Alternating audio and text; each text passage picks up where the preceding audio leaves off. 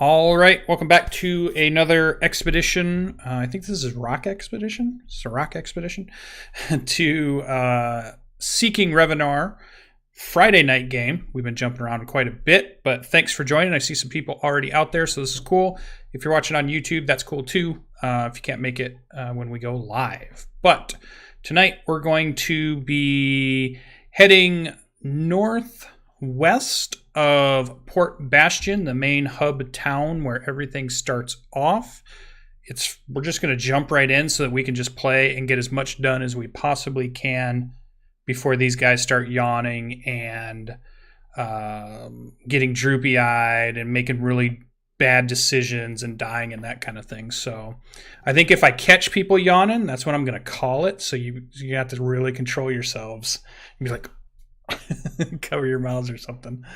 So let's jump in. You can see our players here. Tonight's expedition, Rock has gathered in Port Bastion in the lovely coin. He has convinced Killian, Eingar, Iravel, and Alberix to go on an expedition to what we lovingly call now the Maw, which really isn't the name of the place, but is of significance. It's an old, ancient monastery that seems to be out of place in the lands to the northwest.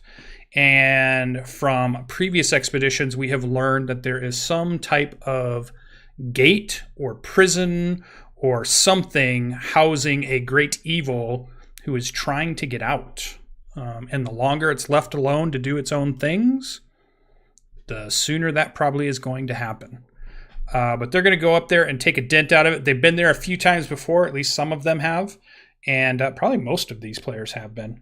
This is a place they've had to return to many times, as many great battles have happened already. So now they are going back to see what is going on up there. So this should be pretty fun. So get your drinks ready, get your popcorn ready. We're going to dive in with this is a what we call a West Marches style campaign. So we do a little bit different travel. We kind of montage it out a little bit, but we do some skill check rolls to see how well it goes for them.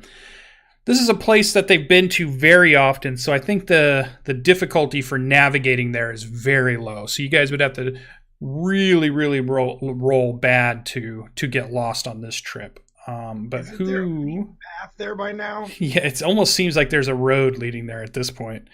So who is going to be our navigator for the group for tonight's adventure? And it is there and back. We're doing the rolls for going there and back. If they die when they're there, we just won't care about what happens on the way back. Beorix. Oh, I'm sorry. We have a ranger with us this evening. We do. Eingar. All right, so Eingar, you're going to do a navigation. So this is going to be like a survival check, and this is picking the trails, using the road that's been there and well traveled. This is not getting lost in the woods. This is not falling into ravines, having to turn around, any of that stuff. 13 is easily enough to make it without any extra delay. We won't be lost for a couple of days extra and backtracking or anything like that. So good job. That's a success. We're going to say that was a really low DC. So I'm going to put that there. And success. I got to mark it down on my notes so these guys get their XP. If they get a success, I'll explain it while I'm typing it in. They earn some extra XP for their character. So Pelly will get a little bit more if he survives. Eingar will get a little bit more. Foraging roll. This is one of the characters will try to keep an eye out for things that the town needs. Some of the town merchants are always looking for stuff that they run out of out in this frontier land. So there's always things that they can use either for crafting, building things, creating poultices or medicines and things like that the town could use. So who's going to be our forager for tonight? That'll be Eric's. Helberix. Let me go back and look at my notes here. It's a perception roll or a survival? Trying to remember. It's a nature check, but I'm looking at the difficulty. Difficulty before you roll. I am better at perception and survival. Okay. So it's that and... all right. So let me look at our map, which is a handy handout. Oh, I should update this at some point. I keep forgetting. Let's bring up the map. So they are going up to here. So it is going to be 1, 2, 3, 4, 5, 6. That's what I wanted to know. Okay, I know what the difficulty is. You may roll your nature roll. Your nature check. Do it, Druid. There we go. Ooh, 8 is not enough. So, Elbrix, what you have noticed is that Revonar is currently just about to hit springtime. You're getting a lot of rains at the moment. The snows are mostly gone and melted, though you had a freak snow day probably about a week ago now. Temperatures are probably in the 30s and 40s during the evenings and the early mornings, where it's almost up into the 50s and 60s during the day. But it's still just like that. You don't see a lot of stuff. A lot of grass is starting to grow. A lot of the trees are starting to bud. So you don't pick up too much. So we're going to call that a fail. Mark that down on our notes. And we'll do encounter here in just a second. So, okay. So who is going to do our encounter roll? So for our encounter roll, for those of you who are watching, this is the roll where somebody's keeping an eye out that they don't run into something dangerous that they have to deal with, so that they can get to where they want to go. They don't want to expend resources. They don't want to have to fight. They don't want to have to be sidetracked by something else. This person's trying to keep them safe by maneuvering them or keeping them quiet when they need to be quiet, or taking them around something like large cave bears or hunting parties or dragons flying overhead, those kinds of things, so that they don't attract the attention of something they don't necessarily want to fight. So to make this difficulty, we need to know how many people are wearing heavy armor. 1 heavy and 1 arcane, I believe. 1 heavy, 1 arcane. So, okay, so we get... all right, so that's not too bad. All right, I have the DC in my head now. Go ahead and make an encounter roll. This will be a stealth check for the person who's trying to help out with this. Rock will roll. Wow, critical Rock did roll. success. Nice. Nicely done. Critical success means the entire party has earned inspiration for tonight. Everybody has inspiration. Well done. Nice. All right, let me mark that on my notes so that I make sure everybody gets their due credit. Rock have good feeling about night. Yeah. Okay, so we had fail, crit success, which is really good. Which hopefully lets people know that if you do get crit successes on any of these checks, there's usually some really good bonuses. Also, if you ever crit fail on one of these checks, I added in some really nice negatives. And then the in-betweens are just more moderate, so those are pretty good. All right, last one we need to do is what we call the rumor check. This is the person who keeps an eye out for anything else that might show up on the map that another adventure or expedition would want to go explore. Sometimes it's a permanent fixture. Sometimes it's something nobody had seen before. Sometimes it's something new, even though they've been this way a few times. So one of the times they came through here, they saw a ship that was shipwrecked on the beach. Sometimes it might be a caravan that's been damaged or overrun or destroyed or in distress somehow. Or it might be they see a cave or they see a new stone structure that might indicate ruins. Those kinds of things are the things that this person's looking out for. So who's going to make that roll? And that is a check? Perception. Killian or Aravel, do you have any choice in the map? Do you have any perception? I've got a +2. Okay. Aravel, please make the roll. All right, so regular fail, which just means no extra rumor is added to the list. No big deal, no negatives to that, just we didn't find anything new that an expedition might go look for. All right, Iravel. Oh, I know what I forgot to do. I forgot to get your bird token again. I don't know why I always forget that. All right, so I've got everybody now. Albie. Perfect. All right, so because we've done our skill challenges, which is super cool, we can get right to tonight's action. And first things first, you travel for 3 days, heading towards what the last known location of the monastery. You guys have been there a few times. I thought for sure we had a little bit of music going, but I didn't hear anything. So let me add that in for us. How about that?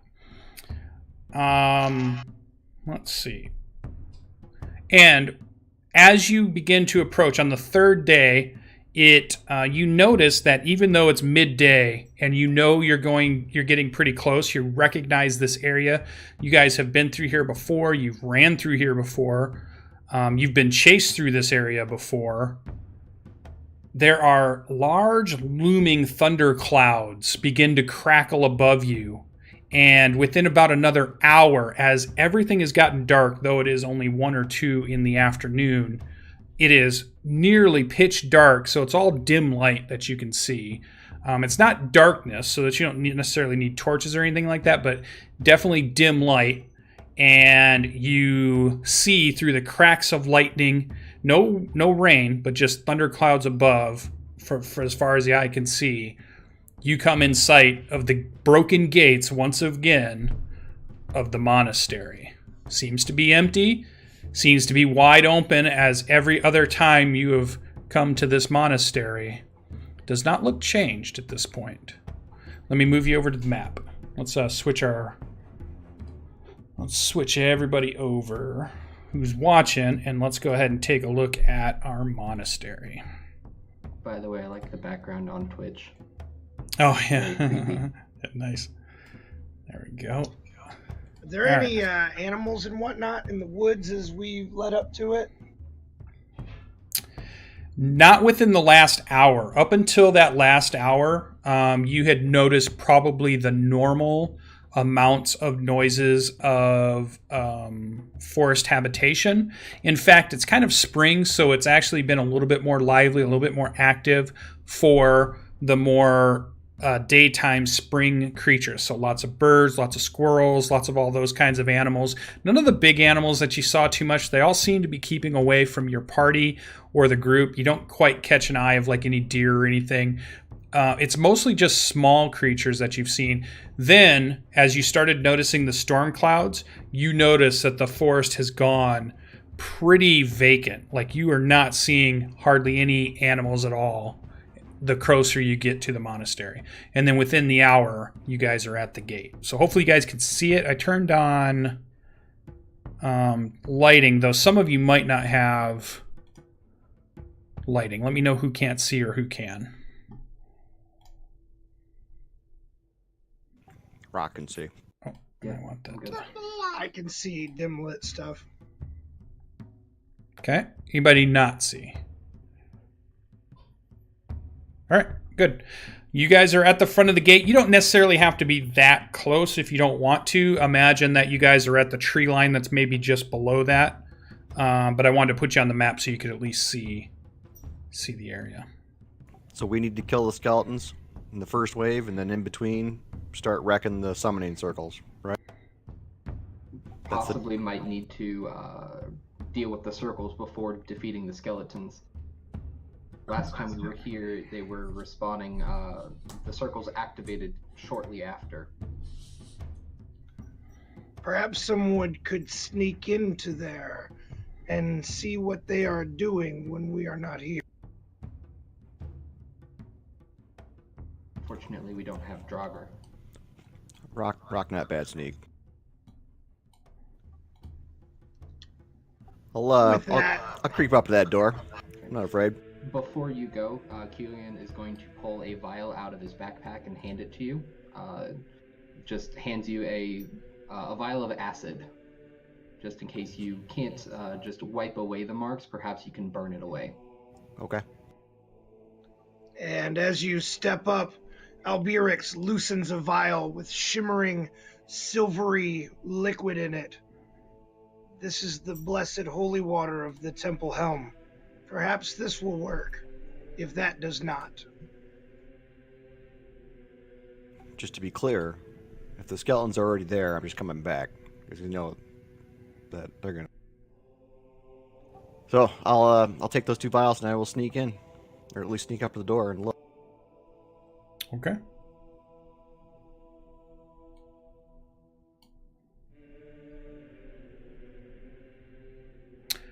Okay, so you kind of move off. I think you as companions kind of notice that you can hear the crunch beneath his boots a little bit louder. You kind of wince a little bit, but he moves to the gates. As you look inside to the courtyard area, you do not currently see anything as you move into the courtyard.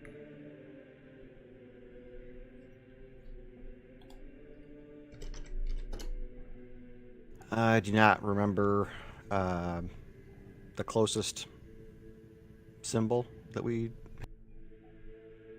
Anybody? I don't remember where the furthest one is. There's one over here in the bottom left, and there's one up there in the middle. And then there's... I don't remember. They were on the floor, right? Okay. Do I spot them, and do they spot me? We're going to check that right now. So yeah, you see them. They're not hiding. They seem to be standing stationary at the moment with as if they're just statues almost. But let's see if they pick you up. This is going to be a... okay, yeah. So they do not seem to react to you as you kind of make your way and you put your back up against the stone wall. These doors here, though they're on the map, these have been broken down so many times that they are now not actually there, which is why you can see through there. And as you lean across and you look into the dim lit area, you can just see these two skeleton archers. You can probably pick out 3 of them at that point. And they don't move. They have bows in hands, arrows knocked of their bone clawed type of weaponry that they have. Though they are facing the doorway, you get this impression that if you go through that doorway, you're going to be in their line of sight. But at this point, they haven't seen you peek around I assume more like you're more here. I know you're there just so you can see, but yeah. It's more like you're peeking around and then you duck back. And you see 3 of them. Okay, I'm going to retrace my steps backwards. Do a perception check right there. This is for hearing if you have anything extra for hearing.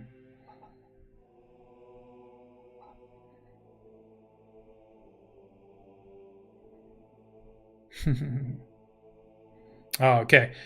You think the wall that you have your back against, you can hear rattling bones on the other side of it. Very faint, very quiet. Something's moving slightly on the other side of the wall your back is up against.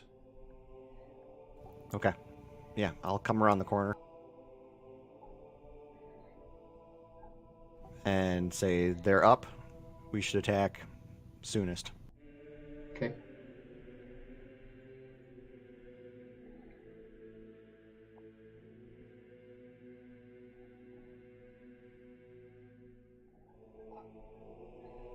Yeah, and as Rock kind of tells you guys, the courtyard at this point seems to be clear. Those of you that are moving in, I'm going to need stealth checks if you're trying to be quiet. The last time we were here, they tried to surround us. Perhaps we should pick a side so they don't get around on all sides. Oh, Eingar. Did that happen to you last game too? Probably. Quiet down, Stumpy.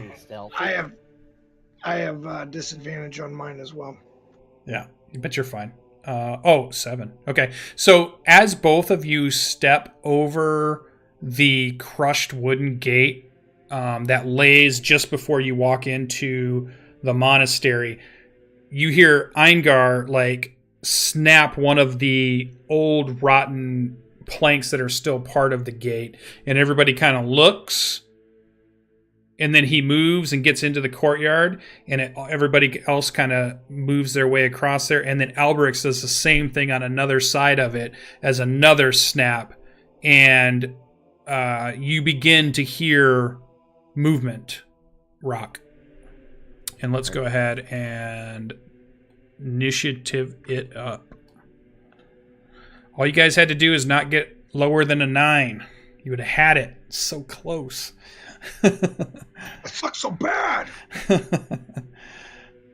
Make sure you select your tokens. It makes it easier to put it on the area. So what you've noticed, what you hear, Rock, is footsteps coming towards the gate there that you're standing, the doors that are laying on the ground towards the hallway that you're at. You hear footsteps walking towards the courtyard. He will move to the wall and unlimber his axe.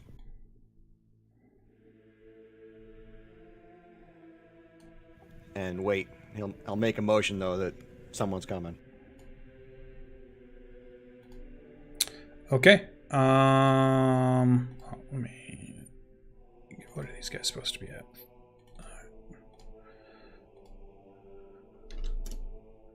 So what we see is several... Let's get these guys set up again here. One walks. One maneuvers. They're going to do this. And as they come through, they walk up and then they see, I assume, Eingar, who hasn't moved. Is that where you're at? Yeah. All right. So these things were walking, and they seem to be walking slowly as if they're looking. And then as they come up to that edge, they see Eingar, and then you see the bow start to rise up and the strings start to pull back. Let me get their initiative first. I didn't get theirs in yet. There we go. Let me do a couple of them just so we have some different stuff going on.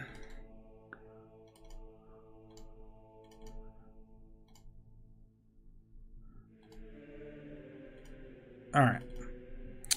And let me order everything so we can descending here.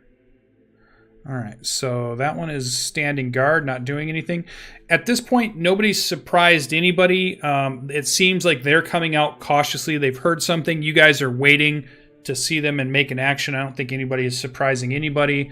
So, but the first person that gets to react is Killian, as you hear footsteps at this point, and you hear the drawing of a bow, and you see Eingar kind of make a motion as if he's seen something. You've lost sight of Rock at this point. You're back at the gate. So what would you like to do? All right.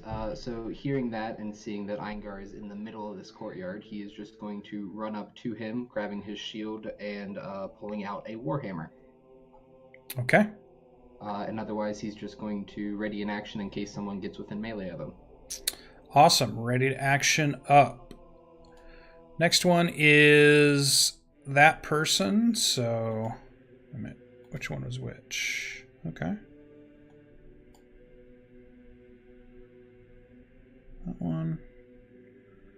Okay, no, yeah, so this is the one that is drawing his bow. So he has knocked an arrow and he is going to shoot towards Eingar, which was the target he sees. He does not see Rock against the wall. All right, I will throw my shield in front for protection. Sure. Which I am realizing he also uses my reaction. Would it be possible to have taken the dodge action instead?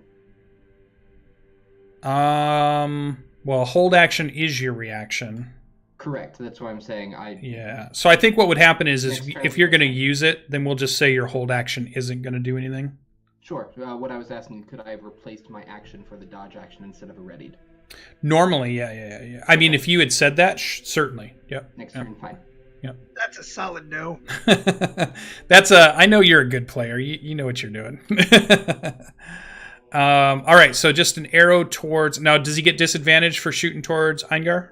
Yes, Okay. Because he's within 5 feet of me, I'm using my reaction to impose my shield in the way. Perfect. And remind us what the name of that ability is, so that way people in chat know what you're doing. It is my fighting style of protection. Sweet. All right, here comes a disadvantage short bow shot towards Eingar. Rolls a 16, Eingar. What is your AC? With 2 weapons, it's a 16. All right. So he gets just enough. We see the shield move across your body to try to block it. It hits the edge and then moves to the left. Your swords were going to be right there, and it just deflects just enough that it bypasses, and 6 piercing damage into Eingar. And that is that creature's turn. It begins to draw methodically, mechanically, like another arrow it's going to shoot. But now it is Alberic's turn. You've heard an arrow thump. You've seen Killian react. Something is going on. Alberic's. All right. I'm going to move up.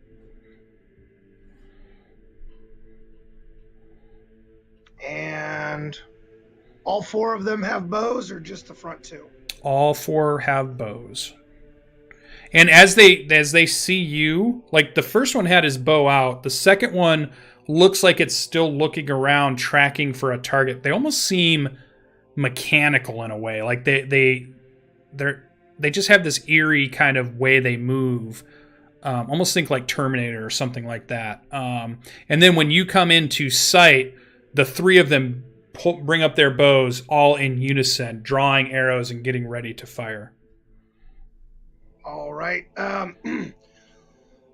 Slight crackle of greenish-brown energy shoots along his forearm as the cerebral whip snaps out from behind his shield, and I am going to pull this fella to me.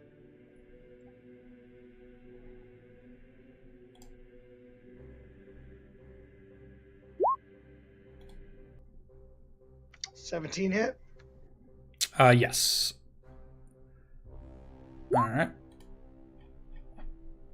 For 5. So 5. And And the he's bottom one or the 10 top one? feet.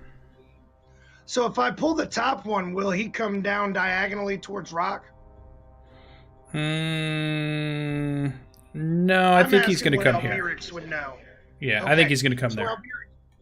Alberix will pull the lower one because he wants to pull him towards Rock. Okay. All right, so that and then 5. Oh, no, I want to do minus. There we go. Okay. And then he will duck back behind this wall. That's my turn. All right, that brings us to Iravel. Not normally the slow one in the party, but it is your turn. All right, and I have heard the sounds of battle. I will go ahead. I've been told by my allies that bludgeoning is the way to go coming back here, so taking them on their word, I have purchased a sling and some bullets for it. I will pull that out and make my...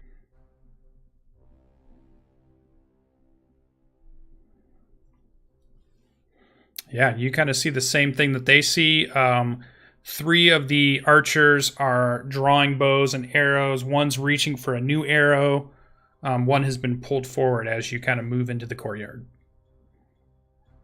And I will go ahead and launch a rock at the one in front of Rock.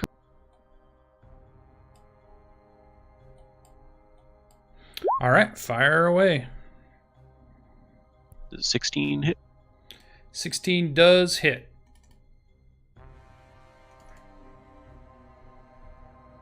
Oh, nice.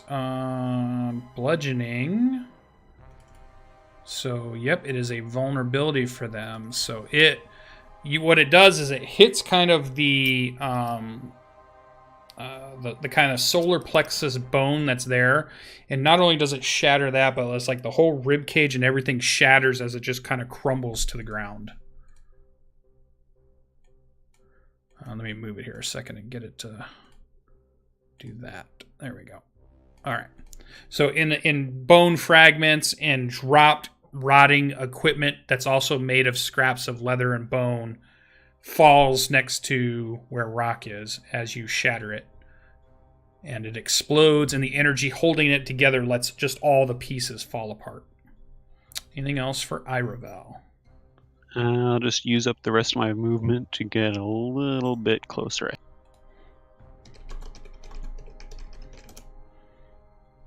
And that's it for me. All right, cool. Next one is the one that got killed, so we can just take him right off the turn order. Rock, you are up. Hold action till I know there's 3 over there, so I'll wait for at least the second one to go through the door before I attack. Okay. That's my held action. Sounds good. Bottom of the... Oh, no, we're getting closer to the bottom of the order. This one is... Wait a minute. If that one was the one, did I do the wrong one? Oh, I must have. All right, so we're going to say it's the... Which one is it? That one is a 17, 22. 1, 2, 3. It's the top one in the back. 2, 3. Yeah. This one doesn't have an order. That's 17. 22. The one that's dead is the one that is number 4 in turn order. Yeah, but I just took the 6 off, I think is what I did. So let me put one back, because there's one that hasn't gone yet. Yeah, which I believe is the top one in the back. Yeah. So let me give him a 6 here. Alright. I don't know why I did that, but we'll fix it. There we go. We'll put him right after Rock. Alright. There we go. Oh, and I didn't change his health. There we go. So, who do we have a shot on at that point? 5, 10, 15 moves forward to get a better shot moving past his companion there. I'm going to say 1, 2, 3, or 1, 2, 3. 4, we'll just say, we'll start over again. So let's do a D4. Let's see who they attack. Number 1, so that's going to be the high up, so that's Iravel. So we'll do a arrow towards Iravel. All right, so short bow draws back, bony arrow fires out. Ooh, does a 20 hit? I will go ahead and cast Shield. Okay, so we see it about to hit and sink its way into your shoulder, but your magical energy shatter the arrow before it can impact your body and damage you. That is its turn. So that brings us to Eingar. There. Now I think I've got it right. Eingar is up.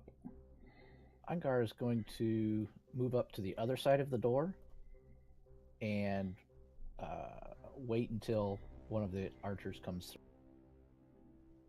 You could attack that guy right from that kitty corner. Can I? Yeah. I'll do that then. Okay. Get him! Hammer for Hammer first. The good one. 21 hits.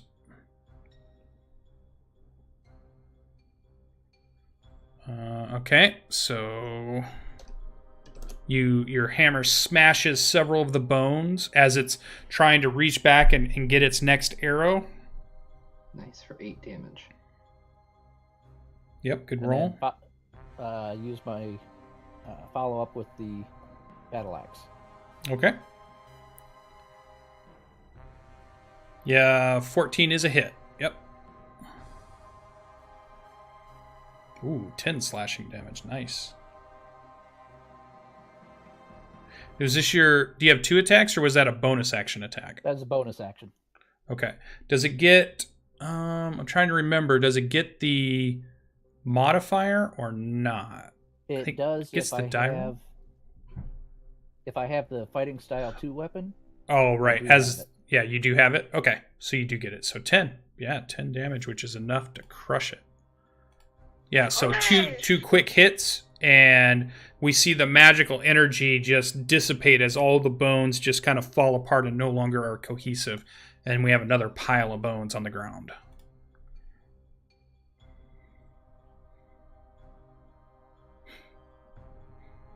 That's funny. All right, anything else for Eingar? Nope, that's it. All right, so quick 6-second round went by. We're back to the top of the round. We have several skeletons down. Next one is up towards the back, is also going to maneuver. Comes right up to the door. Brock, are you going to use your attack on that, or are you going to wait to see if anything moves farther? You know what? I'm going to wait and see. Okay. If there's a... I've seen 2 go down at this point, right? So yeah, there's at least 2 more in there. It's going to fire an arrow. As it comes out, the first person it's going to see is Iravel, and then it moves that step. So this is going to be an arrow towards Iravel. I mean, just the way it works out. So we're going to try to fire another short bow arrow at him. Here we go. 21 this time.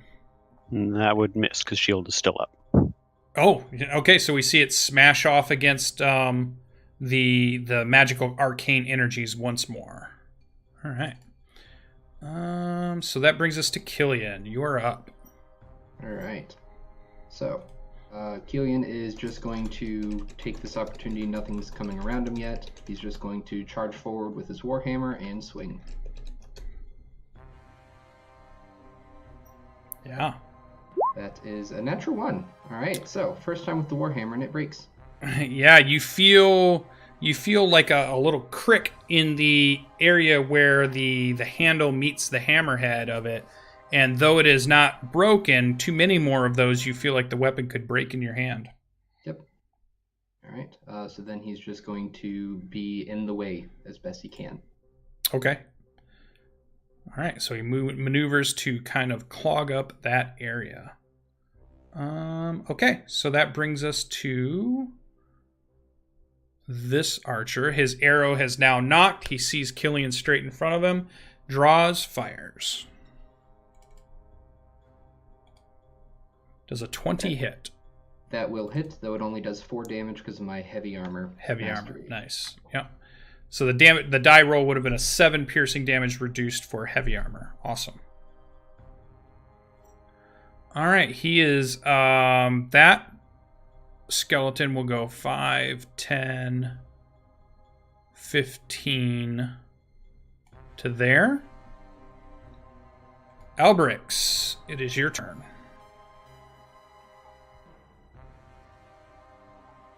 All right. I am going to step out and 1, 2, 3, 1, 2, 5, 6. I'm going to take a... Is this one in the back still up here? Can I tell? Yeah, you can see that guy. That was the one that was fleeing.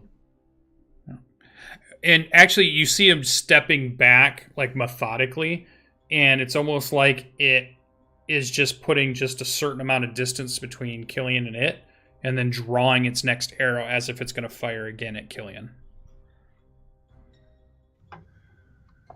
All right, I do have a sling, and I haven't gotten a weapon out yet, so I'm going to go ahead and whirl that bad dude around and try to put one in the skeleton. Okay.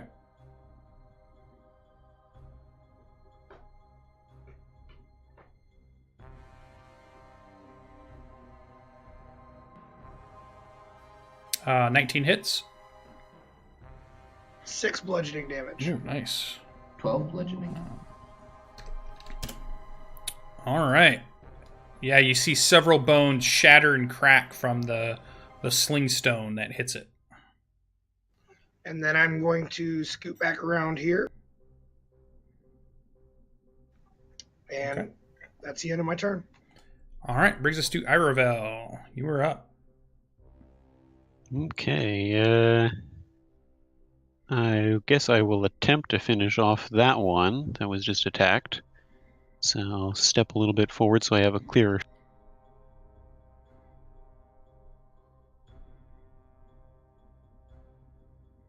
Does a 16 hit? Yep, 16 hits.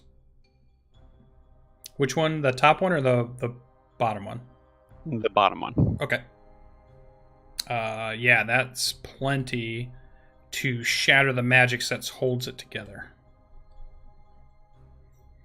Alright, and I'll spend the rest of my movement moving in behind Rock.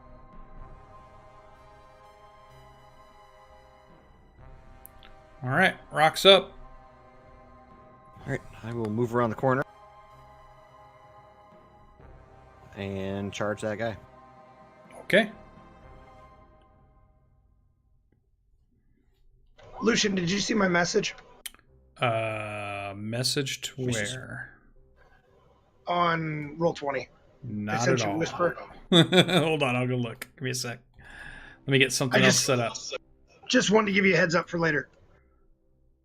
On Roll20. For those of you at home, we're going to go out for ice cream. That's what it's about. Oh, I don't see a whisper. I'll resend it.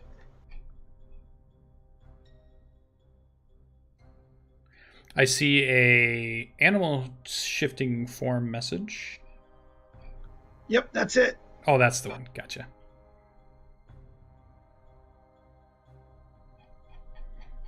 That's a good one. All right. Did you rock rolls an 11 with his silvered great axe? It dodges away from your great axe. Did you say you raged? Or No. Just I want to end charged. my move there. Yep. Okay.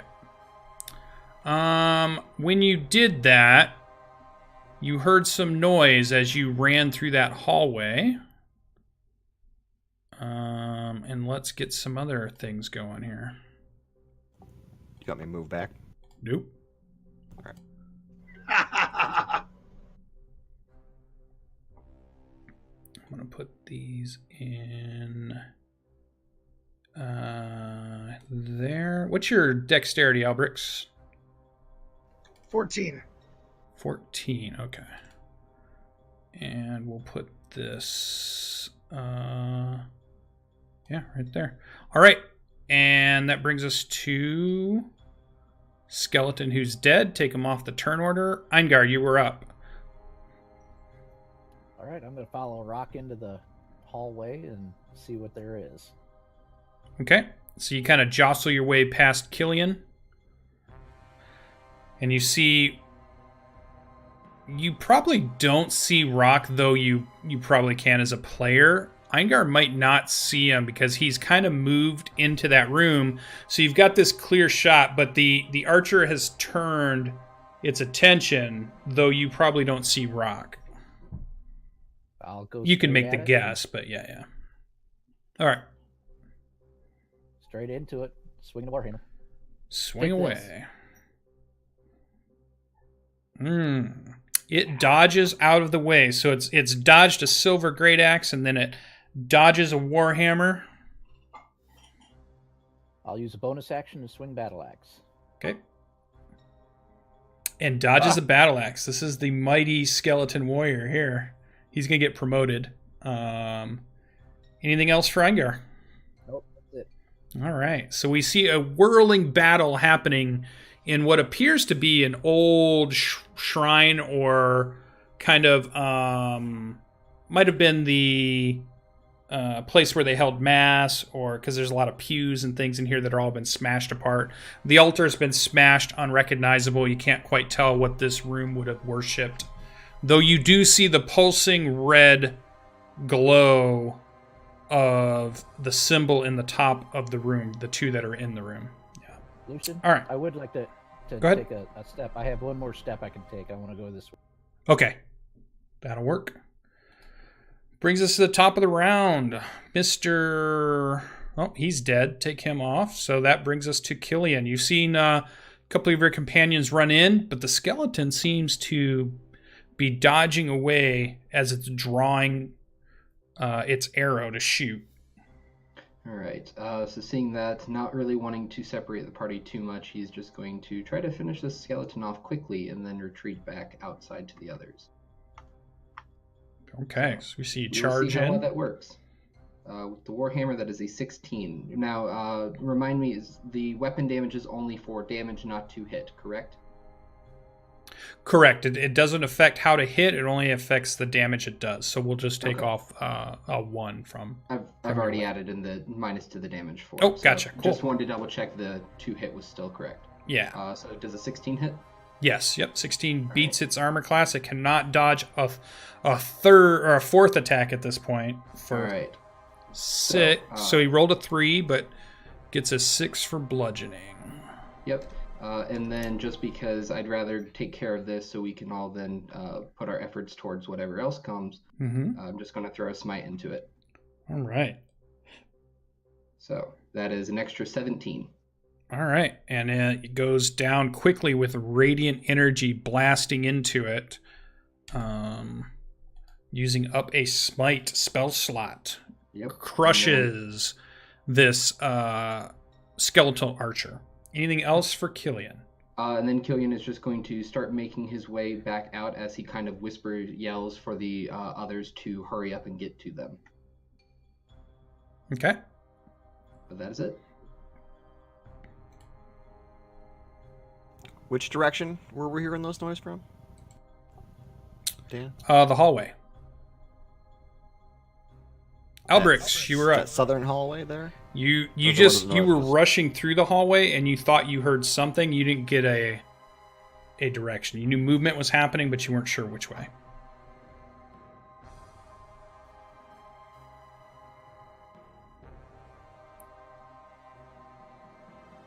Can I take a second to listen since I was around the corner? You can do a perception check.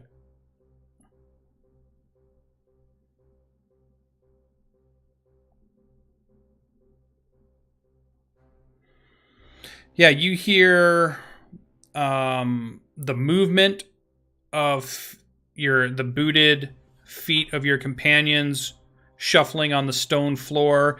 You still think you hear the rattle of bones moving, coming from inside the monastery. So the way that you're looking inside, you're hearing from there rattling of bones faintly.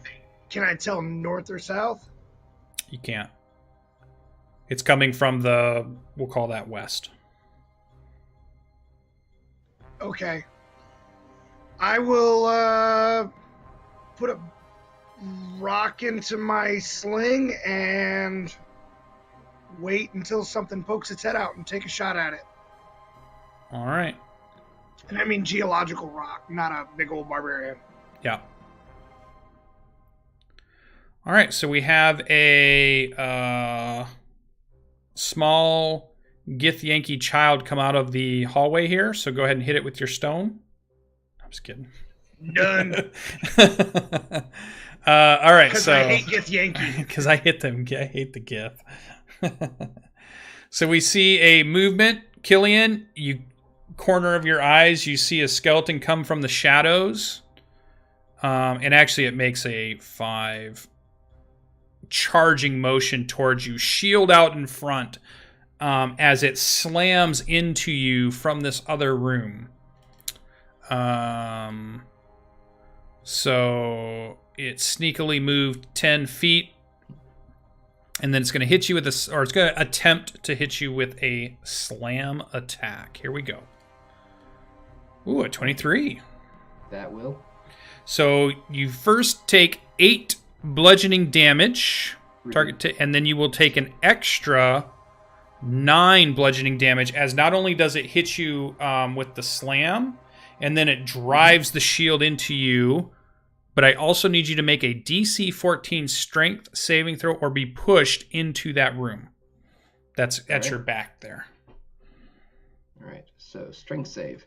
That is a natural 20. Killed it. Yeah, so you brace yourself as you see it coming. You're not going to be pushed away, which might be why you took a little bit more damage than, had you given a little bit, but you weren't willing to let that thing move you.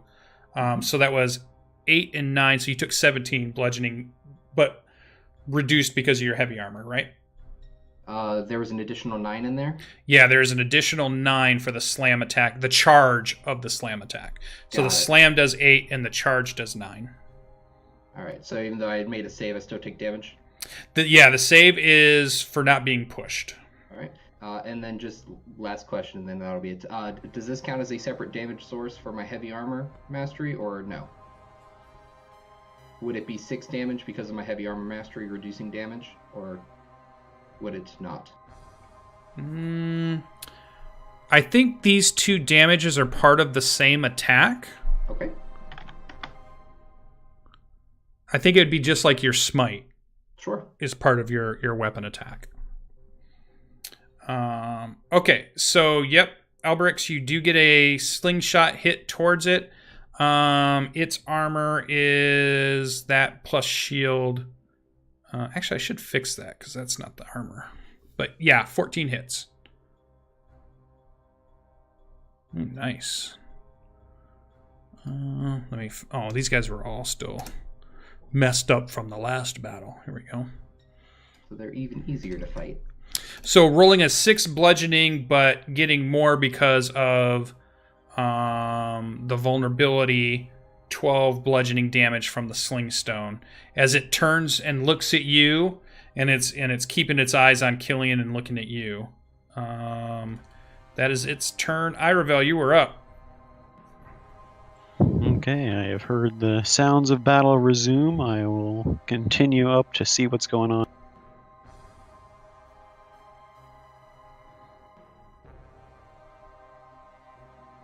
And I will sling a bullet at that one, I guess. Okay, go ahead and sling away.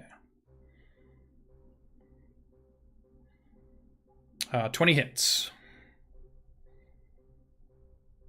Nice.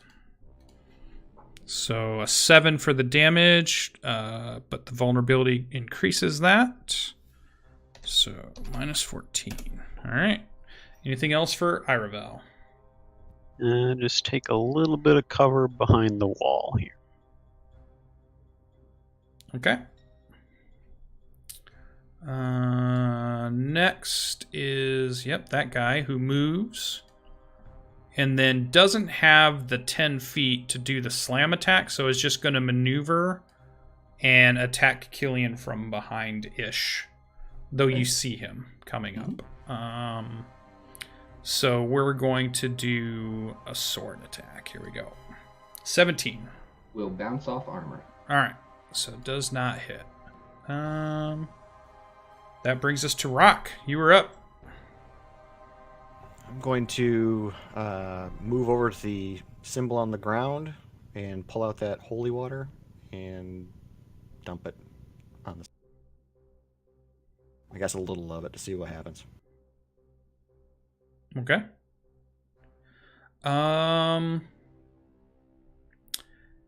You see, it looks like whatever they have used on the symbol itself is something summoning.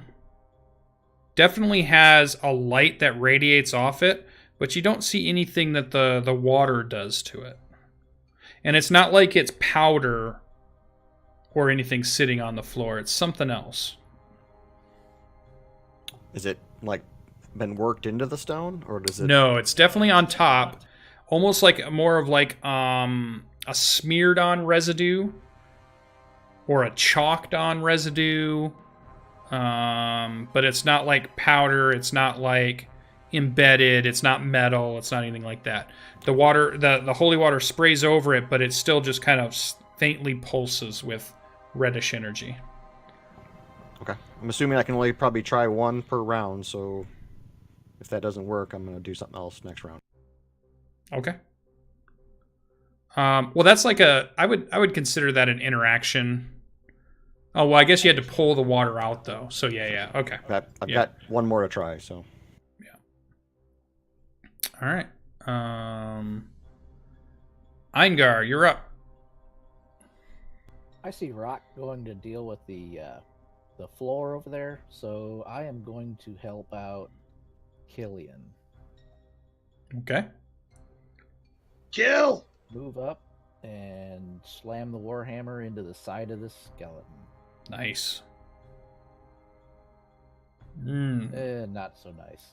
9 does not hit. Alright, use the bonus action for the battle. Oh, dice are not on Eingar's side tonight on Friday. What happens is it moves its shield that it has, so different than the other skeletons that you were fighting. This one is definitely heavier armored and with a much bigger shield, and definitely no bow or anything like that. So it's almost like a centurion-looking skeleton, and he just kind of blocks both of the blows that you swing against him.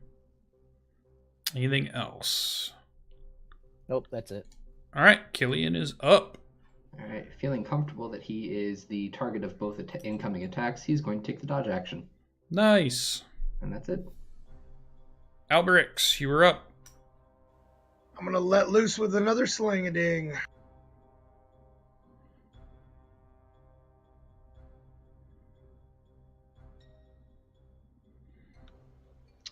Yeah, that goes wild. Eingar takes a point of damage. No, I'm just kidding. you sling it, and so it's not something you've used very often. And your sling falls out of your hand, and it hits the ground in front of you, and the little bullet that you had, the little ball or stone, just kind of pops out, and then you can pick it back up as an interaction. Oh! I am going to take one step back. Put my shield in front of me. Okay. All right, that brings us to this person in the south. Interesting enough, the movement draws its eyes, and it sees this space of 15 feet between him and Alberix, so it is actually going to charge Alberix. I will take my attack of opportunity against it. You absolutely can. All right. Using so, your reaction. So, nope, and it bounces off. Bounces off. Eingar gets a reaction if he wants to use it. One melee attack. Oh. Eingar and his ones. One of these days, what we'll do, Pelennor, is we will... I have some other games where if you roll low, it's really good. You're going to be a monster in that game. The spirit of Timor living on in him. All right, so this creature just bursts into speed, running into the courtyard, and is going to attempt to slam into Alberix. Normal. Slam. 21, Mr. Alberix. As soon as he does that, Alberix's shield goes up, and a greenish burst of fireflies and energy come around him, and he's going to use his shield action from the psionics he had. Okay. So that's a miss. All right, so that brings your AC from what to what? Just so 18, I know. 18 to a 23. Got it. All right. So it slams against that energy. I assume...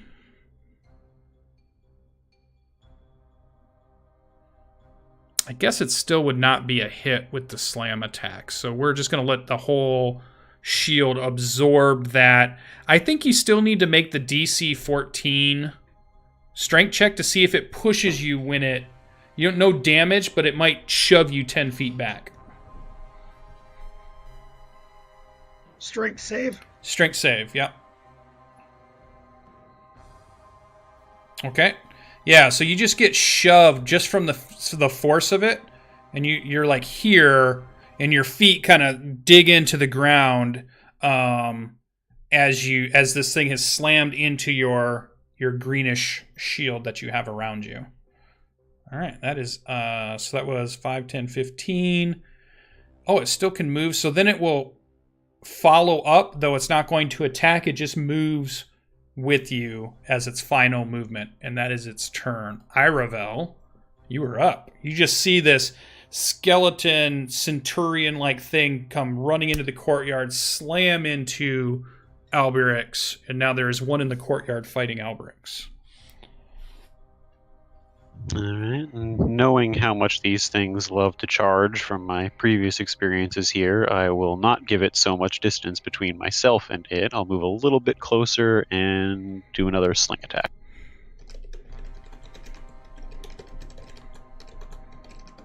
All right, so we hear the wind up of the sling. 23 is a hit. It's focused on Alberix, so you hit it in the back for a good amount of damage. 17 is the roll, but it is susceptible to bludgeoning, which we've all learned. All right, so it smashes into the back and shatters some of the backbones that you can see. Anything else for Eingar? Iravel, but... Iravel. Yeah, there's two E characters. I will just stay where I am for now. Okay. That brings us to creature above who does want to attack Killian.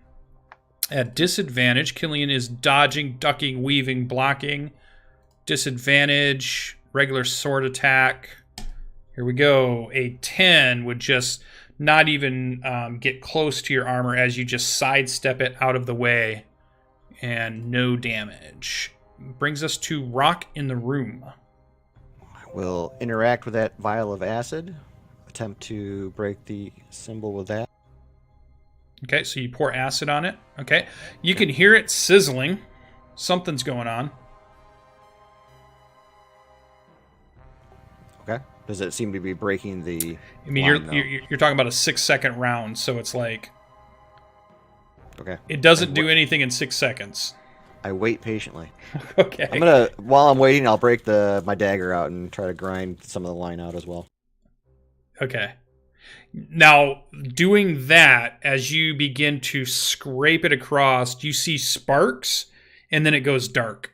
And you've like broken whatever material, you put a space in it by digging across it, and then it just dissipates. I will, just as a final action, I'm going to look at my dagger and roll my eyes because I wasted 2 turns messing around with 2 vials of All right. Brings us to Eingar.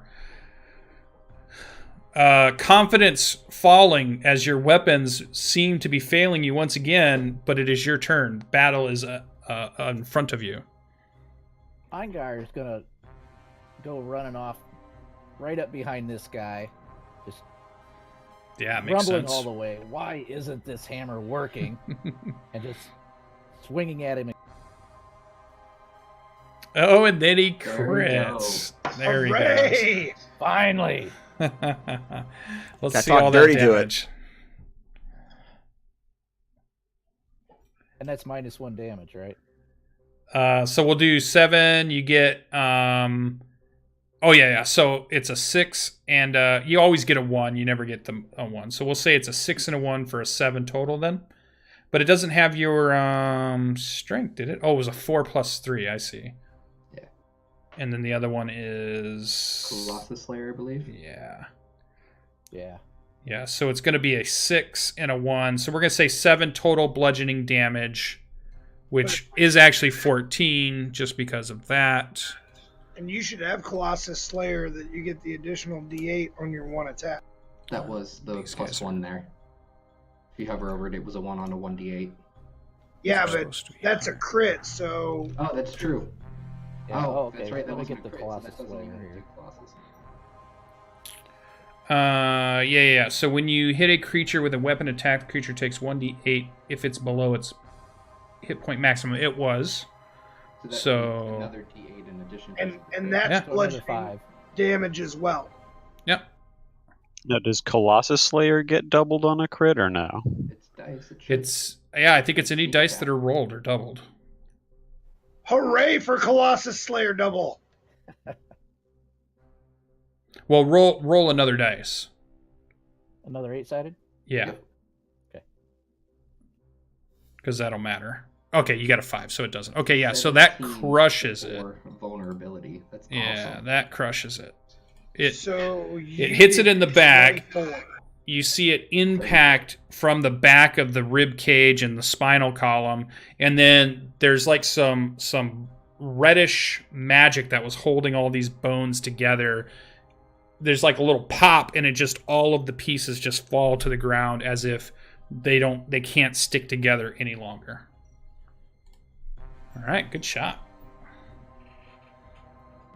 Finally. Anything else for Eingar? Nope, that's it. All right, Killian's up, All right, top of the so round. seeing the other one go down, he is just going to again take the dodge action, just trying to calling out to his allies to come and help him with this. He doesn't want to let it out for fear of it charging, Okay. but he's just going to dodge again.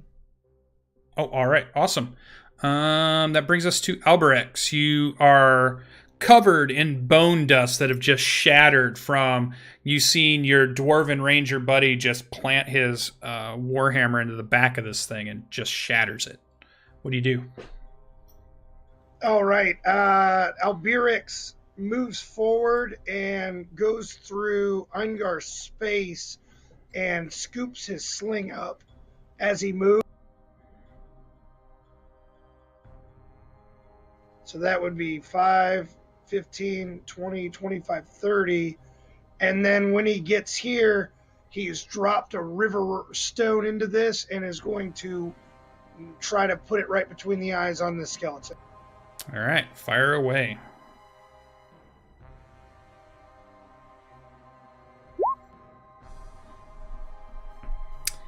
It ricochets off the wall behind it, and you can hear it ping its way around the stone room, but misses the skeletal warrior.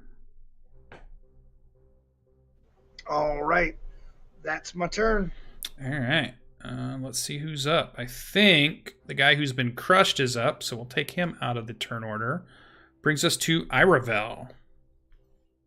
Now, you can see Killian in a fight with something in a room.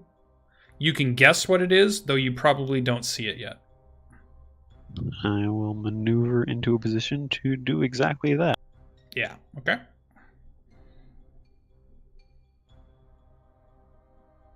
All right. Moving in behind Killian near Alberix. And would I be able to get a clean shot, or would I have to move into a diagonal position? Well, what are you going to do? Use my sling again. Yeah, you can shoot off a sling stone at it. Okay, I will do that from here then. I mean, it's ducking and dodging and kind of fighting with Killian. Again, we hear it pings off the shield and then hits the ceiling and hits the floor, and we hear the thing just kind of rattle around in that room as it does no damage to the skeletal warrior.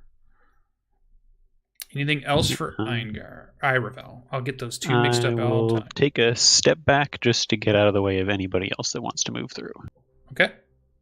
You move into a what seems to be like a small empty stone room that has the remnants of a broken bed that's just been smashed to pieces. It looks like it's hundreds of years old. All right. That brings us to Mr. Skelly Warrior, who's having trouble trying to get through Killian, so that's a disadvantaged sword shot. Here we go. Nope, he rolls another 10, so he's not able to get that. All right, so that's his turn. Rock is up. Going to run straight south and be shouting the whole time. Wasn't the acid or the holy water, just cut the symbol, and that breaks the... And didn't we scratch at that thing before? You said you're yelling? I'm yelling that to these guys as I go by.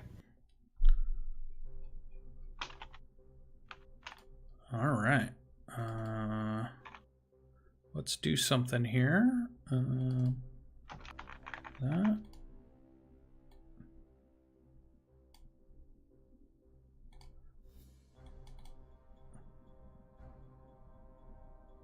And that.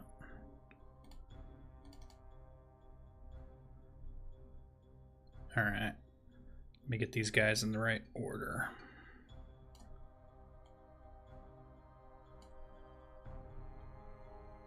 Okay. So you moved. Anything else for Rock? Nope, that's my 30. I'll switch back over to my axe and shield as I'm going or walk. Okay.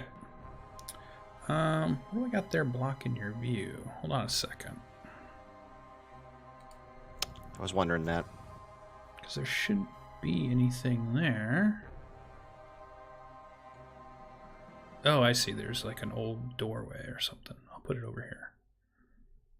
Yeah, that door isn't actually there. All right, that should fix it. All right. Can I try to take a cut at that with the axe? Yeah, you can start trying to break it. I do so. Yeah. So you're working at it, and you can tell that you're starting to destroy it, but nothing happens yet. That brings us to Eingar. I will move up beside Killian. Okay. And can I get a shot through the door? No. Okay. No, it won't. It also won't be able to hit you, but him and Killian are. It's kind of a narrower doorway, and you're not gonna be able to get a melee attack through it. Okay. I will ready myself. If he does push Killian out of the way, I'm ready. Okay, ready to action to hit it if it comes out. Correct. Brings us to this, which is. Let's zoom out a little bit. Oh yeah. Killian, Eingar can make a perception check.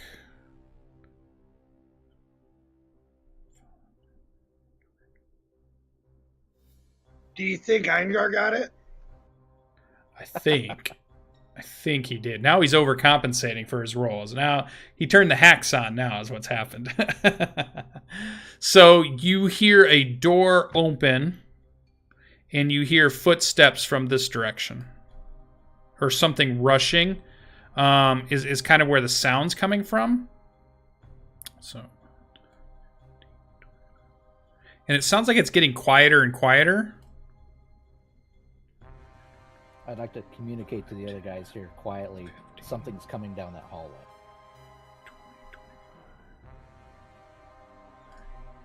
To the north. The hallway to the north. Go! All right, Killian is up.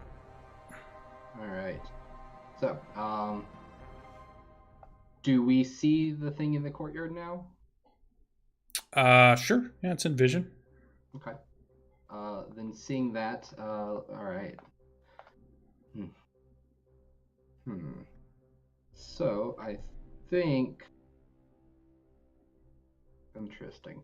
All right. So this is what we're going to do. Killian is going to take the dodge action again for this one, but he sees that thing beginning to charge, and so he will grab hold of his holy symbol and cast Shield of Faith on Albirix beside him. Okay. So his AC goes up by 2. All right, let's do that. We'll give him a little symbol there. There we go. All right, cool.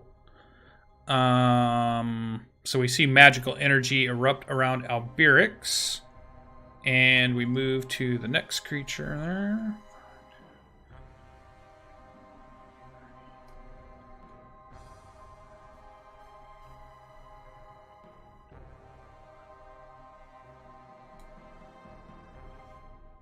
And another creature appears from the hallway.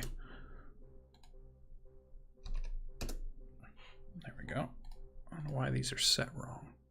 That one's right. Okay. Is this one right? No, this one's wrong too. I don't know why. That's its movement. Albirix, you are up. All right. With my bonus action, I'm going to cast Healing Spirit. All right, let me go up here and get a spirit of some sort. Albirix intones some magical words, and his fingers are knotted up in intricate gestures. And with the last breath, his jaw opens wide, and a stream of glowing greenish fireflies come out of his mouth and then settle around Killian. I think I put it on the map there, so you can go ahead and move it. Okay, so they settle on Killian and just buzz around in a non-irritating fashion. Oh no, they're highly irritating. And then Albirix puts his shield in front of himself and moves straight over to this dude and takes the dodge action He kind of like bumps his shield a little bit, but really it's just to get his attention and then starts dodging. Okay. That's my turn. That's that. So that brings us to Iravel. Okay, I'm not liking how crowded it's getting in this hallway. I'll try to help finish off that one that Killian's been blocking off for a hot minute now. New to doing this with a sling, he's gonna just kind of fiddle with it for a bit. He doesn't load a stone into it. He's just going to start twirling it, and magical energy builds up. And then, not once, not twice, but 3 times, he'll pause, and magical bolts of energy will fly out of it as he casts Magic Missile at first level. All right. Awesome.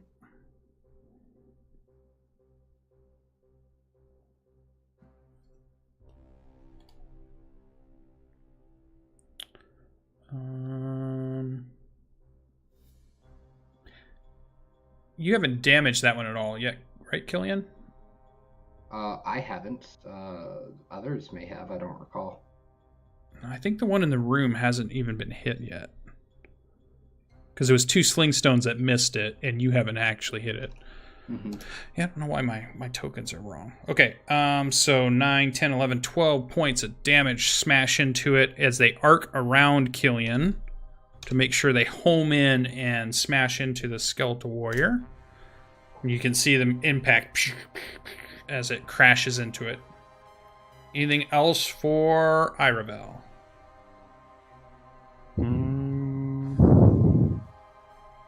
I think that's my turn. All right. Hey, Lucian. Yeah. So it says that when you or a creature see moves into a space for the first time on a turn, does that mean that Killian's going to get the healing now? Because it's the first time he's in it.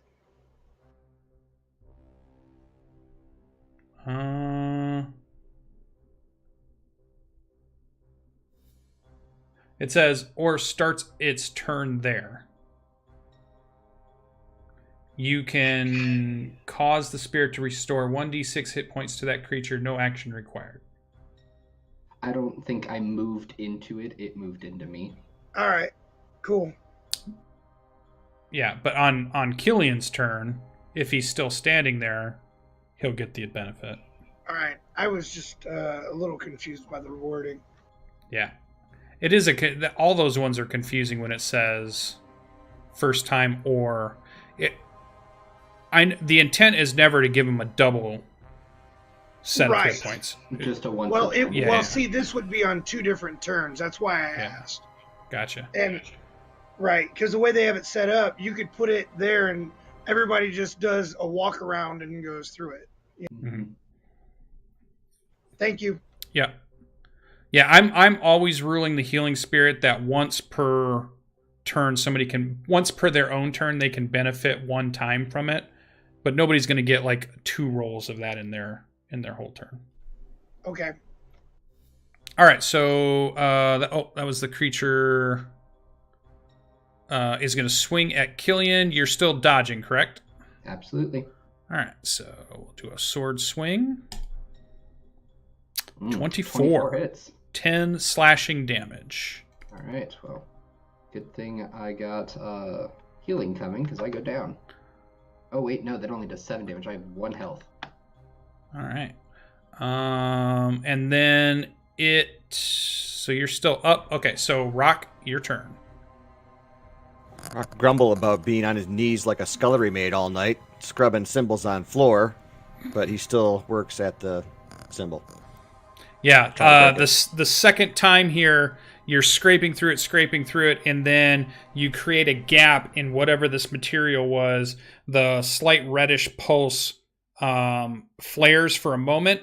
You see some sparks, some kind of like red sparks, and then it goes dark. Okay.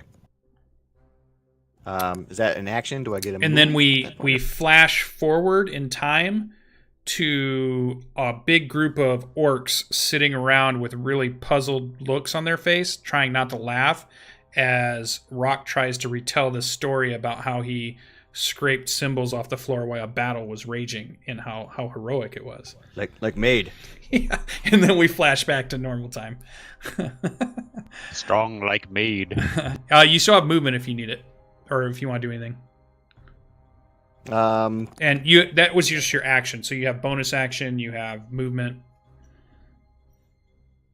I'm trying to remember where the other ones were. Near the stairs. All right. Well, I will. I'll just Well, come out. does Rock remember? That's the Yeah. question.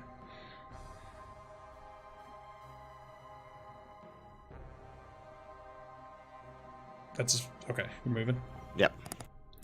All right. That brings us to Eingar. You were up. Seeing Two there. Okay. Killian kind of stumble just a bit, he puts a hand on his shoulder and says, "Steady on, my friend," and casts a cure. All right. So 5 healing energy seeps into Killian. Anything else for Eingar? I'll step around over to here. Okay. That will bring us to this one in the courtyard. Now,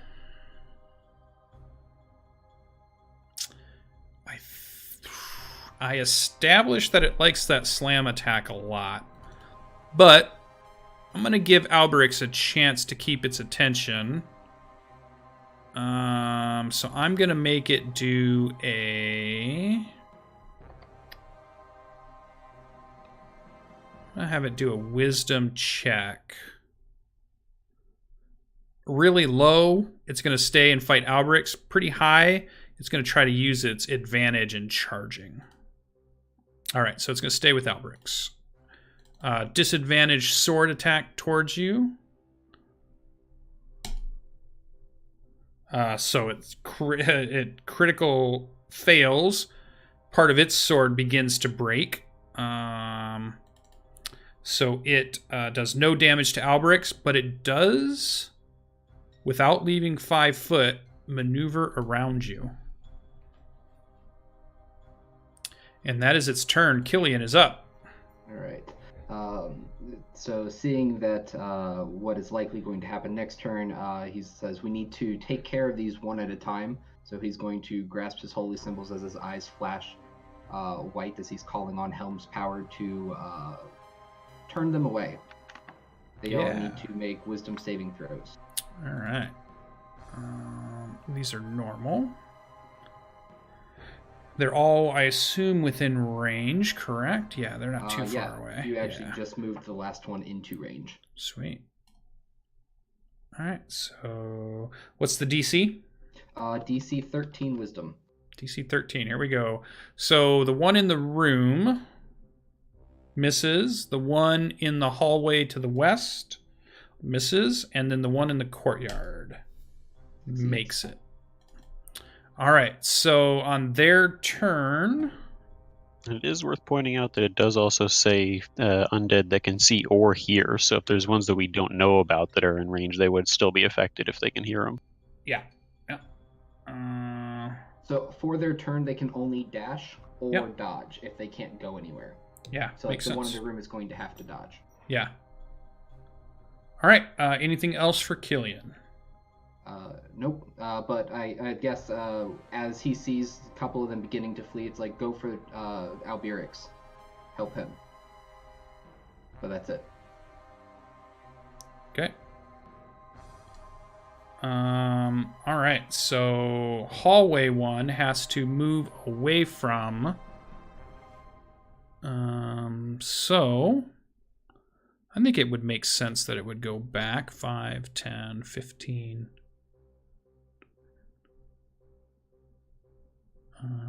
to there. 15, 20, 25. Yeah. Okay. It takes its action. Alberix is up. Were there any opportunity attacks for anybody and all that? Technically, yes, but I'd hope not. I don't think forced movement proxenode. Well, if they're expending their own movement, it Yeah. does. If it happens on your turn, it doesn't.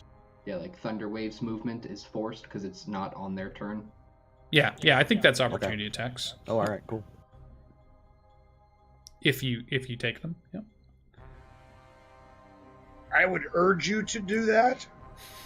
Take it as a point of honor not to attack him. Yeah. Yep, 23 would hit.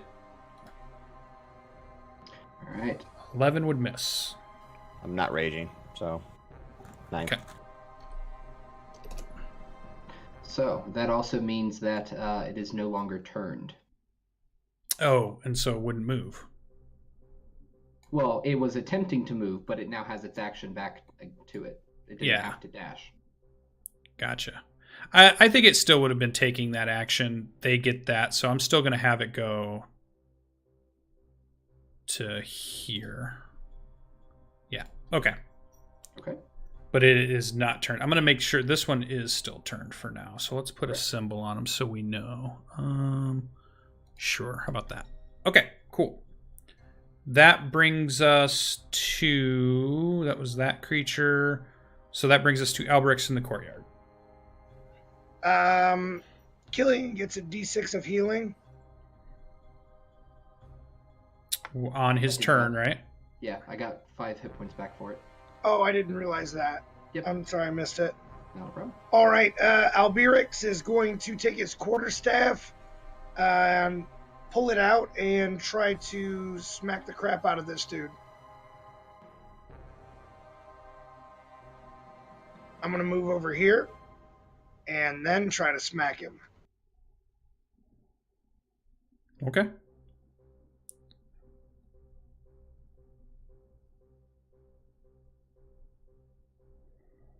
Clangs off of its shield. That's unfortunate. Anything else for Alberix?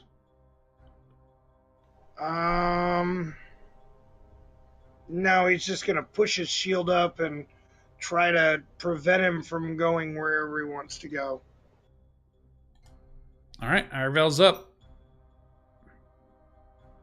Okay, I've been told Alberix needs some help. I will poke my head out to see what's going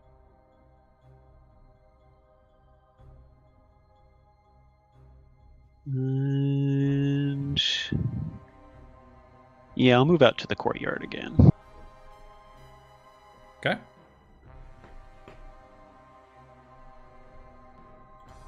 And that's my movement, and I'll go ahead and try to hit it with the sling again.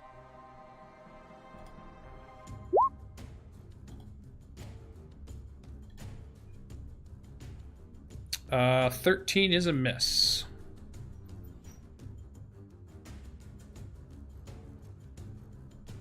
And that's my turn. All right. Next creature is the one in the room. Takes its action. We'll go here.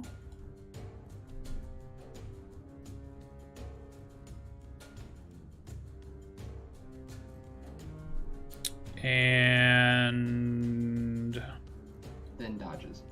Rock's turn.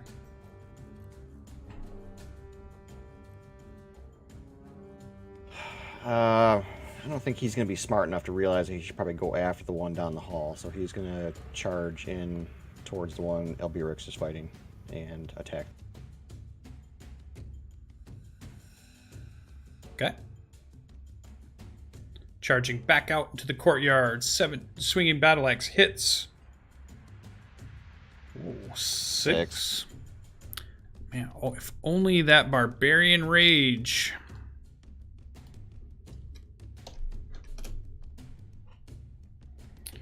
All right. Anything else for Rock? That it?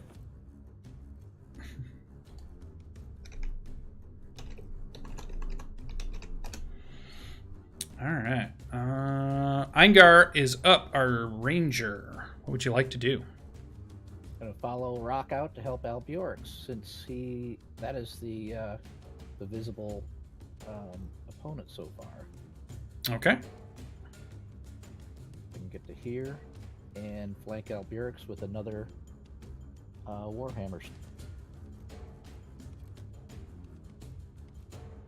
16 is a hit. Has this one been damaged? Yes, just So recently. I do get Colossus Slayer. Yeah. So a roll of 7 with bludgeoning is its vulnerability, but then 3 is regular, right? No, Colossus Slayer's the same type of damage. Okay. But that 7 should be a 6, since that Yes. Warhammer. So it gets back 2 health. Okay. Give it back 2 health. Hard to scoff at 18 damage, though. That's pretty good. Oh yeah. For 1 attack, And too. if he's still up, I'm gonna use a bonus action to swing the battle axe. Oh yeah, he's still up. There you go. Another crit. Nice. For a total of 11. And I can only do Colossus Slayer once per turn. Mm-hmm. Who's the Colossus Slayer? Okay. There we go. He is still standing, though he is taking several enormous shots from battle axe and oh, actually that's not double damage though, is it? Correct. Sorry. Yeah, he's definitely still up. All right. That brings us to the bottom of the round. This thing snarls at all of you, has no fear in its eyes. Recognizing the dwarf being the most dangerous at this point, is going to try to attack you with its sword. Does a 13 hit, Eingar? Nope. All right. Misses and clanks off your armor. That is its turn. Back to the top of the round. Killian is up. Alright, so Killian is going to pull a bag from his side and tilt it over onto the square right here next to him. I can ping? Question mark? There it goes.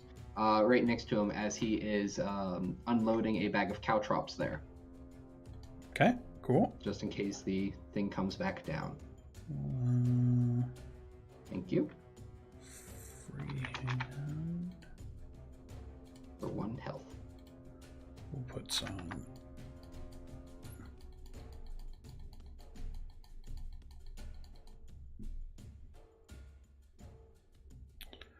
All right. Anything else for Killian? That is all.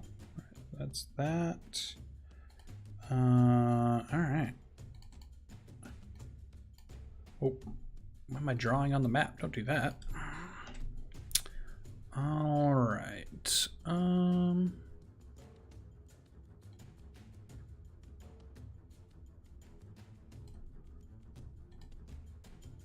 Whose turn is it next? That. Alberix is up. Alberix's turn. All right, Alberix is going to try to crack this thing once more.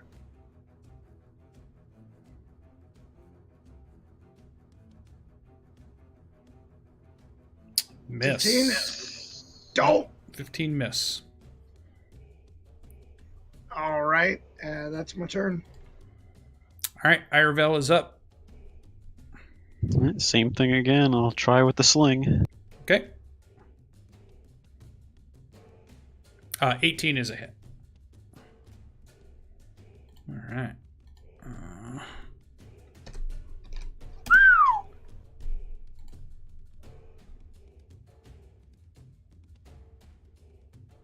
All right. Anything else? Seeing that we've already got 3 people over here that seem to be doing pretty good job of wailing on it, I'll move back over towards killing it. All right, so you move back into the monastery.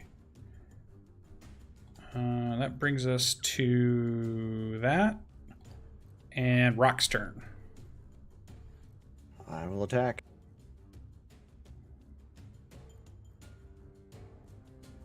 $25 hits.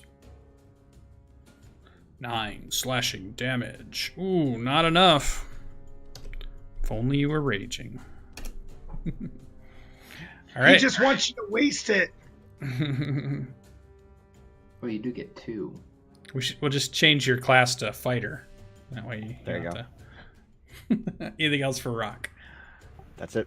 All right, Battle Axe smashes into it, does some damage. Eingar's up. Did massive damage last turn. Let's see what he can do this turn. Swing at it again. 17 is what you needed. Nicely done. I'll let you describe this one. I swing overhead, just missing Alburix's head right into the shoulder joint of the skeleton, exiting out its hip with Awesome. with my hammer. All right, anything else for Eingar? Nope. I'm just happy it went down. All right. Number 2 was the one that just went down, so we take him off the turn order. Brings us to the top of the round. I think we're somewhere in like turn 5 now, turn 6. Yeah, Killian is up. Hey, Lucian, I've been keeping track of my healing spirit over here on this tile. Okay. All right. So Killian is. Can Killian make a perception check to see if he can hear where the other one is going? Because he knows the one is still turned from him. You can try, but at disadvantage because you can still hear the one frustratedly making a lot of noise in that room as it wants to get to you, but it can't. Sure. But yeah, you can do a disadvantage perception hearing. All right. Probably don't. Yeah, you hear Iravel walking up behind you. You hear the creature in the room. Okay. Is that my action? No. Okay. Then I am just going to move over here and say I put caltrops over there in case they come behind us, but my theory is it's going around again. Okay. And that's going to be it. He's just going to, yeah, that's going to be it. He might take the dodge action for an actual action. Okay. That's it. Next person. Ooh, interesting. 5, 10, 15, 20. Well, let's see if we can slam into Eingar. Let's see how my rolls hold up. Because now that I'm close enough, I can throw my shield in the way. Yeah, okay. You totally mispronounce Alburix. So it'd be an 8. Well, he's going after Eingar, but yeah, you still are in range, right? Or yeah, they're all 3 within range of my protection. Yep. All And right. will miss. So yep, 8 is a miss. There we go. And what does that use? Does that use a bonus action or a reaction or something? It's my reaction. Reaction. Gotcha. All right, Albrix is up. All right, Alburix is here, and I am going to take another swing with my quarter.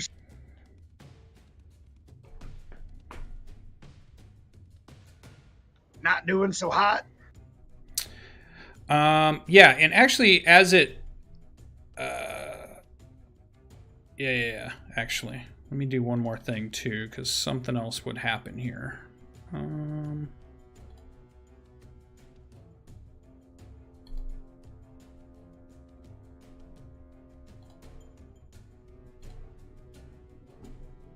All right, I want to get these guys in the right spot. I'm going to put him after Albrix here for a second, then I'm going to move him to the right spot. 6, we'll do that. What's your dexterity, Rock?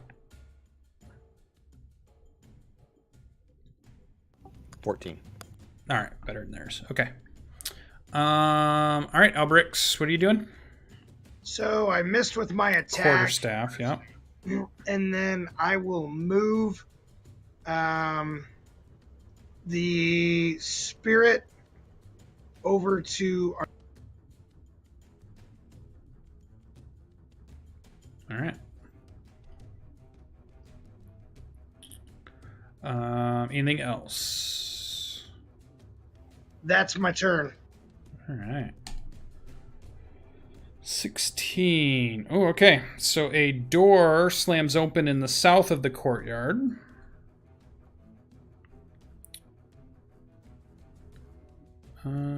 20. And maneuvers up to in front of Rock. Irvel's turn.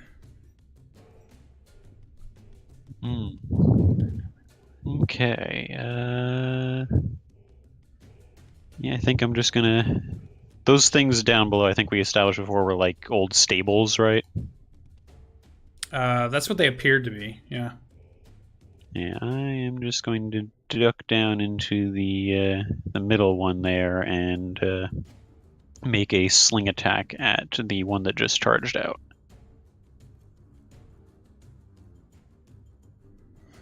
It would get an attack of opportunity if you move there.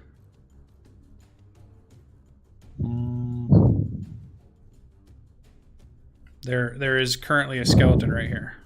Yeah. In that case, I'll just stop right before that corner then. Okay.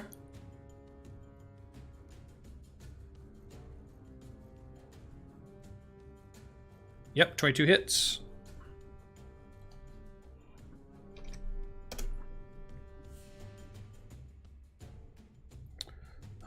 Six bludgeoning damage, increased because of vulnerability. There we go. Oh, am I been doing And this I'll wrong? just duck back against the wall. Oh, I have been doing it wrong. God damn it. Never mind. Keep going. I'm a dummy. All right, so that brings us to this creature. Okay.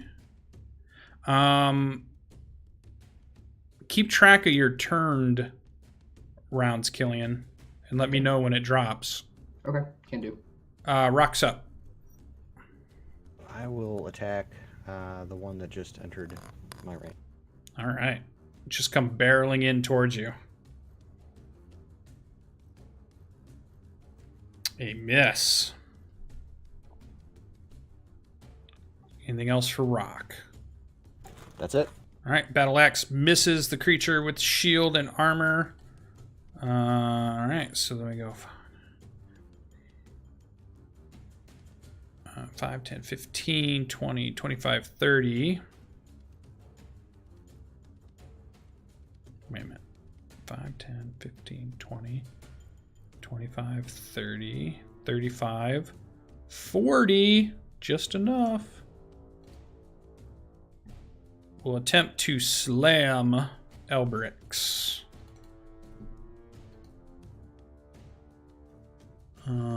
Who has a quarterstaff in his hand. So here we go. 14. He makes shield-to-shield contact, and as Alberix moves backwards, Killian kind of has his shield in the small of his back and holds him up, and he weathers the attack. Awesome. Why are these guys' tokens a little smaller? Let's get these a little bigger. There we go. All right. It's because they're standing next to Rock. That brings us to Eingar.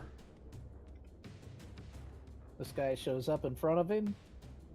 Eingar will serve him the same thing he did to the last one. Nice. Let's see some crits. Nope, 21's good though. This one hasn't been damaged yet, has it? It has not. And then for bonus action, follow it up with Battle Axe. All right. So the 5 bludgeoning increased because of vulnerability. 12 is a miss. I have already put in the -1 for damage. Oh, okay. With the roll, so you Awesome. don't have to do the math. Okay, yeah, I've just been using the number that shows up. Eingar, you get 1d6 healing this round. Yeah, on his turn. Thank you. You got to On roll my it though. turn? Yep, you can roll it now. It's at the beginning of your turn.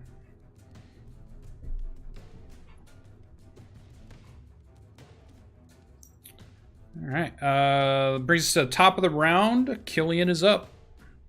New round. So, that one charging in the middle changed his plan. So he's just going to make his way around this way Okay. towards this one, and he's just going to swing his Warhammer. All right. Oh, that's a 12, which still misses. 12 misses. All right, that's it. All right. This creature.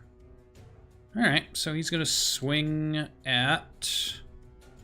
yeah, I would say he swings at Eingar. Just tried to hit him. Makes sense. 21? That'll hit. That I was going to use protection on that. I'm sorry. I was muted for that. Oh. Up to you if you want to count it. No, I'll roll again. Okay, well, 21 still hit. 21 hits. 5 slashing damage. That's its turn. Albrix is up. All right. Oh,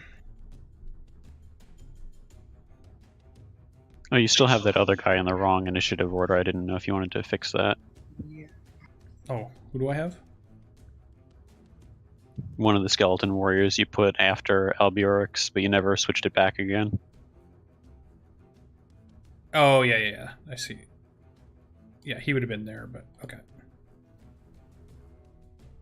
Albirix will miss miserably once more with his quarterstaff, but I am going to move the healing spirit. The fireflies converge onto. Oh, he still needs to go, though. Go ahead. Continue on, Albrix. So I miss my attack, but he wills the healing swarm of fireflies onto Killian. And Eingar, did you actually put your healing on your character? I did. Okay, because it looked like it then didn't I move. and then I got damaged for the same amount. Yeah. That's my turn. All right. Skeleton Warrior is going to try to sword rock. This is the turn I missed. For a 12. Misses as you dodge away or you use your weapon to parry. So that catches us up. Albrix just did his turn, so we're at Iravel. Iravel is up. Okay.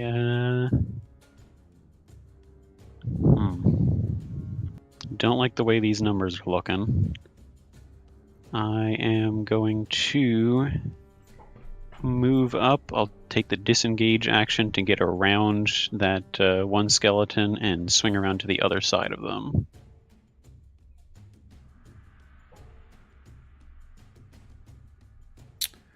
And as a bonus action. So what squares did you go through to do that? I took the disengage action. Oh, okay. So you run by it. It tries to swipe at you, but has no chance of hitting you as you move by. And as a bonus action, I'll reach into my component pouch, pull out a chili pepper, just mash it up, put it on my tongue, and cast Dragon's Breath, and I will take the acid element. All right. Go ahead and keep track of your turns that it's up. And for those of you that have concentration, make sure you're keeping an eye on that because it's too much for me to keep track of if you've got that up. So Yeah, I haven't been hit yet. Yep. Okay. Anything else for Iravel? That is my turn for now. All right. This creature.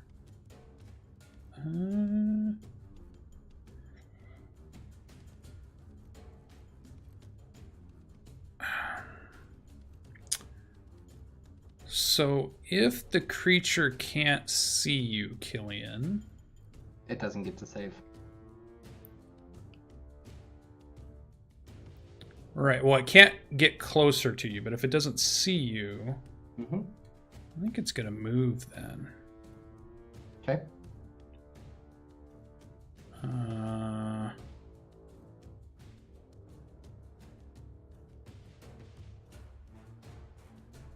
Yeah, I think it's gonna go up here. What's the caltrops thing? DC 15 dex save, otherwise it stops moving and takes 1 point of damage. Where's that rule at? The item itself, just the caltrops. Alright. Because I'm not sure a skeleton cares about caltrops. Well, to be fair, they can pierce bone.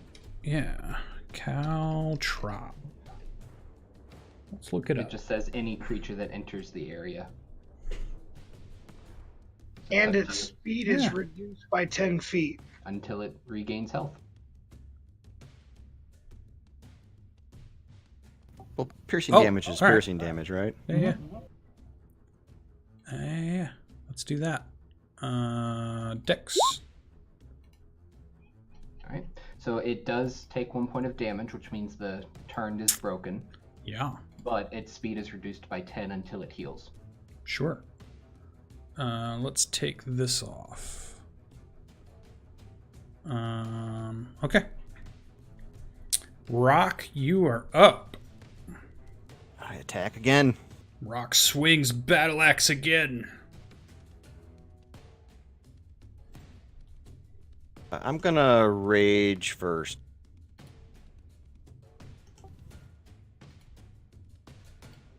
Bonus action rage. No matter. Battle axe 11 miss, rage more as you become more angry because you miss. Anything else for rock? No. Rock smash. All right, Skeletal Warrior going to swing at Elberix.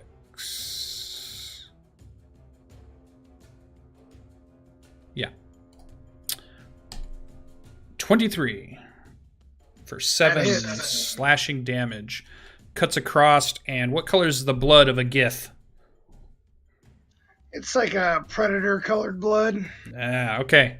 You got a big gash bleeding down your arm onto your hand that's holding the quarterstaff, making it slippery. All right. And I failed my concentration on my healing spirit. All right. Which is under. I'm going to move you for just a second. Let's drop that. There we go. That is its turn. Eingar, you were up. Facing the skeleton in front of me, I'm taking a baseball swing right at his hips, since that's what I can reach. All right. Baseball. Oh, okay. So like one-handed, not two-handed, is what you mean, right? Yeah. 24 smashes into it. Oh, okay. But it must glance off as it almost gets its shield there. Does 6 total damage to it for that. You couldn't do any less damage. It would have been 8 total because of Colossus Slayer. Yep, I got it. There we go. And hopefully not to look too bad, I'm going to swing the battle axe for my bonus. Yeah, battle axe hits also. 224s. Look at this. Pretty good. 4 slashing. All right. I kind of look down. That's 3 natural ones in a row. I kind of look down and like just shake my head. Just not your night. Although you're winning. You guys are doing good. Killian is up, top of the round. Whole nother round. Guys, check your stuff. Killian, what would you like to do? I think he's just going to focus and try to help Eingar with this skeleton, so he's going to Warhammer it. Warhammer slides in, trying to smash this thing, and it uses its shield, and you can feel it reverberate off of its hide-covered and bone shield. Anything else for Killian? Nope, that's it. All right, so this one is the one that just got hit by Eingar, but not by Killian. So, yeah, I think it'll try to hit Eingar. Disadvantage. All right. 22, 6 slashing damage. That'll hit. That is its turn. Next one, Rock. Gonna swing at this orc in front of him. Tries to stab its sword into your guts. Another 22, 6 slashing damage. But he's raging now, so he's able to cut that damage down. And Alberix's turn. It almost seems like the skeletons are gaining some momentum, Alberix. What do you like to do? All right, I am going to move to this side and hold on a sec. How are you going to do that? Walk me through it. Oh, I can't move through his space. My bad. Oh. Guess I'll stay right where I'm at. Okay. And I'm going to cast Fairy Fire. Ooh, I like that spell. So they've got to make a DC something. Dex save. DC what? DC 15. DC 15. All right, so we'll top to bottom. Here we go. First one misses, gets the fairy fire. Second one makes it, no fairy fire. Bottom one, fairy fire. So let's put some icons on these guys. So we describe what this looks like. I don't think we've seen your fairy fire before. So it's very similar to what happened with his healing spirit, as his fingers are knotted up and he's intoning these sacred words. He squeezes his hands together, and it's as if he had a fruit in it, and the juice from this glowing fruit sprays into the air and then creates a mist that just casts about everybody there. Awesome. It's a glowing orange yellow shade. Yep. So you guys got advantage. Oh, I think I need to make that save too, don't I? You do. Ooh. Advantage. No. Your dexterity allows you to dodge out of the way of these magics. All right. And they can't benefit from being invisible. Bummer. Because I wanted to go invisible with my skeletal warriors. And with his bonus action, his quarterstaff, he then takes it up once more and puts it on the ground, and as it butts the ground, a brownish orange energy courses up the top of it and convalesces into a spear point at the top. I'm going to cast Shillelagh. Okay. All right, so that'd be bonus action, no movement. That brings us to Iravel. Okay, I'm going to take a step back so I don't catch my allies in this and go ahead and breathe my acidy dragon breath. Cool. 15-foot cone, I think. Yep. All right. That's DC solid 14. damage. So let's see. About the best damage. Yeah. Nice job. All right, so top one misses. Middle dodges out of the way, and we see acid splash on the no, just kidding. Doesn't hit the Gith, and then the bottom one also misses. So we get one makes it, two misses, just like the other one.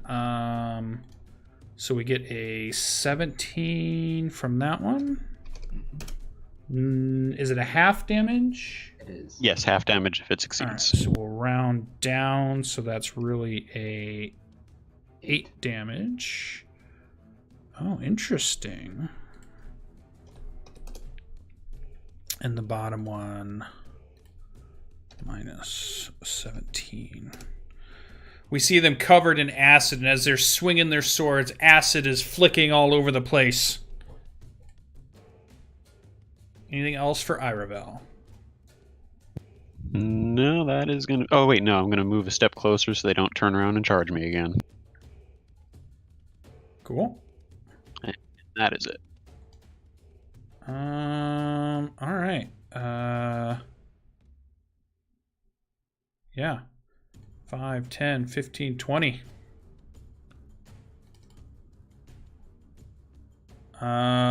Skeletal warrior comes charging into the back of Alberix. Tries to slam him. 12 misses. So you're able to get your shield in the way and stop him from damaging you. That is its turn. Rock, you are up.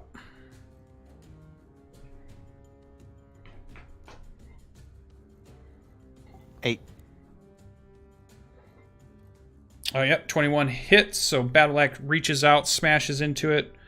8 damage.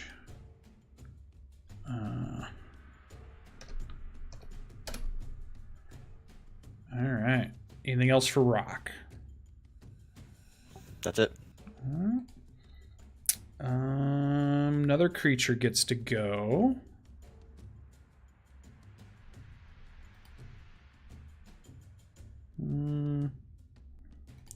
Yeah, so let's sword shot towards Elbrix. Ooh, crit. Fail. See the sword crick once again. Eingar, you were up.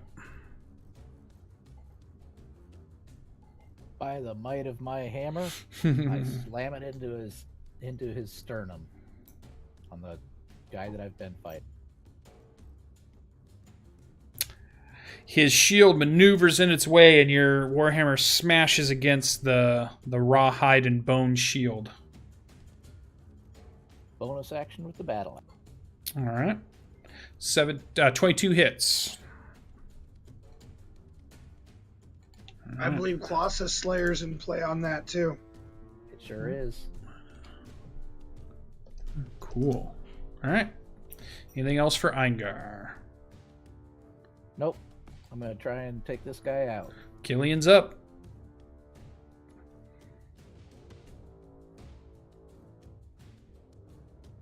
Oh, you're muted.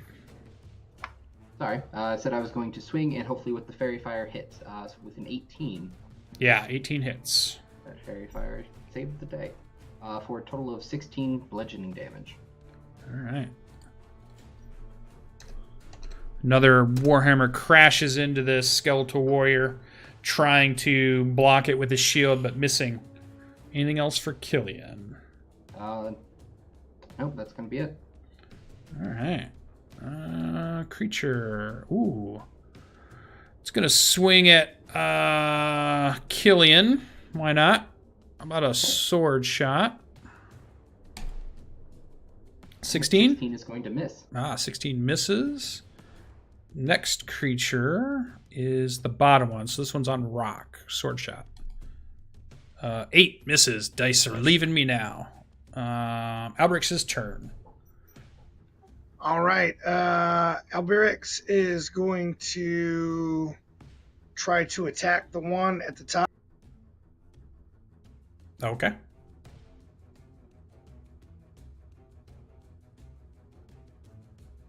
Yep, spear would hit for 9. Yep, that is enough to dissipate its magics as all of the body parts fall apart from each other and no longer have any cohesion. It just falls in a pile on the ground of bones and rotted leather and bits of rusted steel. That does little to raise his spirits as he once more hunkers down behind his shield. That's my turn. One of these days I'm going to enact flanking. That's going to help these guys out a lot. Don't they all have pack tactics? Yeah, pack tactics too. Yeah. Iravel's up. And I'll see if I can raise those spirits a little bit. Take another step back again. I thought you were going to raise some dead. Acid breath again. That's late. Need at least another level before I can learn that. All right, so they're going to be a dex save. So the top one makes it. Bottom one misses. So, what kind of long dead hero is this guy in the middle?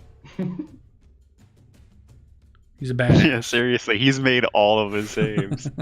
Dude, like, how did he get in here with his big brass balls? He does have some of the scraps of what you would think would be. Don't do that. You son of a bitch. You son of a. You think you've seen like the scrap of clothing off of one of these guys? Definitely you've seen in the lovely coin at some point. Go! All right. This creature. What's he want to do? Yeah, I think he'll just attack Albrix here. Sword shot. 23 for 8 slashing damage. That's his turn. Rock is up. Rock. 21 hits. I made my concentration because I have Warcaster. Oh, nice. 13. Oh shit, I don't have Warcaster. I failed that shit. So by Fairy Fire. Critically failed. 11, 12, 13 damage. Nicely done. It does Fairy Fire help with any? I don't know if it helps with that. Not damage. Fairy Fire is gone after I got hit. Yeah, the con save was for Fairy Fire. Oh, well, the 21 still hits, though. Okay, so 13 minus 13. Ooh, he's damaged. He's almost there. Okay, so Fairy Fire drops. Let's get that off so we don't get confused. That guy's dead, so it doesn't matter. And anything else for Rock? That is all. All right, so this guy...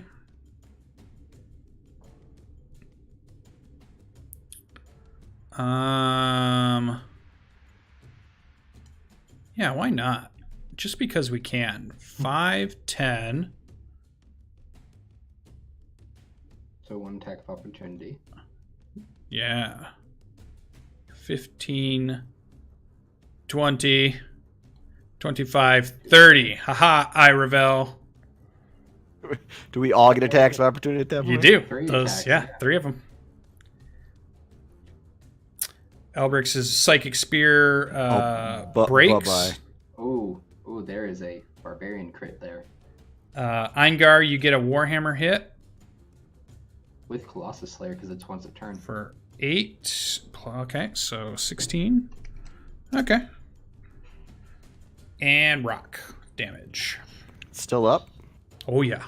So Engar did, what was that, 32 damage? That's Oh, no, wow. he did 24. 24. And then Rock does 21. Whoa, step back. Eingar did what? He did 8. 24 because it's bludgeoning. You forgot the Warhammer damage. That was just Colossus Slayer for the 8. Right, 8 So and the was- 4, right? Mm-hmm. So 12 bludgeoning Yeah, would have been Yeah, yeah. 24 due to vulnerability. yeah, okay. Yeah, I got that. Ooh. And then 21 from Rock. Okay, minus 21. And there. All right. Let's see if he can make his slam. He gave up a lot to get to it. Mhm. Here I we go. had to catch a shield spell. Ooh. Oh shit! Crit. But it's not a huge amount of damage. It's only 10. It could have been worse. it So the could've. first thing you take is 10 points of damage. Then you're going to take 2d8 bludgeoning damage from the slam, which really is 4d8. Mm-hmm. Let me roll that. Where's my dice roller? Let's do 4d8. Whoo! So, I rolled pretty bad. 13 So bludgeoning. 23. And go ahead and do a strength saving throw to not be pushed back. DC 14 strength saving throw. Yeah. Is Dragon Breath a concentration? Yes, it is. I do need to make that as well. I think So it's that was- DC 11 for 23 damage. All right. Wait, isn't it 10 or... Half the damage. Is it So 10 or 23 half divided that by damage? 2 would be Okay. 11. Yeah. All right, cool. And yeah, 18 is a good strength check. It was only a DC 14. All right. That gets a pretty good hit in. It's done. Eingar's up. I'm gonna spin around and help Alberix with this guy that hit him in the back. Okay. 13 miss. 22 does hit. 4 slashing damage. Oof. Has that guy been hit before? Yeah, he has a single point of damage. For a single point. And another single point of damage.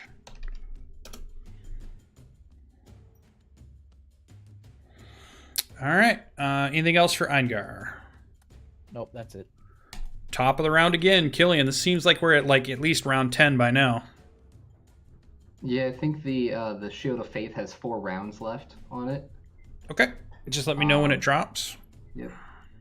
Which I'll just go ahead and mark that on my stopwatch there. All right. So Killian, realizing he's not been nearly as effective using his weapon, he's just going to start bashing on his shield against this skeletal warrior below him to do the help action. Okay. So the next person to attack it will get advantage. This is the dead one, so we can remove that one. This one is fighting rock. He likes fighting rock, so maybe he'll keep fighting rock. He will take a sword attack. Hit. 9, but halved for your rage.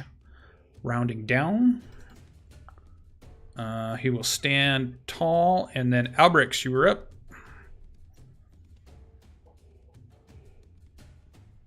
All right, Alberix moves forward with an underhanded spear attack. It is magic damage, if that matters.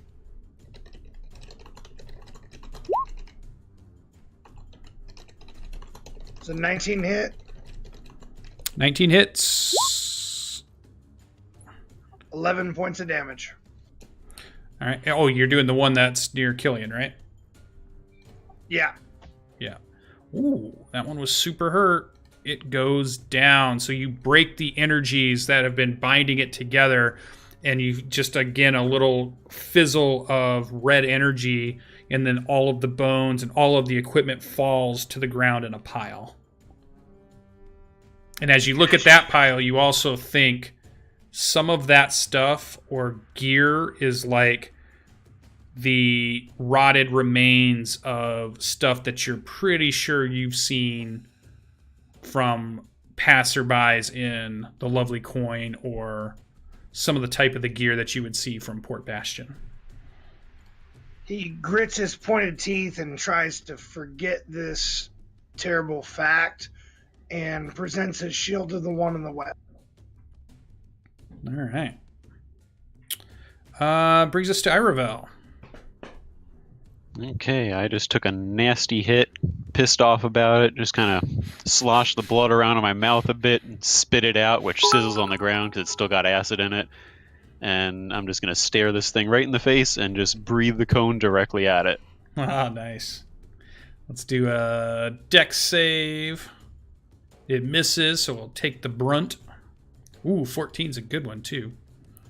Oh, yeah, that's enough to dissipate the magics as it burns through the energies that bind it together, and its stuff crumbles to the ground, sizzling acid, eating through these bones and old pieces of leather and rusted bits of metal.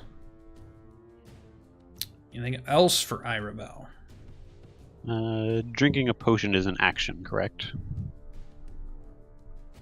Yes. The only time it's a bonus action is if you are wearing it on your belt, but that means it has a chance that when you get hit that it gets shattered.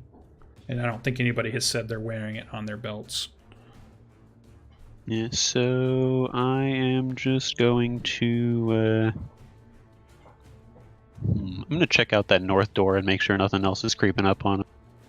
That's exactly what I want you to do. Move right on up there. Just kidding. All right, yeah, you see what you see.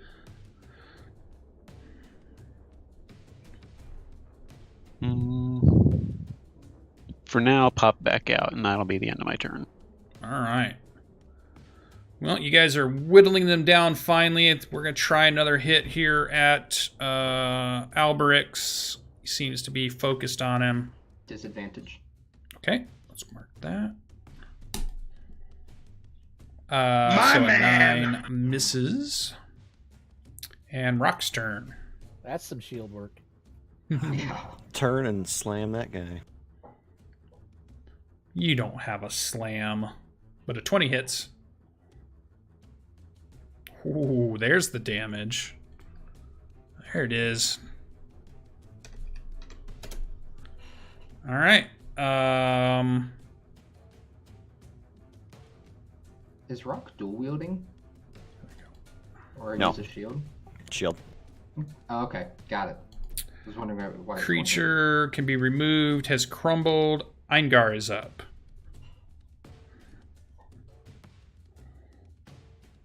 Looks like the final blows will be landed.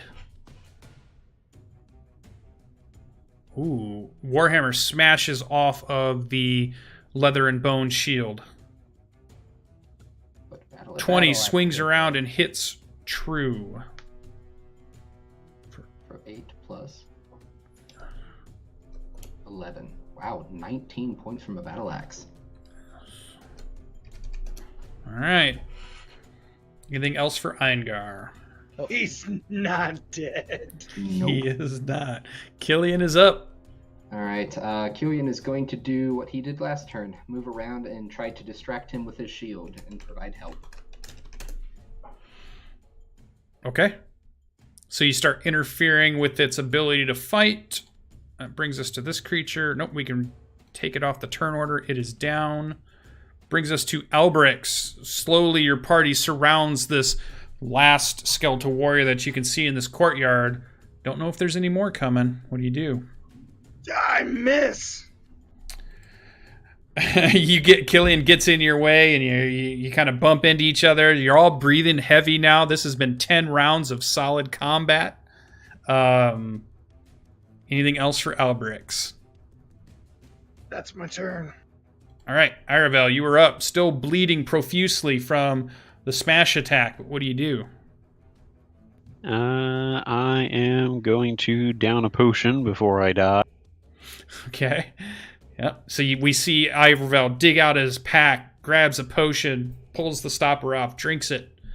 You get the really nasty tasting black licorice taste in your mouth, unless you like black licorice. If so, then it's really good. I hate the stuff. I like it.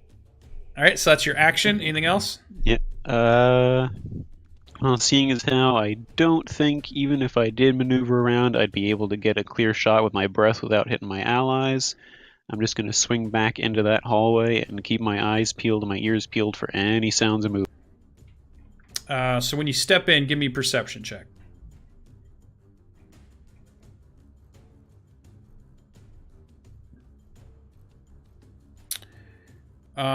You think you hear other noises. They're very faint. They're very far off. It's this direction, but you're not sure. Very, very faint. All right, that's my turn. All right. Oh, this creature gets another attack? Crazy. Disadvantage unless it's attacking Brock or me. Yeah. I'm not going to choose. I'm going to let Dice Gods choose because I really think it's either going to be between you or Alberix because he's really focused on that. But you are trying to interfere and get its attention a little bit. So let's do a dice roll and we will say a 1-2, it'll be Killian, but a 4-5-6, it'll be Alberix.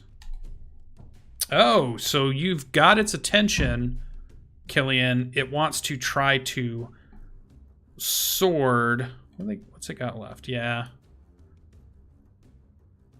Yeah, it is going to try a sword attack on you. They're normal. There we go. 19 AC. 17 scrapes off your armor and shield, unable to penetrate, surrounded, nearing its end. Rock is up. I crush it. Rock crush. Battle axe swings. It moves its shield in your way, smashing your battle axe away. Eingar. Seeing as how Rock has it distracted, I will hit it with my hammer. Oh. Wait. Actually, Rock would have got it because he had advantage, right? Because of... Oh, no, okay. All right. Yeah, the Albirix's 13 used up the help. Gotcha. Okay. 24 does hit, though. So we see a Warhammer smash in as it's dealing with Rock. Takes 7 more damage. 14, But because it's vulnerable, it's hanging in there, though.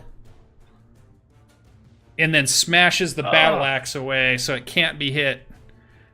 We're at the top of the round again. Killian, this is like 12, 13 rounds in. We're just gonna do the same thing. Killian No is not Warhammer? does damage. Nope. You got the Warhammer? All right. So he's distracting it. Just helping. Yep. Helping action. Alberix is up. If Killian can, he will call out to Iravel to check the room where the skeletons came from for rune. His overhand strike is knocked wide by his spear. Yeah. So it's like it comes away from smashing a battle axe away from the dwarf, and then he sees the spear coming in and it moves it up and smashes that away. This guy is fighting for his life now. Anything else, Alberix? That is my turn. Iravel, you were up. Okay, having just heard that shouted from Killian, I will go ahead and cut back south towards the tower and check out to see if there's a rune in there. Okay, so go ahead and move. Yeah, there is a room pulsing inside there. Alright, and since I've still got it up, I'll go ahead and just try breathing acid directly down on top of it. See if I can just destroy that whole stonework.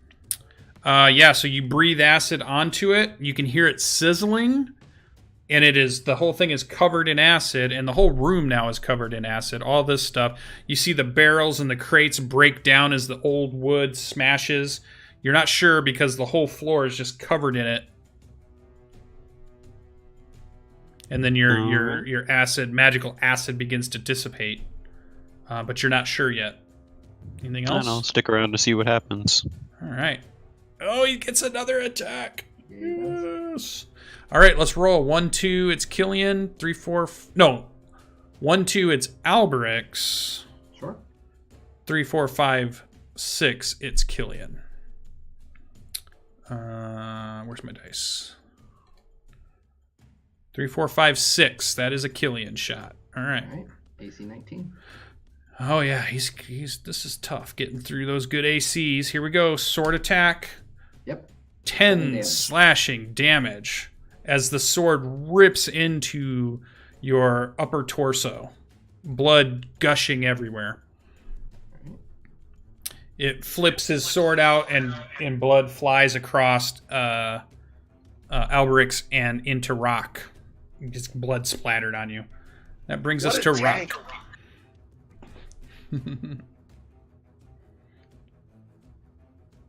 19 is a con save. Yep, you got it. Yep.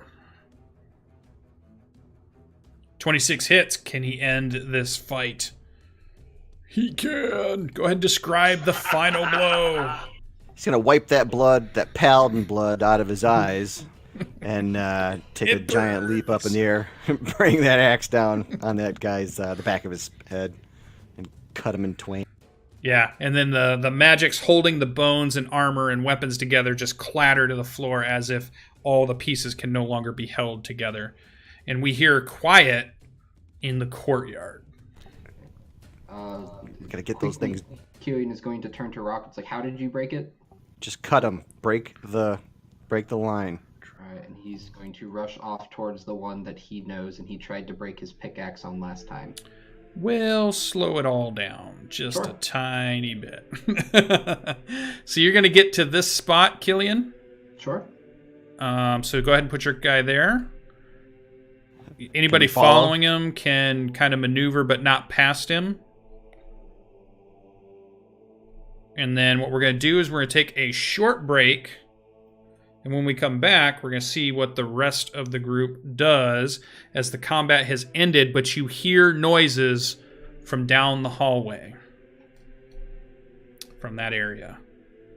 All right, so those of you that are watching, awesome. We see some people in there. I hate to leave at this moment, but we haven't had a break since we started, which was like 8:30. Well, actually, let me ask. It's 11 o'clock. This is normally our quitting time, but it is a Friday night. What's people doing? We're staying up. I'm here to adventure, bruh. All right, we're staying up. We're going to do See if we can finish this. Nothing but rock 8-minute stars. 8-minute break, and we'll come right back. It's 11:01 on my clock. Be back at 11:09, and we will continue this battle. All right. 8 minutes is so generous. Yeah.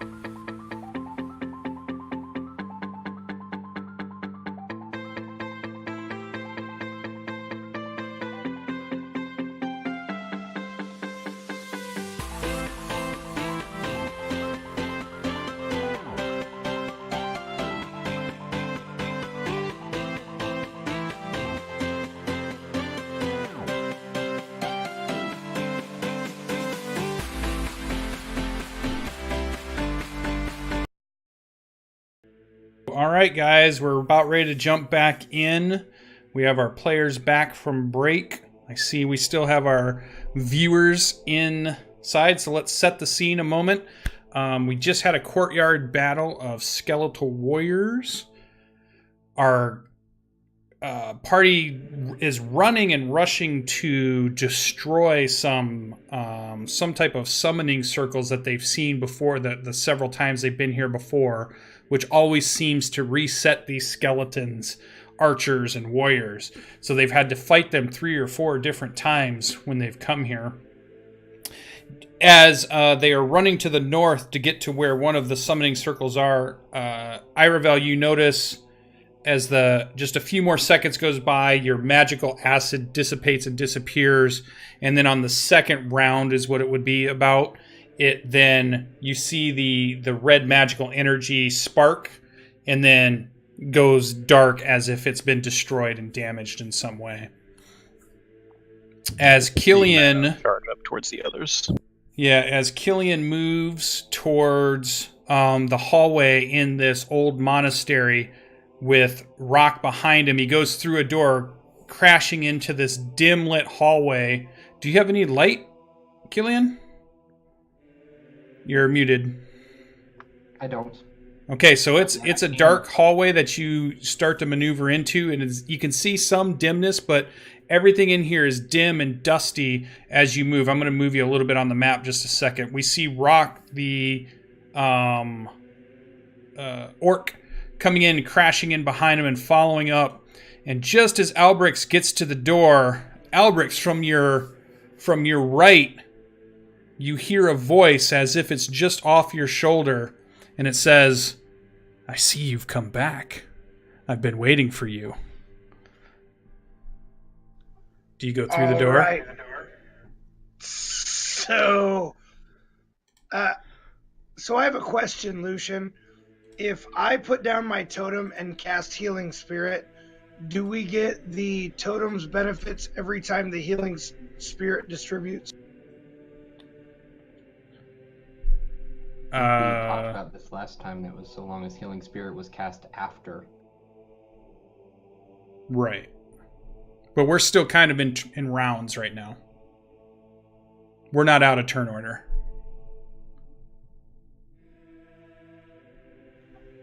All right. Hearing the familiar voice, he immediately hunkers down underneath his shield and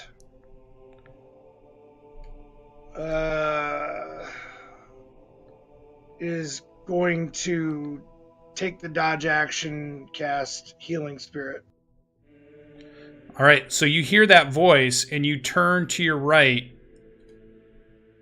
and materializing next to you, you see what's on the map.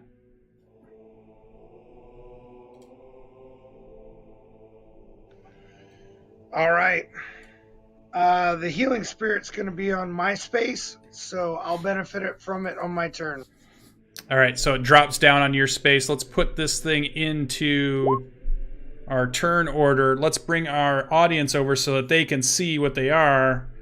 What's going on? What is our party scene? I want them to see the reaction of our players as a new combatant has joined the field.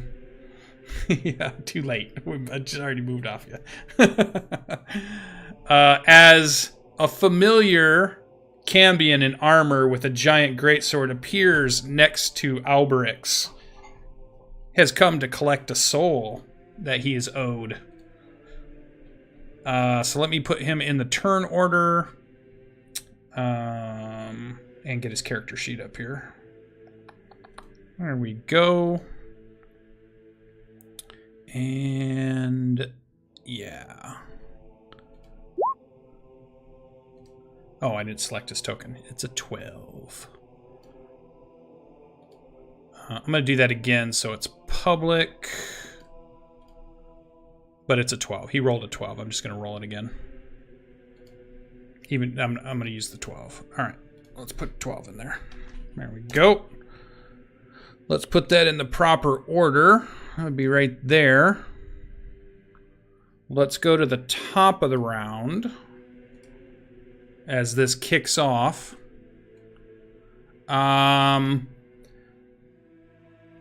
Killian, no chance to hear it because he just says it in a voice as he's standing next to Alberix. It's not a loud voice.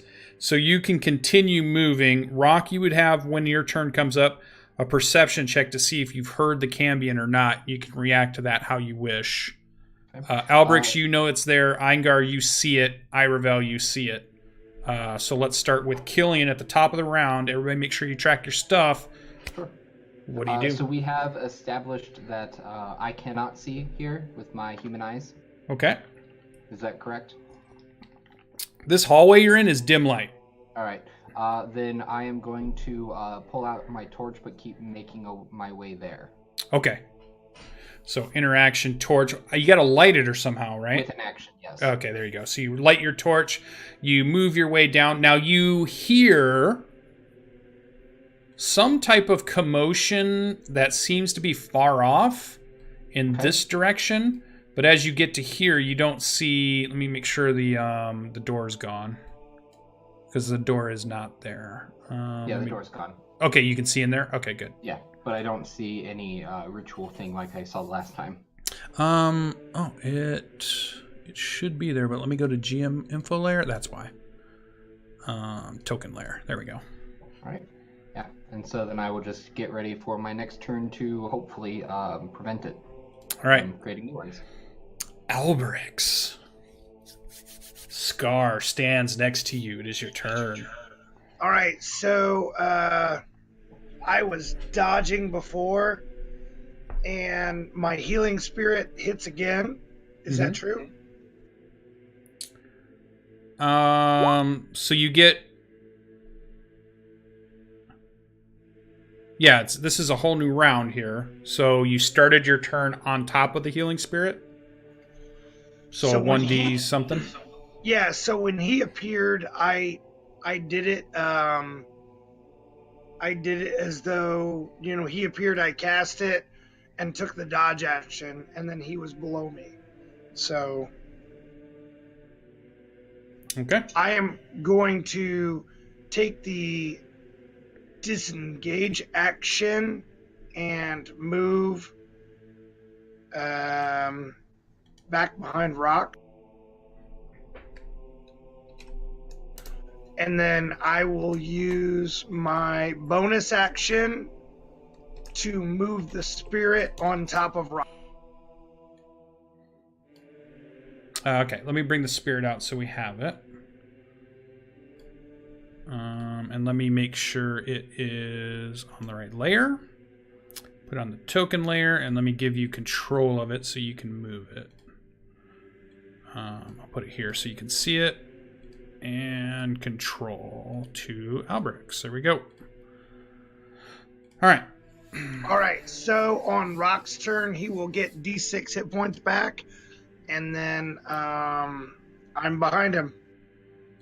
Cool.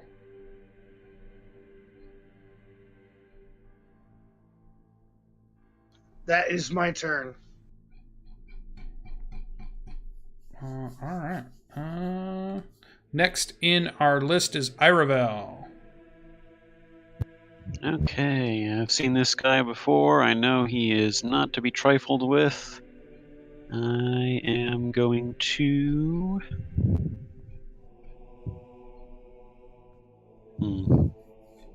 I will go ahead and play it a little safe for now. Go ahead and drink another healing potion, top myself off.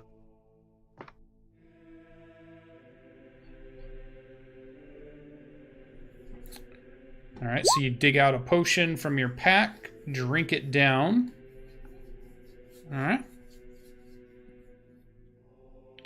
And that brings us to Scar. I'm trying to look something up. Why don't I have that? Let me look up one thing in my... I want to say it's the monster manual. Where is that? Is it Cambion Savage Rashes? Monster Man Savage Rashes? No. There it is. There he is. Born to be bad. I like that. Just want to make sure I noticed. Yeah, I wanted to see those sweet, sweet resistances. All right, that's what I need to know. Okay.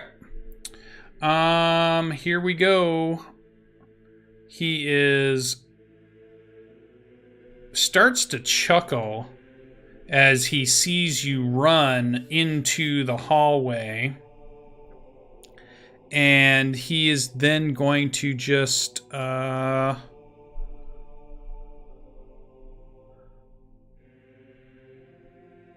he is going to walk over to Eingar out here. And he looks at you with disdain and says, "Your friend has left you, shorty." And his spear strikes out twice, trying to hit you. So, first one, here we go.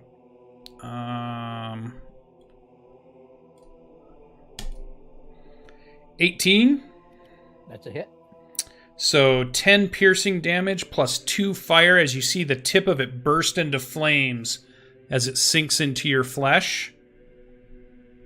And then strikes once more for a 22 for 8 piercing damage and 3 fire damage. Also, 2 yeah. quick spear shots into your body as you try to dodge and block, but the spear moves blindingly fast. That hurt.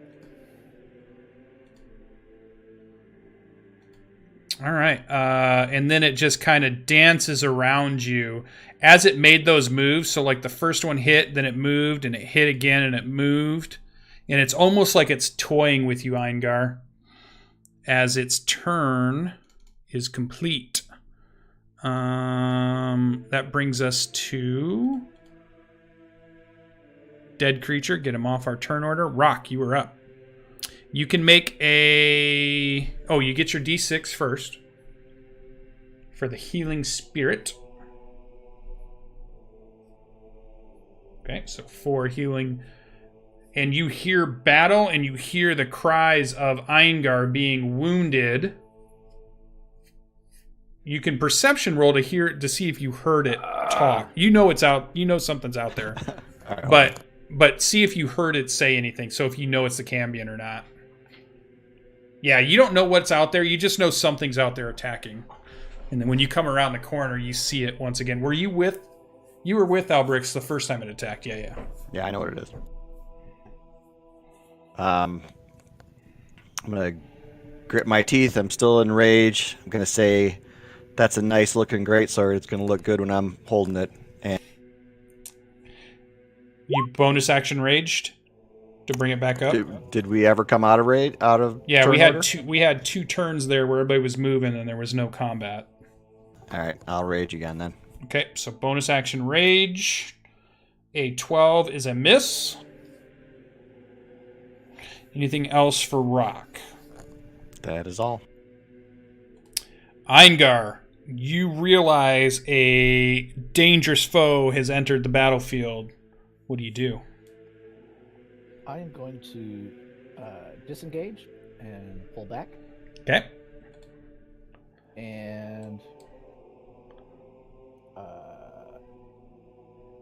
I want to start pulling out my crossbow. Okay.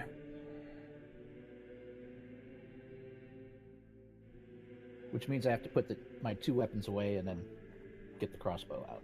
All right, cool. Killian, you were up. All right. I was told to scratch it, so that's what I'm going to do. I'm going to throw the torch down on the ground, grab my longsword out, and try to mess up the rune. All right, yeah, you start digging at it. That's your action. Sounds good. So we'll move to the next person. Albrix, you were in the monastery hallway. What do you do? I will move through the healing spirit. Okay. Getting 1 more hit point. Better than 0. And then I will close these windows. And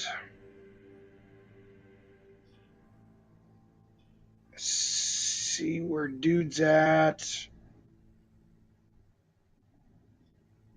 I am going to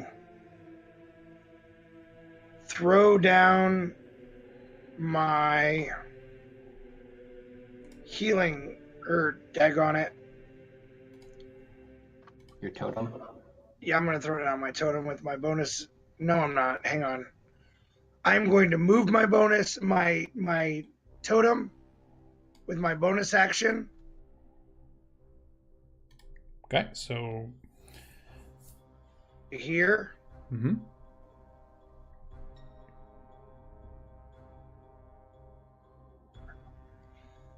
And then I will move behind. I'll stay next to Rock and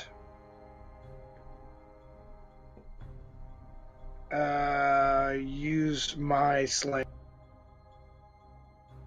I'm sorry, my cerebral whip. Okay.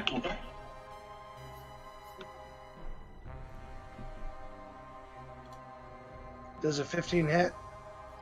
No. It, as the whip reaches out, it grabs it in a hand, pulls a little bit, and just lets it go. And you can see that you've done no damage to him. Anything else? No. And then I will tell Eingar to move forward into the spirit where the fireflies are. Okay. That brings us to Iravel. Okay, and I've seen that spirit before as well, and know that it's pretty cool to step into. So I'm going to do what the cool kids do and move up there to get a quick top.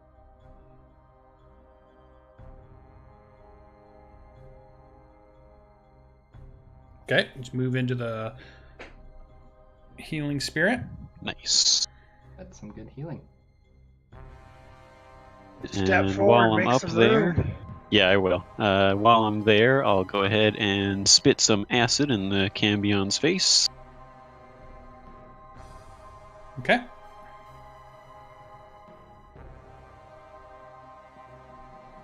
So it does a dex save, right? Yes. Alright, let's do our dex. Normal. Gets a 15. So you take 7 damage. Alright, 7. Oh, let me put his numbers in there.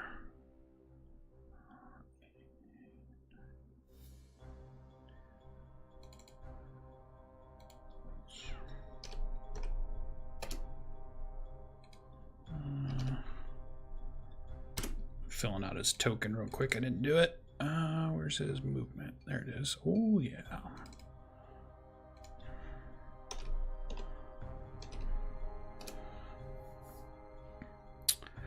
All right. Cool. It's turn. Oh, anything else for I wasn't. Yeah. Yeah. I'm going to step out of the way of the healing spirit so other people can use it. And for my bonus action, I am going to go ahead and activate Blade Song. Okay.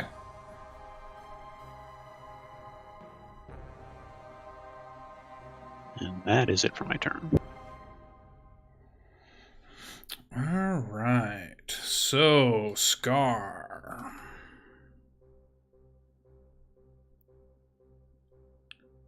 Let's see. Let's have some fun.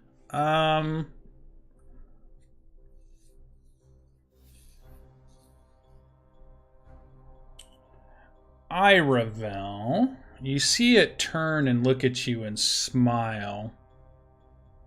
Oh wait, I gotta do the damage. -7. I didn't do that. There we go. And it flaps its wings and rises up by 10 feet.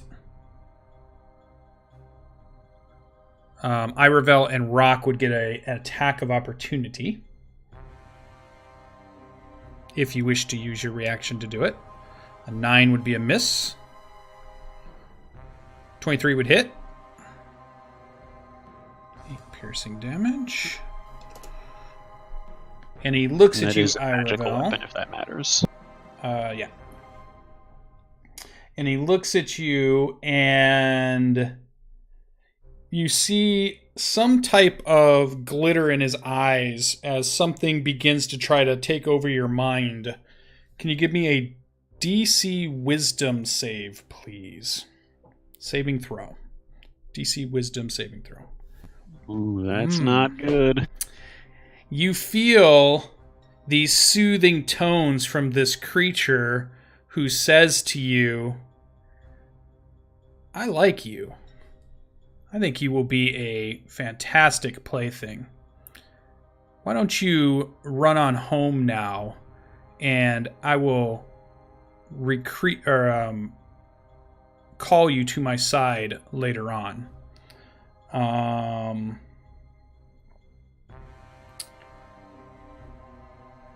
Let's see. Let's look here. So 14. Oh, actually, though, let me check something, because he would know this about Iravel.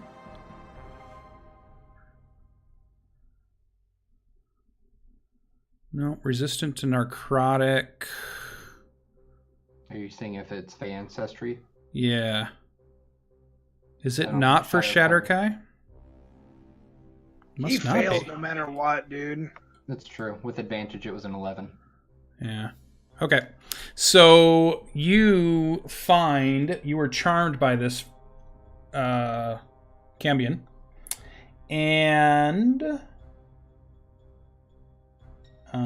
charm target obeys the Cambion's spoken commands.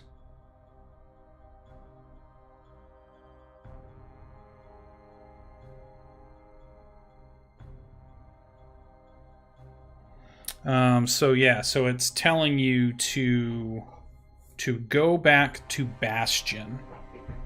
And you feel like you're its friend, and that seems like a good idea.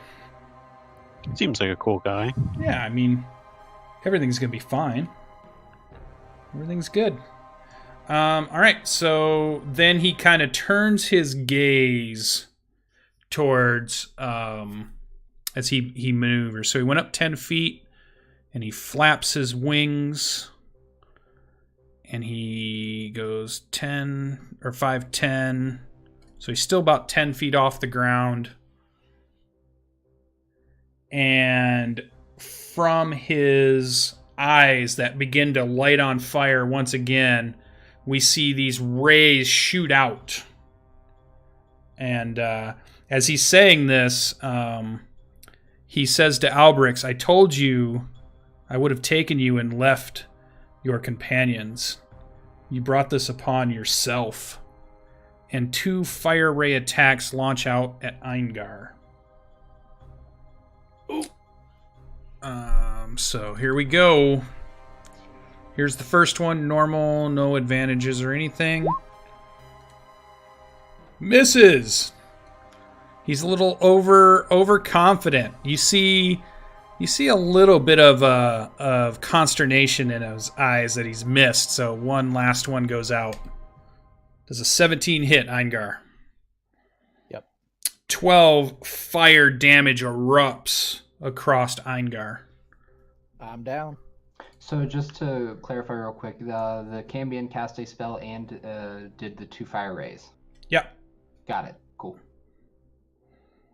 It actually isn't a spell. It's an ability. It has the spells listed differently. Eingar's down. All right. A So little bit on fire. a little bit of your stuff is crackling and on fire slightly. He kind of laughs as he looks at Alberix, and he finishes. He's kind of just swooping around the courtyard, taunting you, smile on his face as if his confidence is just overbearing. Rock, it is your turn. Still enraged. I'm gonna take a run straight at him through the healing spirit and leap into the air and try to grapple him. All right.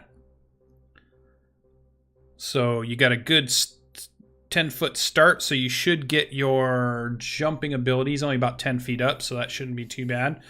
So it's going to be strength on strength. I have a dumb question. Can you recklessly grapple? He's raging, so it's advantage anyway, due to strength checks. Ooh, I like that.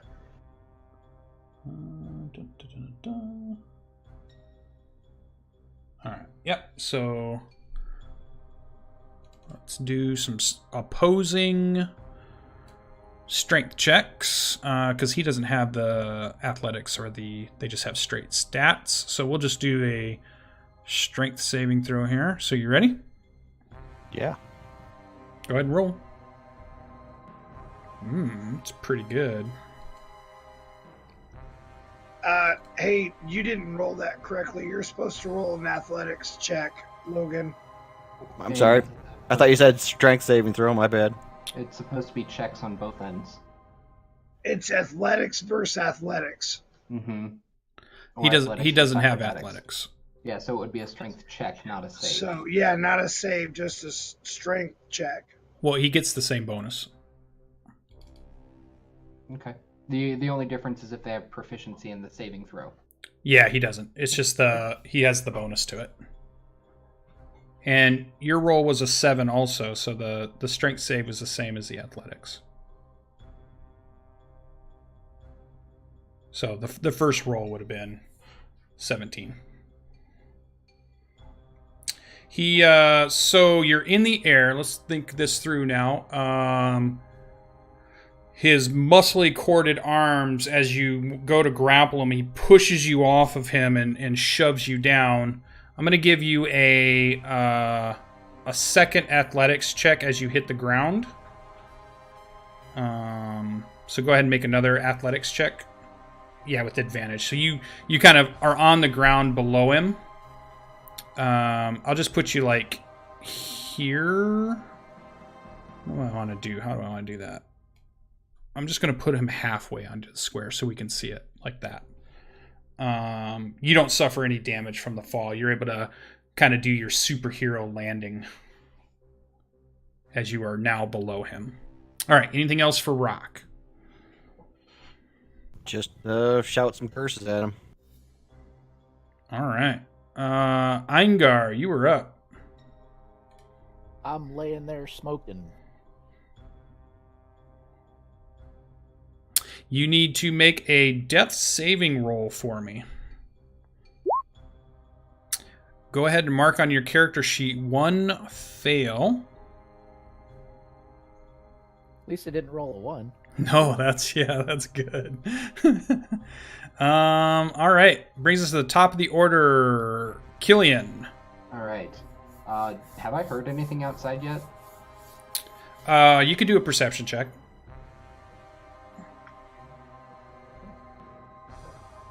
That is an 8. Yeah, nope, you didn't. Okay. Then the last thing I heard was potential commotion coming from down near the stairs.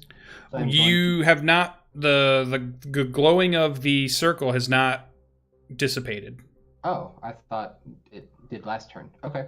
No, you did one turn of it, and if you do a second turn of it, then you will break it. I see. Then I will continue to break it.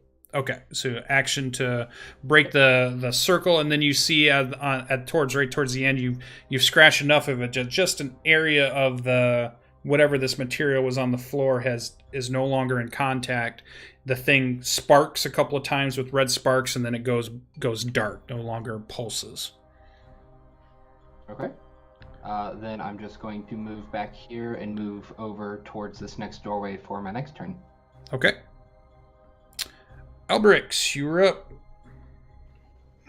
All right, I am going to move through the spirit.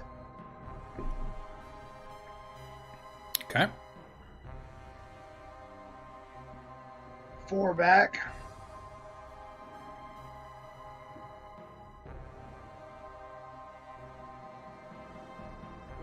I reduced my character sheet. Hang on a second. Yeah, no problem. Shield of Faith is now gone, by the way. Oh, okay. Let's move that mark off.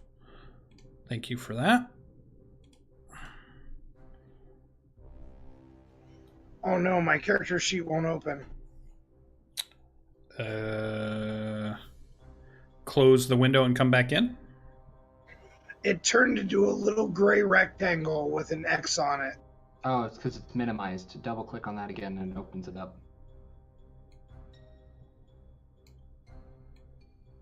Thank you. Yep.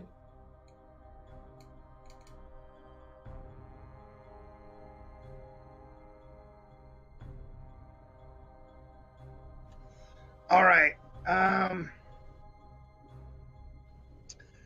I'm going to move up and try to, with my bonus action, I'm going to move the healing spirit over Angar. And then I will move up next to Rock and take the dodge action. That's my turn. Cool. So he Irevel. basically runs through the spirit and then waves his hand to the side to push it over to Eingar, and then puts his shield in for the failed grapple attempt and is ready to do battle. Okay. Irevel feels like it's time to go back to Port Bastion.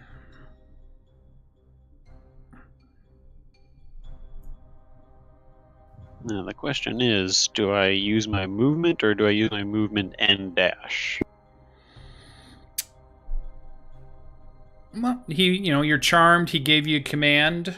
What do you think your character would do?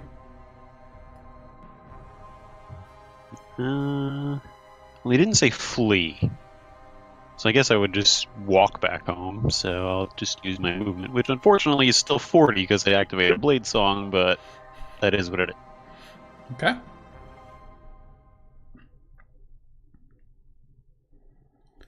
Alright. So that brings us to Mr. Scar.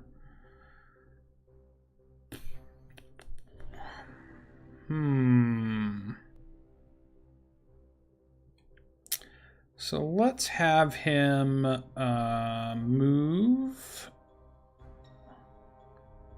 5, 10, 15, 20, 25. Flies around the courtyard 30. Did he disengage? No, but he's 10 feet up in the air. So he, again, is 10 feet up. And he kind of has watched you move this spirit over, knowing what you're trying to do. So he's going to use his fire ray attack on Alberix. But at disadvantage for Alberix's dodging around, correct? That was your action? Yep. Cool. All right, let's see what we can do here. Disadvantage. 13, you kind of dodge out of the way.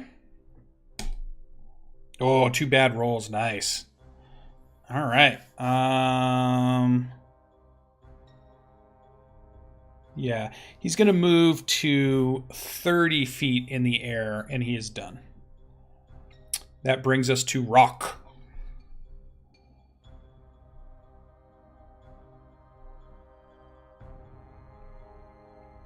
I'll throw a javelin at him. Ooh, javelin. We see a javelin fly out. 21 will hit. So 12.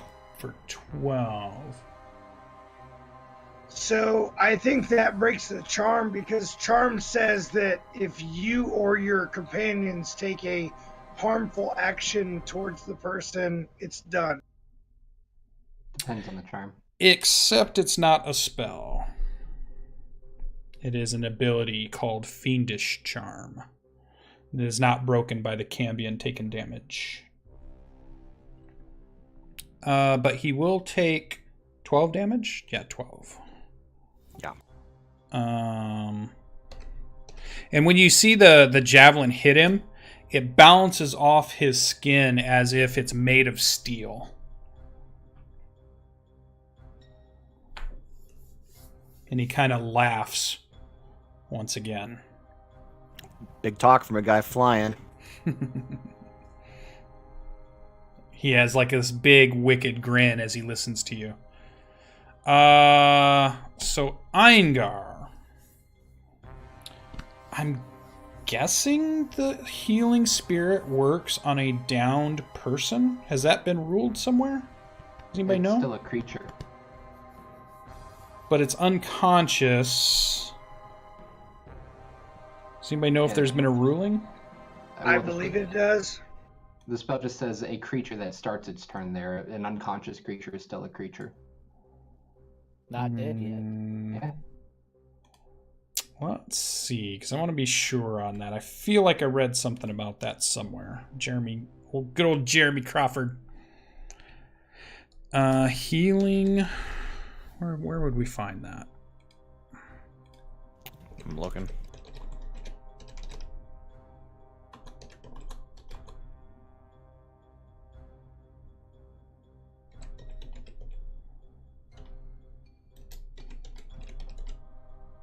I know in past games we've also used it specifically against Scar as well, because I was down in the first encounter with him, and Healing Spirit was what brought me back up. All right. Simultaneous effect. So this is a death save and a heal. In the rare cases, effects can happen at the same time, especially at the start of or the end of a creature's turn. If two or more things happen at the same time on a character or monster's turn, the person at the game table, whether it's the player or the DM who controls the creature, decides the order in which those things happen.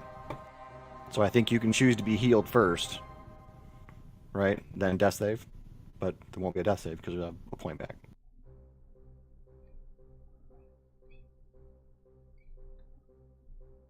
Yeah, simultaneous. I guess that would be whether...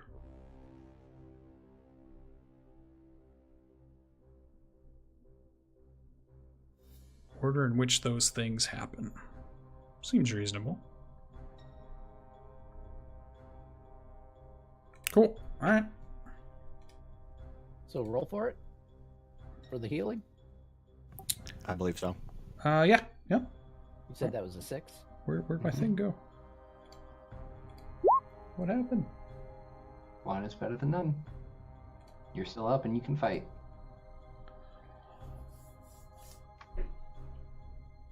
All right.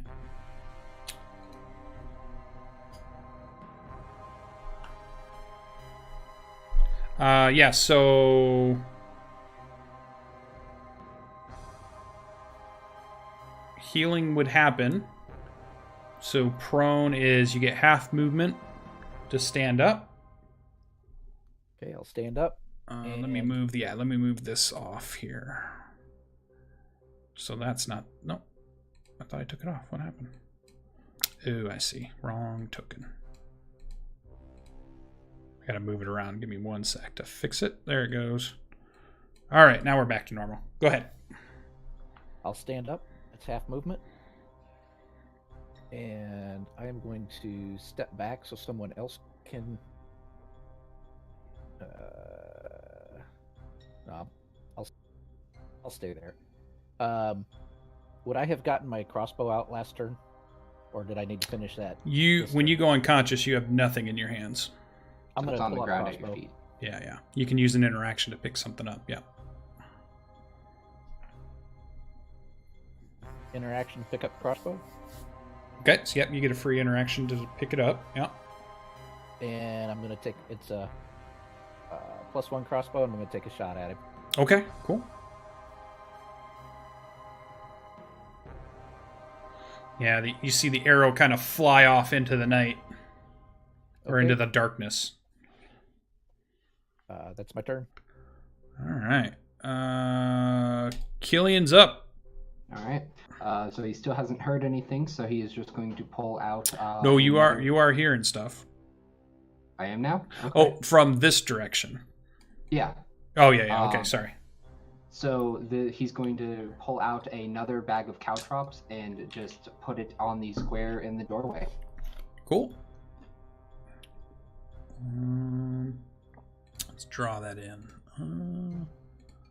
There we go. This square, you have to pick a... Yeah, that one. Okay. Yep. And then feeling confident that he is helping everyone, he is moving back. Cool.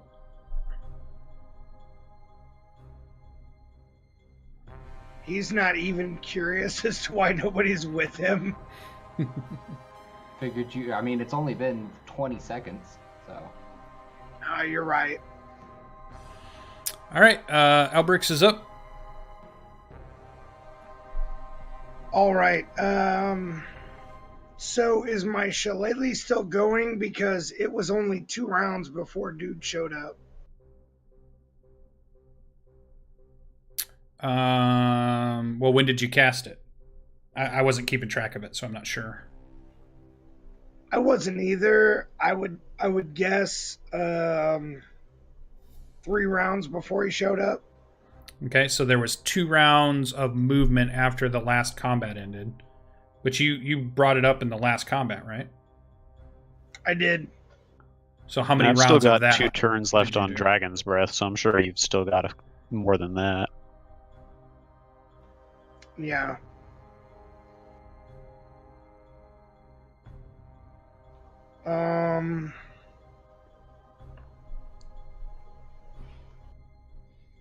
What do you think? 2 rounds? Up to you. Whatever you think was right. 2 rounds seems about right. Okay. So Yep. I'm going to use my bonus action to move the spirit.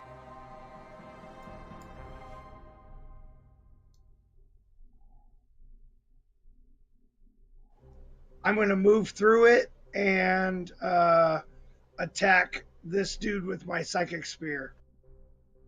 Okay.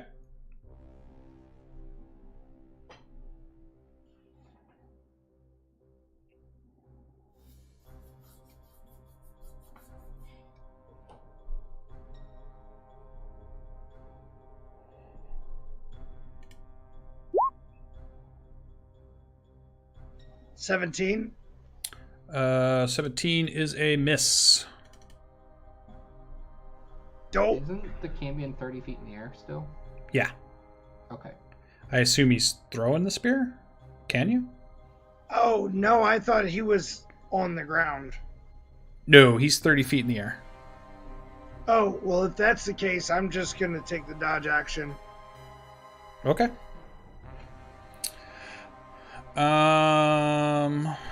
That brings us to Iravel heading home.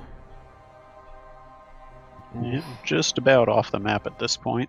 Yeah, I'm going to give you a few more rounds, and if something doesn't happen, we're going to say you've headed out. Because it lasts for 24 hours. And there's no way that we could break it. You don't know.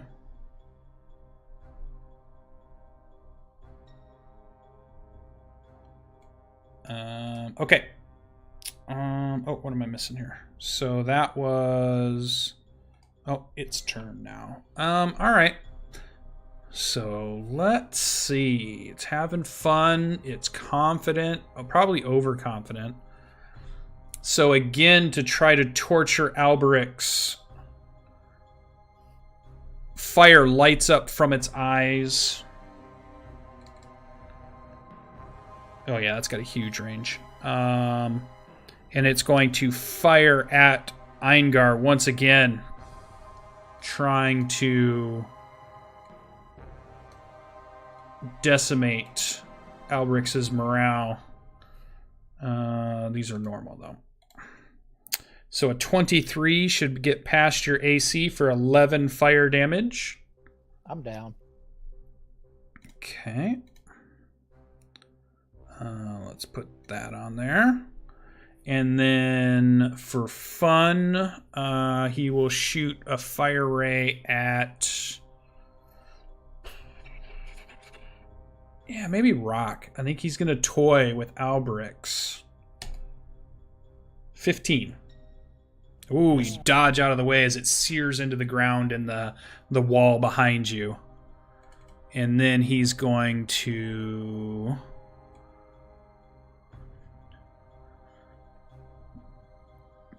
He will move to here as he just keeps kind of rotating around this open-aired courtyard. Rock's turn. Can I parkour off one of the walls to get up to him? 30 feet. How high can you jump? What's the jump rule? Let's look it up. Strength modifier. Because it's a forward jump though. It's not a height. It's not a long jump. Correct. It's your strength modifier. So 5 plus your height. Half your height is your reach. Yeah. Leap into the air, number of feet equal to 3 plus your strength modifier if you move at least 10 feet first. So Rock's got an 8-foot jump, I think. Right? The question is, can I come off the wall and get extra height? 30 feet up. I will give you I like it. an athletics check, but man, is the DC super hard. So it's like near crit level. And you have an advantage because you're raged. Nah, that won't be enough though. What just happened with my chat here? Yeah, so you take a running start. Go ahead and which wall were you going to try to leap off of? That one. You don't get anywhere near high enough. And maybe just don't be under him, but yeah, just be off past him. There you go. Good enough. All right. And you slam to the ground. That was my attack. Okay. A grapple attempt. Eingar, we need a death save, please. Success. Good job. 1 success. Brings us to Killian, top of the round. Alright, so as he goes out thinking he is triumphant in what he has done, he sees the Cambion flying 30 feet ahead, and he looks down and sees Eingar. Perception check. Alright. 30 feet in the air. You might not come out that door thinking to look 30 feet up. I did just see Rock try to parkour up to it. Yeah, I'll give you a good... It's not a hard roll, but let's see what you do when you come out. Yeah, in 11, I think your focus is you notice the body of Eingar's down. You look around in the courtyard, and Iravel is nowhere to be seen, and Rock is looking up at something as you enter the courtyard. So play your character as you think you would with that information. Okay, well, so Keelan would either be thinking it is the Cambion back or it's a dragon, because nothing else here has been flying or had the capability of it. So his immediate thought is to yell out to everybody to get inside, and he's going to... He sees the healing spirit there, but he's going to step into it. Cool. To get back 4. And then his action is going to be to grab Eingar and pull him inside, finagling him through the healing spirit as well.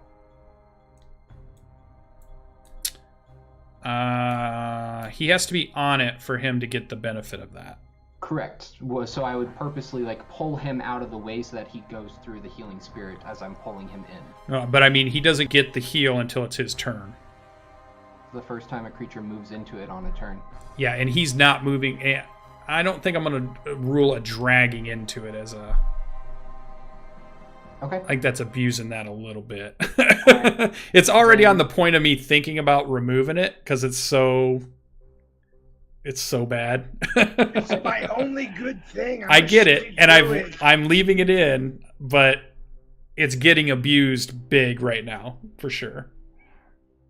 Okay. But go ahead. Rather than dragging him in... Now, if you could move him to under it. Which rather gets than you the same dragging thing. him, he is just going to use his lay on hands instead. Okay. So I will give him back. He only really needs 1 to get him up and running. Yeah. That's what's awesome about paladins. There you go. So he kind of sputters to life again. Okay. And that was my action, so I'm just going to be calling forth everybody to go inside. Yeah. That's it. And I think you see the Cambion at this point. Up in the darkness, remember, everything is super dark and dim, 30 feet up off the air. You see the movement of flapping red wings, and it occurs to you what's going on for sure. Okay. All right. Albrix, your turn. I am going to try to use my cerebral whip to pull him down to rock. Okay.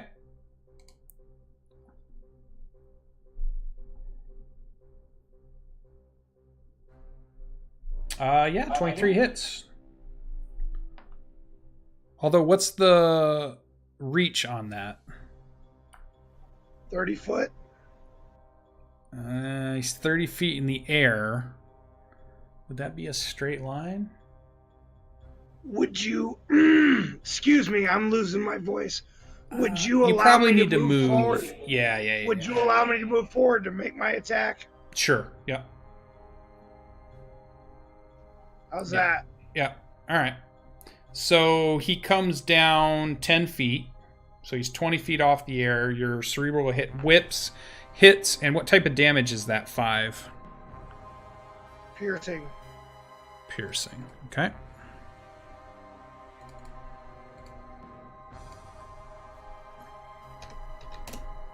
So he is now 20 feet off the ground, pulled down by the cerebral whip. And he kind of looks at you and he gives you this kind of finger wag. He's like, "Oh, gonna play those games then, huh? Anything else for Albrix?" Come down and get some as I back through my healing spirit. Okay. That's my turn. All right. Oh man, Iravel. I think you're just gonna have to hang out, dude. I do have a question. Sure. And I'll leave this entirely up to you. It's your choice because it's not a traditional use. Mm-hmm. Could I spend my inspiration to have one last attempt to save from the spell or the charm? Yeah, I think that would be reasonable. Big money, no whammies. Everybody get your fingers crossed.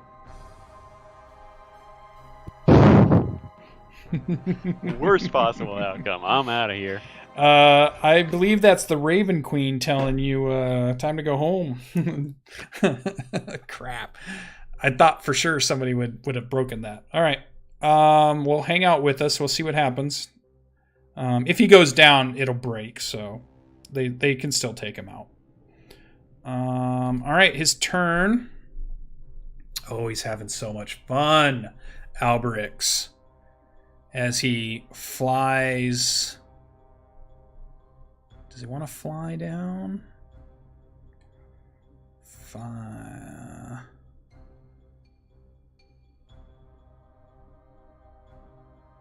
No, he's going to land once again here.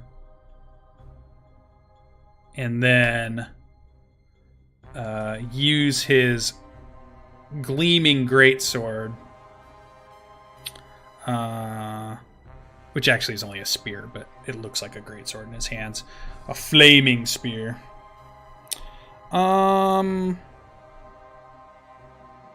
Yeah. Okay, so he sees Eingar still on the ground, and he's looking at you when he does it. And he stabs Eingar or tries to stab Eingar, who's on the ground at the moment. But his eyes are locked on Alberix.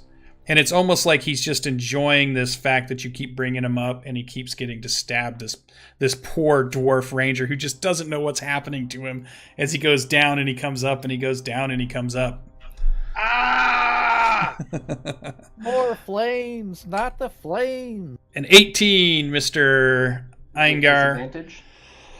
Oh, well, No, he has 15 advantage still. because he's prone. So normal. So normal.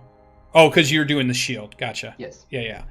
So normal, 18, 12 piercing damage as he sticks it in and he twists it. And then you see the flame erupt out of the chest of Eingar for 6 more fire damage. Although it doesn't matter in 5e. So, and then he pulls it out and then he stabs towards Alberix with his spear for a 20. 6 piercing damage and 3 fire as he puts a wound on you, and he's just smiling at you as if this is the greatest fun he's had in a long time. All right, that is his turn. He's not going to do any of those things. Yeah, he's not going to do any of that. I think Alberix needs to make a Con save. con save, maybe? Or, yeah, for concentration.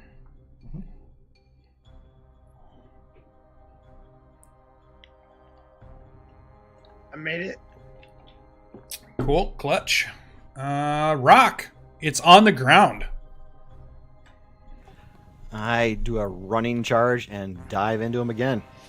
Okay.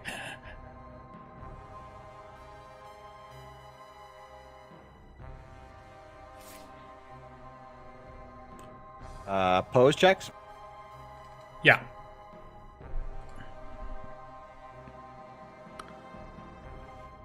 Let's see here. Crap rules. Come on! Come on, ones. Yeah, it could happen. Come on! Oh, God damn it! it's not advantage, though. Sorry. It's normal. So just the 23, not the 24. His muscles ripple and he kind of shoves you off once again, as this grappling tactic does not seem to be working. I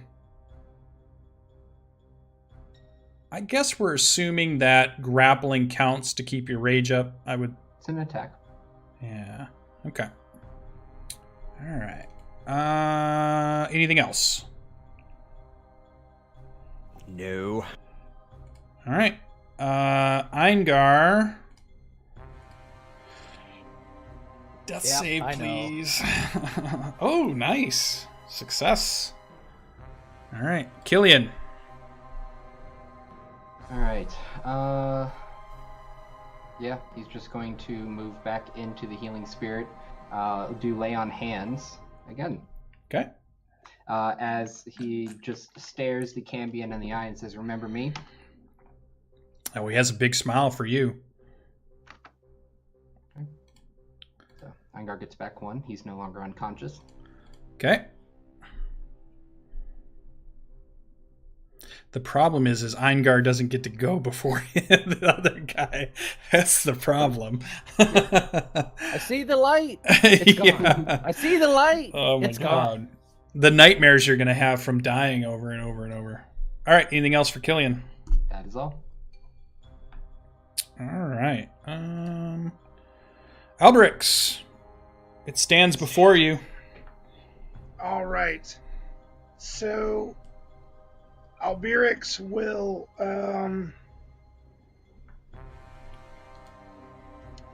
throw down he's going to use his bonus action to put down the spirit of the unicorn right here. Oh, okay. I'm just going to draw a little freehand here.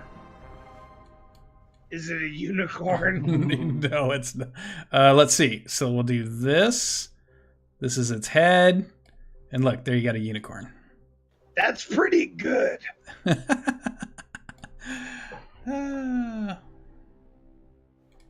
And then I am going to cast Cure Light Wounds on myself.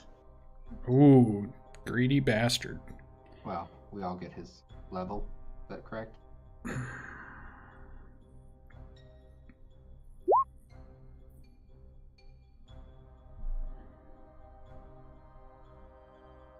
Okay, 1 action. All right, let's look at something up.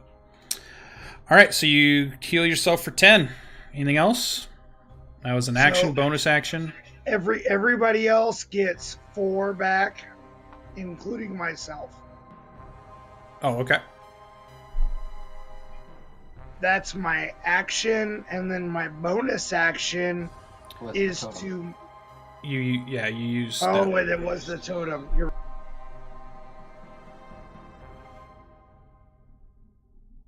All right, so you're done. Yeah. All right. Figuratively and literally. Iravel is moving through the forest, and we'll come back if the Cambion goes down. Cambion, Scar. All right, so he's having lots of fun. He wants to take your friends away. He's still confident, so he's still going to go after it. So let's try to spear Eingar once more. Eingar has advantage an or extra 4 normal? hit points. It's going to be advantage. Going to be advantage. Hey, 13 misses. Look at that. That's pretty good. If he goes to make his second attack rolled out on on him, I will do it. Yeah. Nope, his second attack goes for Killian. Okay. But that'll just be normal. Let's see what he can do with that. 23. So Is 11. his spear considered magical? Or is it just the fire damage that is magical? Or just fire? Typically, a monster will say like their attacks count as magical for overcoming resistances. Yeah, let me check.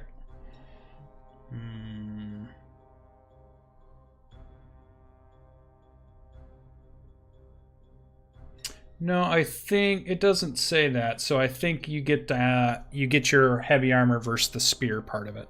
Okay, so I only take 10 damage then. All right.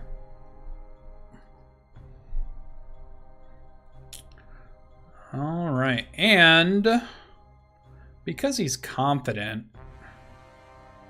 he's going to move again. So he's going to burst up into the air 5 feet. Is that an attack of opportunity? Depends where he goes. Yeah,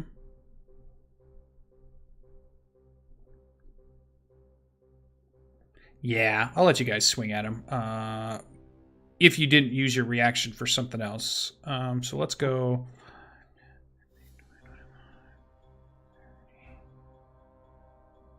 Can I make an attack grapple? No. And then... Yeah, so he's going to be 30 feet in the air where he's at. All right. Spear would hit. 8 points of magic damage. Okay. 11 miss. I'm still on the ground, so I won't be able to swing at him. You get to with a I think you can, but yeah, it'd be a disadvantage. So you're trying to hit him just before he leaves the ground. Okay. Does the 21 hit?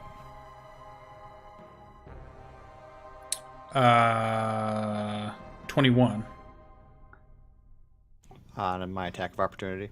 Why do you have advantage? Yeah, you would get an 11, I think. I'm enraged. That's only when you're reckless. Yeah. And Yeah, on reckless your I turn. think only happens on your turn. It doesn't Yeah. count for opportunity attacks.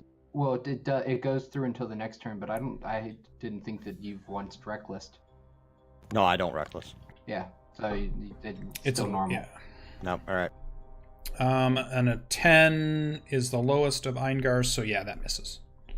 I actually would have had my crossbow in my hands. I hit. So would I not have gotten a reaction with that?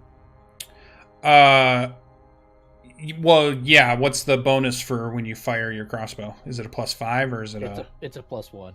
+1? So it'd have been a worse roll either way. Yeah. Okay. So yeah, well, you could say a crossbow bolt went flying off into the distance. All right. Brings us to Rock. You were up. I'm gonna have to pull a javelin.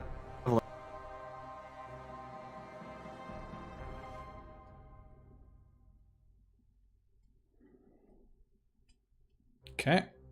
Flies off into and shatters against the top of the monastery wall area.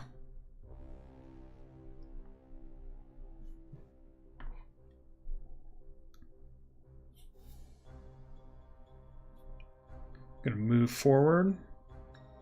Anything else from Rock as he's thrown his javelin? That's it. All right. Eingar, prone on the ground. Couple of hit points. I'm gonna get up and try and shoot him with the crossbow. Okay, crossbow reload. This is a light crossbow, right? So you're able to shoot every round? It's a light crossbow, and it makes its own ammunition. Perfect. Miss. Oh, that's right. It's a magic one. Cool. Yep. Yeah, 11 will miss. Crossbow bolt shatters off with sparks off of the wall. Any movement or hanging out? I'm gonna hang out right here. Cool. Top of the round, Killian. All right. So Killian is just going to tell everybody again, we need to get inside.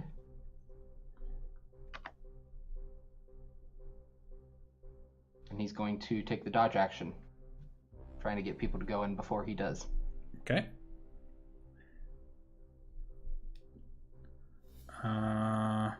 That brings us to Alberix's turn. Good idea. Alberix is going to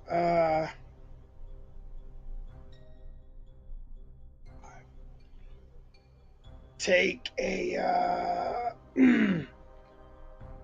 cerebral whip action on him.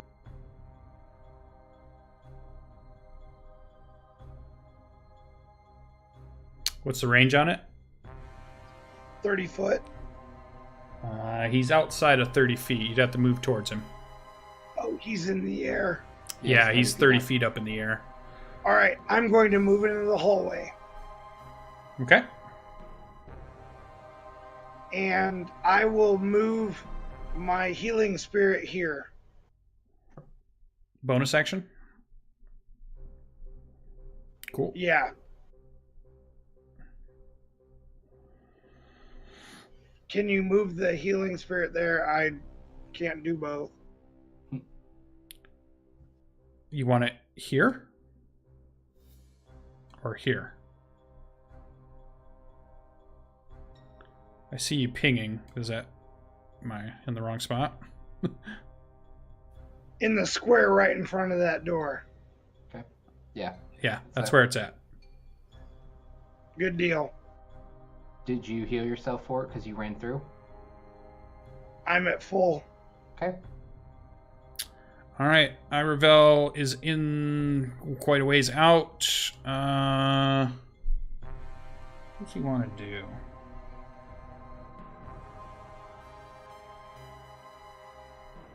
How about...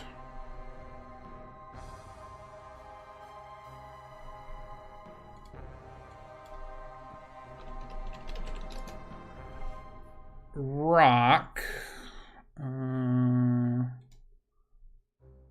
Alberix calls out to his companions, "Come with me! The paladin's right, let's go!" How about a wisdom saving throw from Rock? 19. Ooh, man, you got good wisdom. Good job. So you feel like tendrils are trying to grab hold of your mind, but your rage fights it off and it's not able to grasp onto it. And then the Cambion kind of looks at you and gives you a little, like a slight nod of respect for shaking that off. All right, so that's that.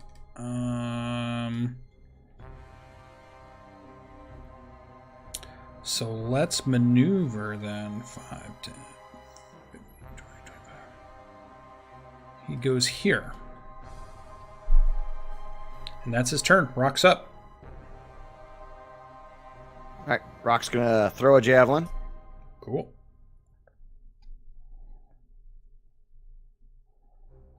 Horribly. Yep. And then he's gonna back into the hallway. All right.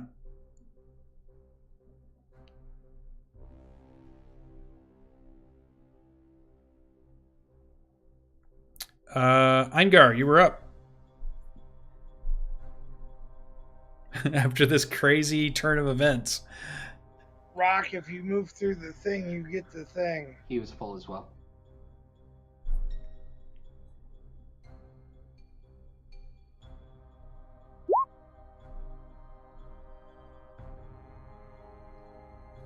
Cool. Anything else for Eingar? You're muted if you're... I'm going to pull back there, go through there. That's a 6-sided, right? Correct. Yeah. 8.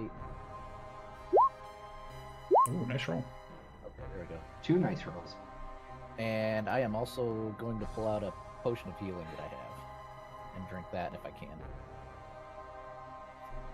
Yeah, so as an action, you can dig through your pack and pull out your potion.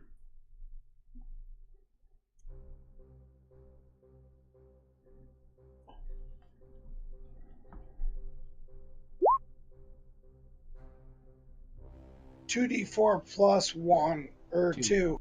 2. So it's 3 plus 2, 5. All right. Anything else for Eingar? Nope, that's it. Killian's up. Alright, Killian is going to make his way in. Didn't see that the hallway's blocked. There's a bunch of bodies in the hallway. Alright. There's no way that with the rest of his movement he could get over there on the other side, correct? Because each ally is a 10-foot square?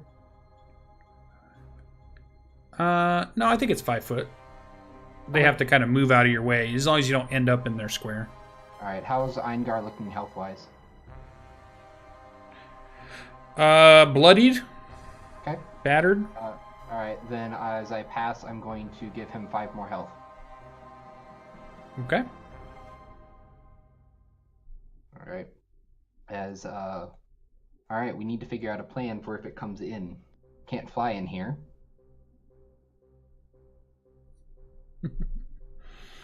All right, Albrix's turn. So if I throw a rock at Rock's head, will that keep his rage going? No. Unarmed strike. I'm going to use a bonus action to... Rock move could hit one of between- you and do damage and keep his rage going. I would allow that.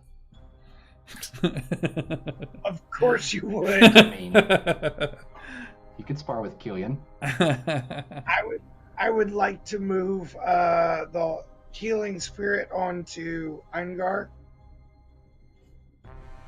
All right. I won't get that until the next time, right? Correct. And then I'm going to take the ready action to attack anybody that shows up. That's an enemy.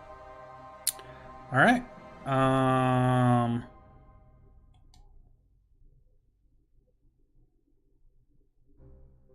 We're out of turn order. Sure.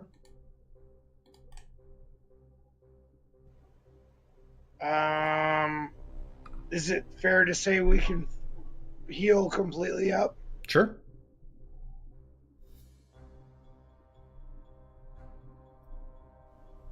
I'd like to put my ear to the situation and hear if I can see what's going on. I know I said I would like to hear if I can see. Perception check. I'm out of rage then.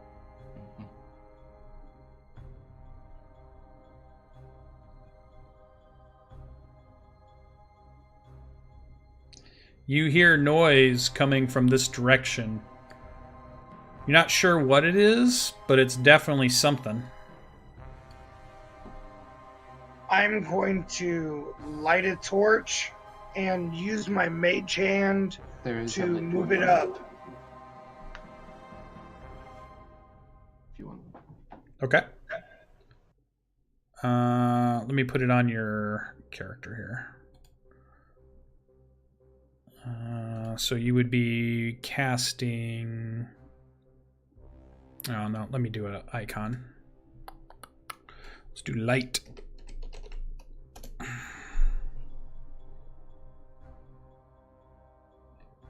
Or I guess torch would have been better. Torch. There we go.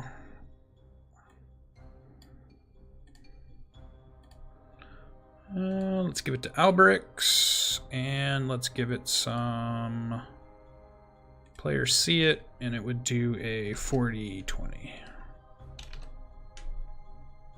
There we go. As long as we're inside, were there any other floor summoning circles that we had to knock?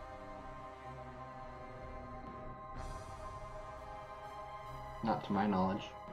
When Albirix goes to enter or near the doorway that goes to the stairs down, Keelan would warn him about the caltrops he placed there. Mm-hmm.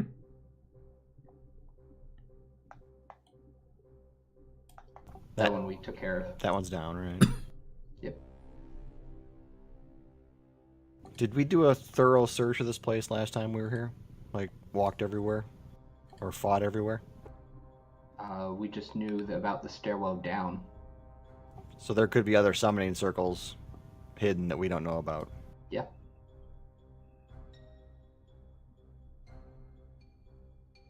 If we can manage to get an hour rest for short rest, I might be able to deal with the Cambion a bit better, and we can make our way out. That's if he allows us to rest. You'd have to come in here. But there's something coming up from the stairs. We're hearing commotion from down there. Yeah, you guys hear noises from this way. Yeah, we're not going to get an hour's rest. So I am going to use my wild shape and turn into a giant wolf spider. Okay. I thought I had one of those somewhere. Let me find it. I'm sure I have a wolf spider somewhere. Right before I turn into it, I say, I will go down and look. If you hear it, you'll know to come.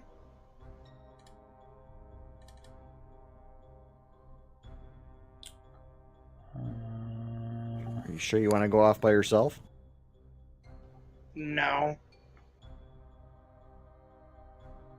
You hear a laugh Good answer. reverberate throughout the hallways in the building. I mean, that cowardly Cambion's going to attack you as soon as you leave us. Because he's afraid! That's a big spider. I'll take one of those. Alberix.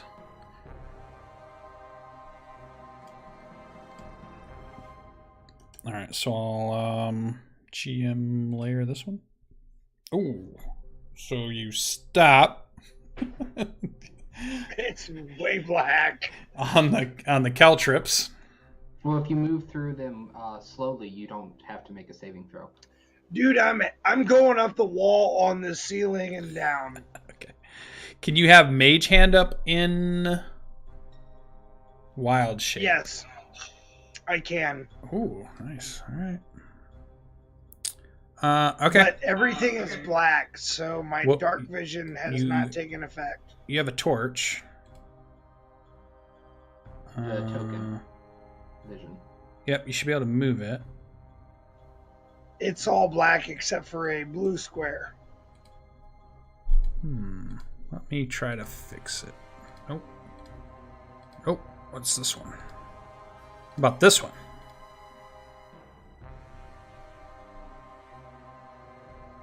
I see some barrels. Yeah, broken. So I will I will stealthily move along the top of the ceiling and walls. Let's do 60 minus 1.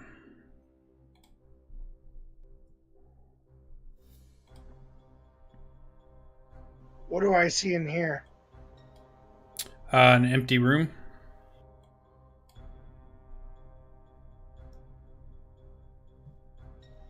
And stairs going down. Yeah.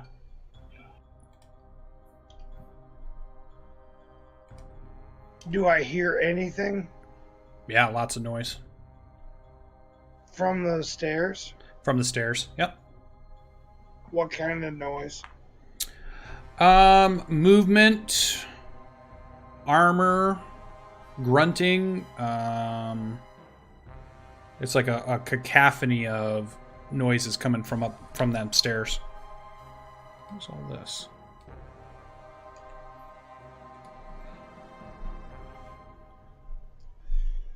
So I'm gonna get up to the stairs where Rock is and use one of my forelegs to scratch to follow me.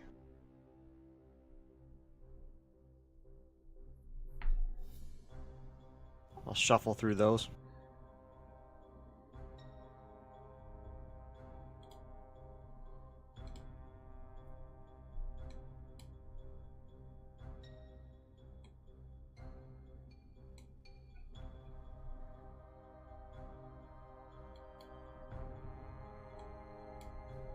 I guess I'm following the spider all the way down. Following Rock. All right, so you're probably halfway down a pretty long corridor, and then it looks like it goes down, and it looks like it turns. You're halfway down when around that corner comes the first of the beastmen that you see, carrying a big cutting-like polearm, and it sees you in this hallway up above it. And then you see it kind of hunker down to charge up. How many beastmen do I see? You see just one turn the corner. You probably hear more. And it sees me as a spider and just charges? Yeah. You are a large spider. I will back up to our people's. Roll initiative in this hallway here. Let's hold on. Let me clear out. Did I clear it out? No, I didn't. Let me clear it. Eingar is switching to his hammer and axe since we're doing close combat here. Cool. Okay, so we're in a hallway at this point.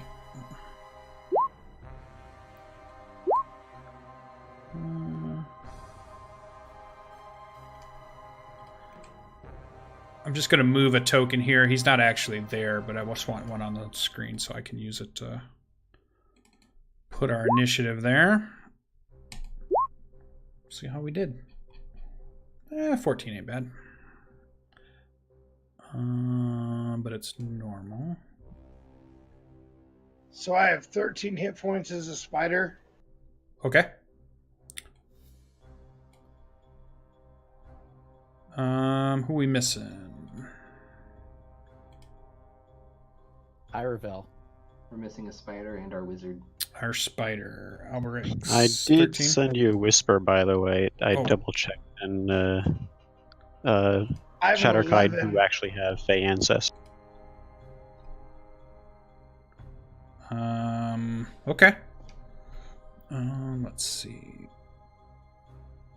So 13 was what roll, Alberix? Oh, that was your health.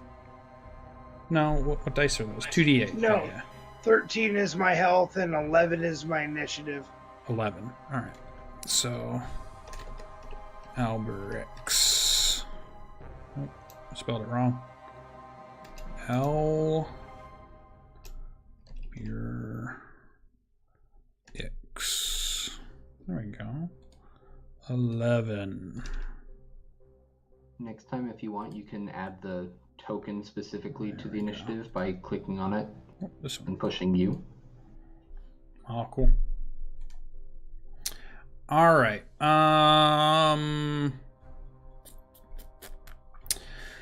Well,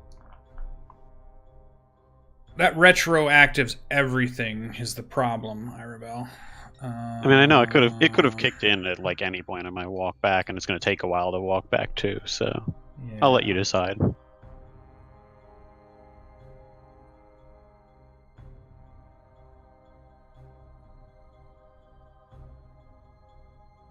Let me just read what it says too.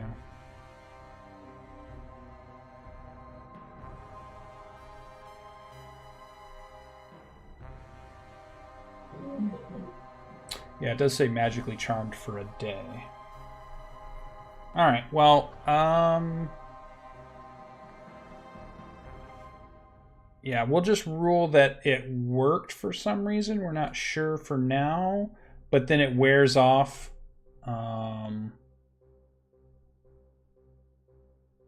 While you're out in the forest. Because what he would have done is not even used it on you if we'd have known that.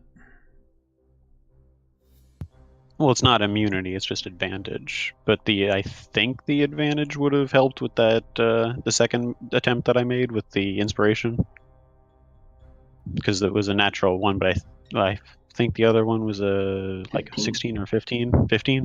Mm-hmm. I don't know if that's enough or not, but if it was, yeah. Okay, so yeah, we'll say at some point out there, we'll bring you back. It'll be a bit though. obviously understandable. Yeah. All right. So Killian's at the top. We got everybody on there now. All right, Killian's up. And you guys are not right at that. You're not in that room. You are down a corridor. That's a long corridor down. You still have at least probably 60 feet to go back up out of the stairs behind you. Okay. What does Killian see? Is he able to see the beastmen? I would say probably at least something of it, but there's obviously 3 people in front of you. Yeah. I mean, there's something down there. It's obviously dangerous and charging up the stairs. Okay. Then I'm just more focused on if the Cambion is coming in behind us rather than what's in front of us. Okay. So I'm just going to take the dodge action myself. Okay.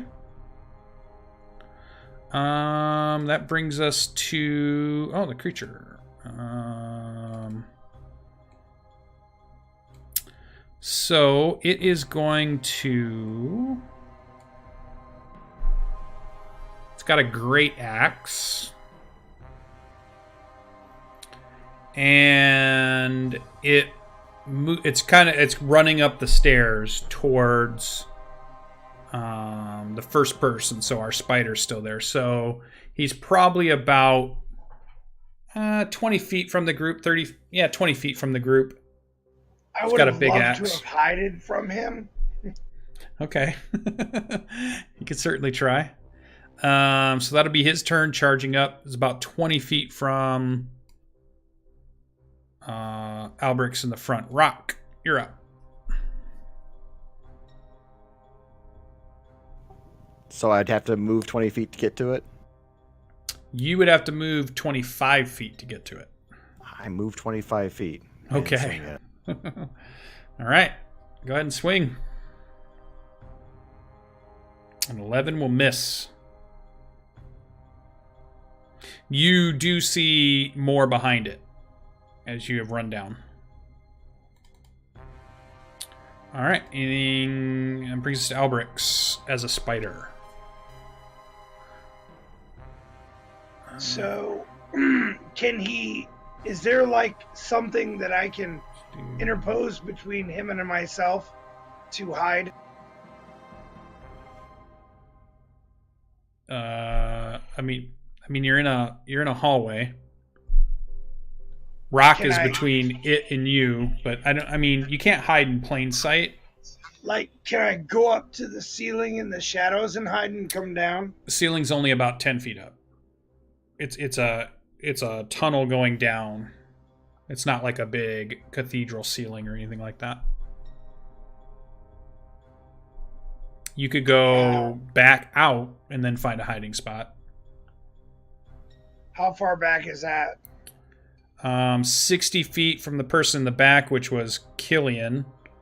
So Oh, it's way back. 70 feet back, probably from where you're at. All right. So Yeah, this was a big, long going down staircase. So I will crawl over the top of him and try to make a bite.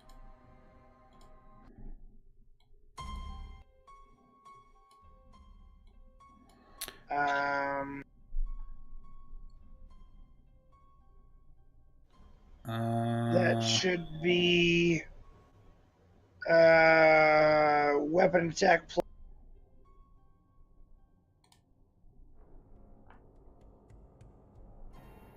Yeah, do you have the character sheet up on your side? Or the stats for it? No, but I just made one. 14 hit. Yeah, 14 hits. All right. So you're on the ceiling? Yeah. So Oh, it is gotcha. D6 plus 1. Cool.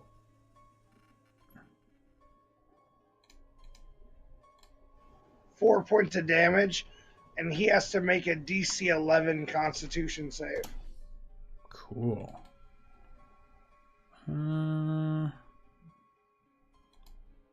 16. Yeah, he made that. Okay.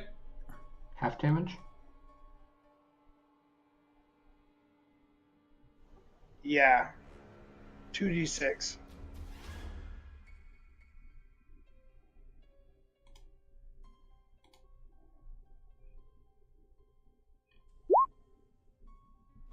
So 3 more points of damage. Okay. 3 more points of damage. Yep, got it.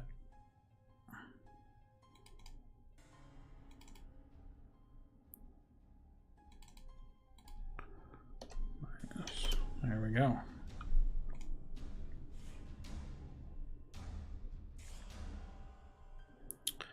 All right, done. That's me. Eingar's up. How wide is the stairway? Can I get up next to Rock to? No, it's not quite 5 feet, but it's more like 6 or 7 feet wide, but not enough for you guys to be in the same space. I'll move up behind Rock, but not close enough to interfere with him. Okay. Back at the top of the round, Killian's up. All right. That's do I 1, 2. notice? Do I notice anything coming behind us? Not currently. Okay. Then would I have enough line of sight to throw a javelin at this beastman? Because I'm higher up on the stairs, I'm assuming, right? Or is it just a flat hallway? No, it's angled down. Okay. So, in theory, I should have a straight line of sight by throwing a javelin over people's heads. Sure, in theory, except you have a spider on the ceiling and a orc on the floor. Sure. So yeah, go ahead and throw it. Okay.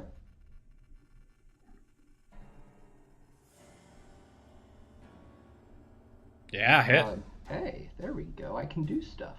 All right. So that is a total of 12 damage. Nice. I don't know why I keep opening that. Oh, what am I doing? And that is all. All right. What's going on? There it is. All right, creature. Here we go. So let's go.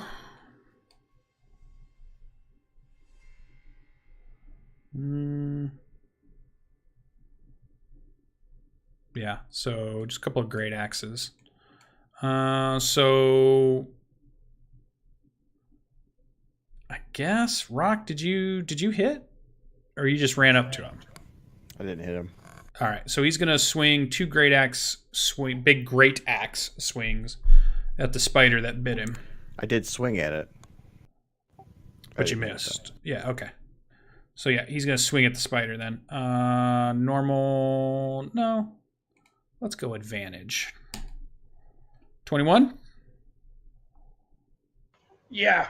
7 slashing damage. Ooh, I must have rolled really low on the damage there. And then a second one at the spider for a 16. Albirix falls. Yeah. For 22 slashing damage. All right. You probably hit the ground. This is where all the spacing gets really weird. Behind, I would say that Eingar kind of steps back, sees you fall. You turn back into your body as the druid. Let me move your character over, and you'll be right behind Rock, unconscious. No, I have 11 hit points. Oh, all right. So 11 hit points prone. GM info layer. So let's bring you back. Token layer. Spider is done. Wait, do you have 11 hit points as a spider, or do you have 11 hit points as a druid? I had 13 hit points as a spider. Oh, it didn't kill you. Gotcha. But then The spider I had gone. my full hit points as a druid. Mm-hmm. So he Okay. ended up taking 16 points as a druid. Hold on. So there was 29 points of damage. Mm-hmm. Is the spider form gone? Yes. That's what I'm Oh, asking. heck yeah. That's what I'm asking. Got it. So now I'm back to being okay. That's what I wanted to do. Perfect. All right. Rock's up. You have advantage on the attack. I will rage anyway. And swing. Bonus rage.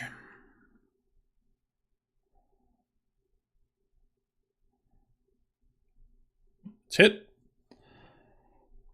15. Nice. Nice.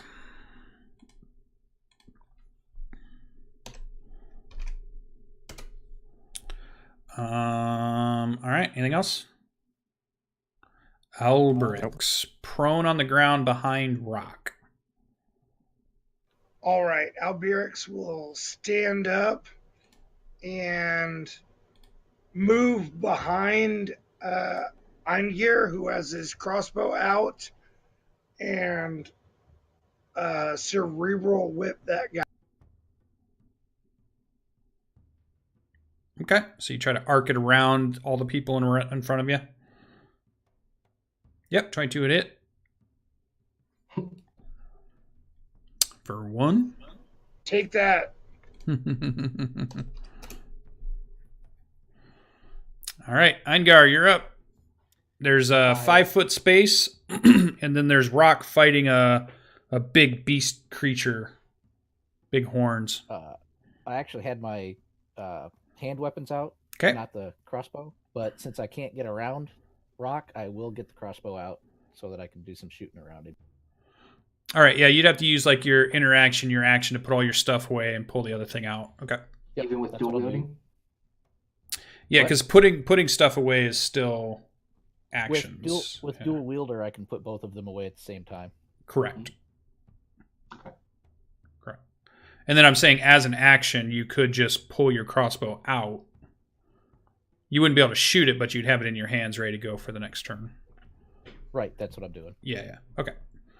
Back to the top of the round. So this is round 3. I'm keeping track for Iravel. Okay. Killian's up. Well, he actually hit with his javelin, so he's going to try that again. Cool. With a 22. Yes, 22 would hit. All right, for an additional 6. All right, -6. Coolio. Creature stomps forward. Oh, no, it doesn't need to move forward because Rock is right there. So we'll swing twice at Rock with a big, great axe. Here we go. 19. Hit. 18 slashing damage. Halved because you're raging. And then misses the second attack. And you can see the other ones are bumping into him and jostling him as if they want to get past him and can't get past him as he's keeping his... It's like they're fighting amongst each other to get to you. How many are there? You could do a perception check to try to see. Though I don't think you have dark vision, do you? What happened to the torch I do. the spider had? Yeah, the orc does. I don't know. So go ahead and do a perception check, Albrix. All right.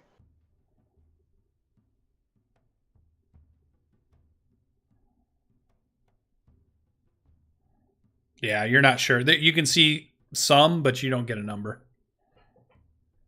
There's more than 2. Yeah. Yeah. You're probably thinking a handful.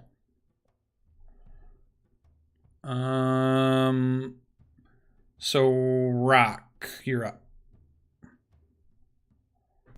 Swing.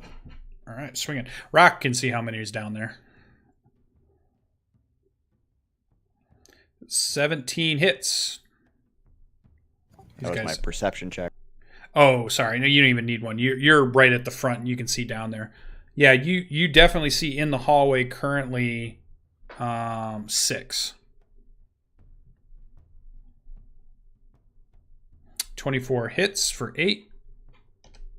As your great axe reaches out and takes a wound across him. All done? Yeah. Oh, Albrix is up. All right. I will. So Rock, I am behind Rock and Eingar. You're You're between Rock and Eingar. yeah. No, you moved 16 though, hit. didn't you? I believe he moved behind me. I think he moved like that. Yeah, I think that's how it is. 16. Miss. Even with advantage? Oh no, with advantage hit. Yep, 21's a hit. I forgot. 6 points. 6 points. Good job. All right. All done? Yeah, that's my turn. Eingar's up.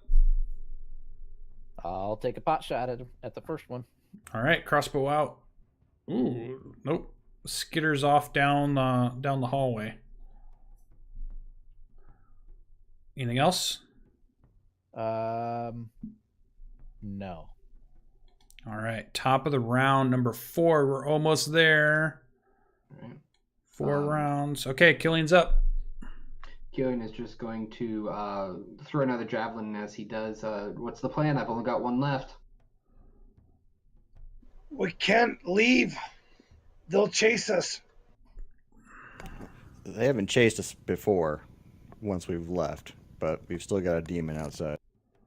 18 to hit 18 hits. for 9. 9. Nice.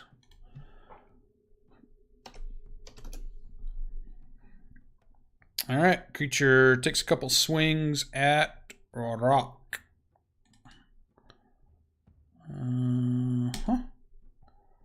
21.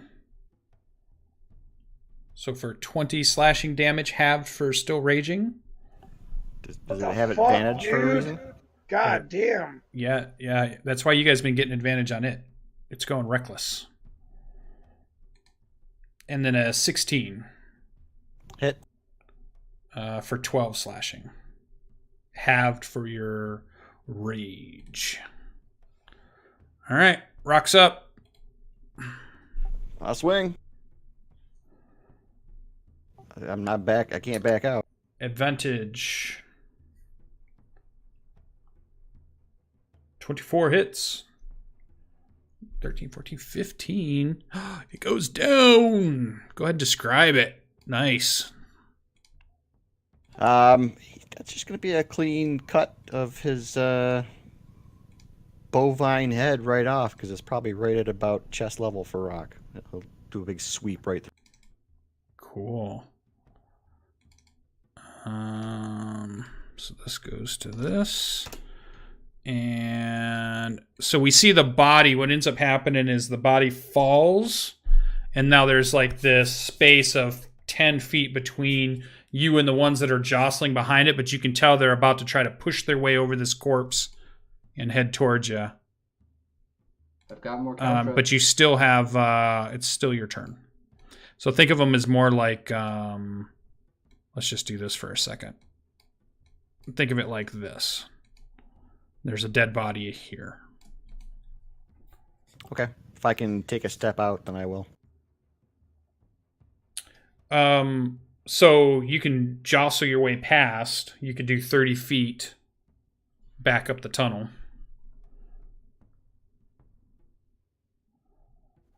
Who am I going to get behind then at that point? You'd be behind Killian. Like that? Yeah. Pretty much. I think of it be more like that, probably. Okay.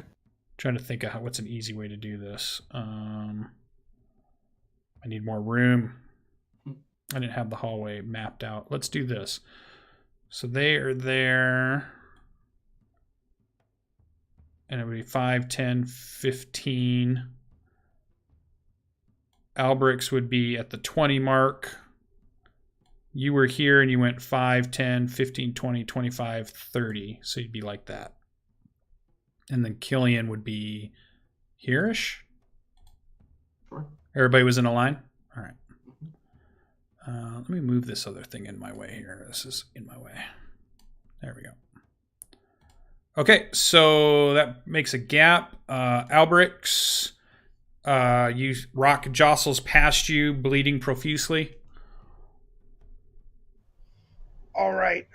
When he does, I'm going to cast Spike Growth. Okay.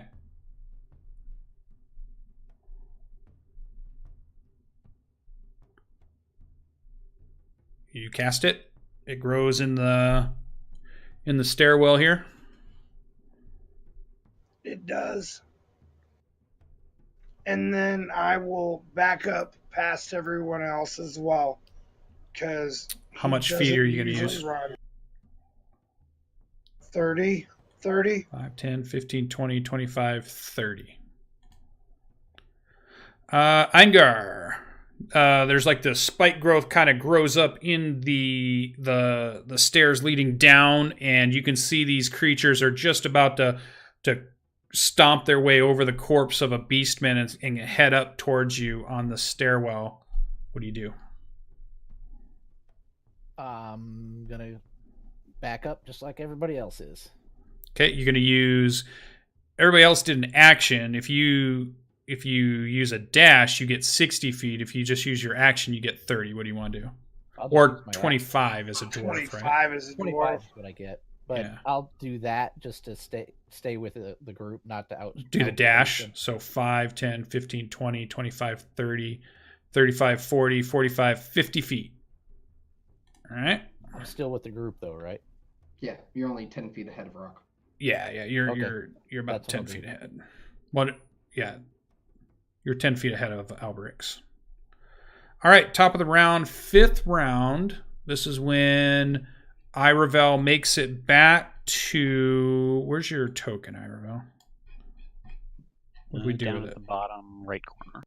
Bottom right corner. Go ahead and put you at the gate. Put yourself at the gates. All right. That is your turn. Roll your initiative. On turn 5, you've returned. Okay. You don't know what's going on, so try to act a little accordingly. And all right, so we're at the top of the round. Killian, you're up. All right. So now that everybody is retreating past him, he is going to pull out his third of 10 bags of caltrops and pour it on the stairs in front of him. Okay. And then he's going to make his way 30 feet back. Let's do this. We'll just do a little draw. So in front of you would be this here. Caltrop. Do that. All right. And then you're going to move 30. 5, 10, 15, 20, 25, 30. Yep. All right. All right. Aravel's turn. Okay. Well, looking into the courtyard, I don't see the corpses of my allies. It's a good sign. It means they've been captured. Hopefully not all of them have been captured, Yeah. just by one Cambion. Just like all tied up together in one long rope. Candlejack. Mm-hmm. Yeah, I will go ahead and make try to stealth my way in, because I don't know where the Cambion is either. All right, yeah, roll a stealth check.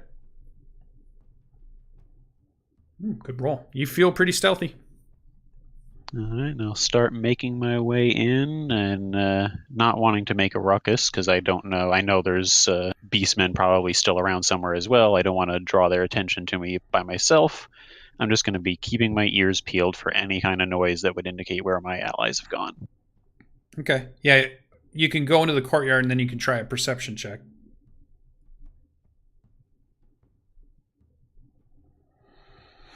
You think you hear... that's still pretty far away. I don't think you hear them. Okay. Yep, not yet. They're too far away from you yet. And I can't dash while stealthed, right? I'll probably use my action for listening and moving quietly anyway. Yeah. Hiding and... Yep. All right. Creatures. So... Can I take a moment to just commend you on the movement for how you're mapping it here? I'm just trying, yeah. Because Killian is 30 feet away from the entrance, and so if following your path, 30 feet puts him right at the top of the stairs. Yeah. So it worked out perfectly. Yeah. Okay, so let's look up... did you put spike growth in the chat window? Oh, you did. Thanks. All right, so 20 feet round, but that won't matter because they're only going to be able to go through it so far. They're going to take 2d4 piercing for every 5 feet. So they'll take 6 points per 5 foot. And it counts as difficult terrain. Yeah. All right. So, yeah. They move. So they're going to do... They're going to climb over the body for 10 feet. They're going to hit the spike growth once, twice, and that'd be 5, 10... 30 feet. Yeah, but there wasn't enough room to put the spike growth so that it was like they had to go through this whole thing. He had to actually cast it so that some of it was already where they already were versus... so they're going to get 3 of them. And they use 10 there, 10 there, 10 there, 10 there. So that's 40. Yeah, so he's right at 40. Yeah, they've got a 40 move. All right. So 6, so 18. Yeah, all right. Takes that. Minus 18. And then... the one... I better copy this. Control C. Control V, just so we have it. Control V. Control V. That's probably good enough for now. So this was minus. I'm gonna fix their health because I know what's going on. I'm gonna let Rock go next while I'm fixing healths because that's gonna be minus 12. And this one's Is there minus enough 6. enough line of sight to throw a javelin? 67. Yeah. Poorly? Why not? It's a normal. There's no advantage on these because they have not attacked yet.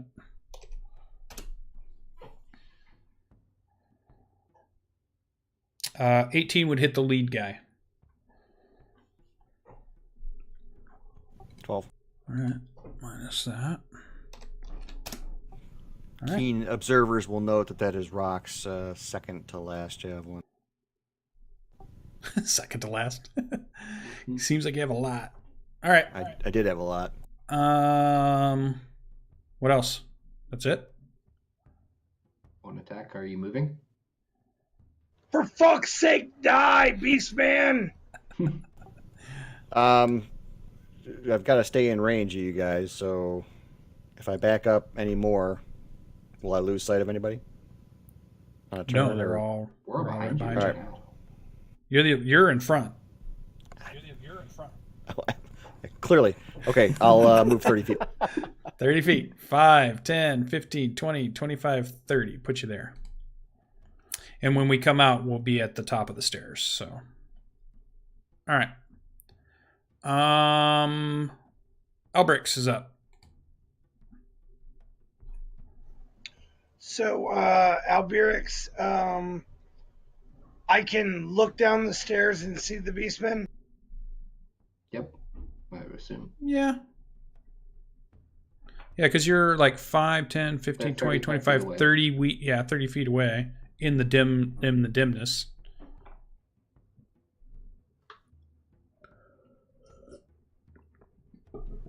Because you Well- guys, somebody have light on? Somebody must have light on, right?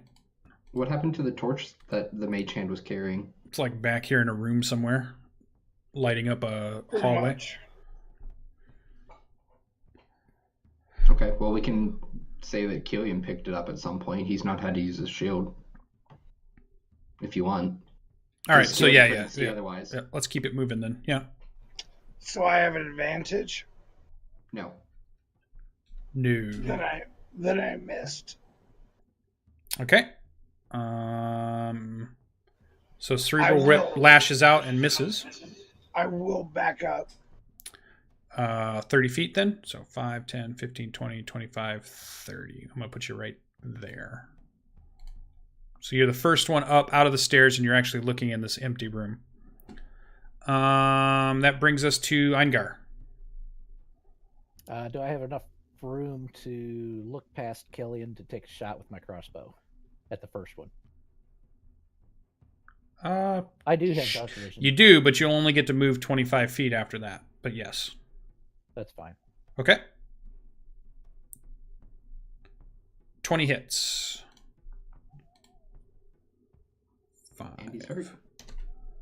For 13 total. Ooh, and then a -8. All right, cool.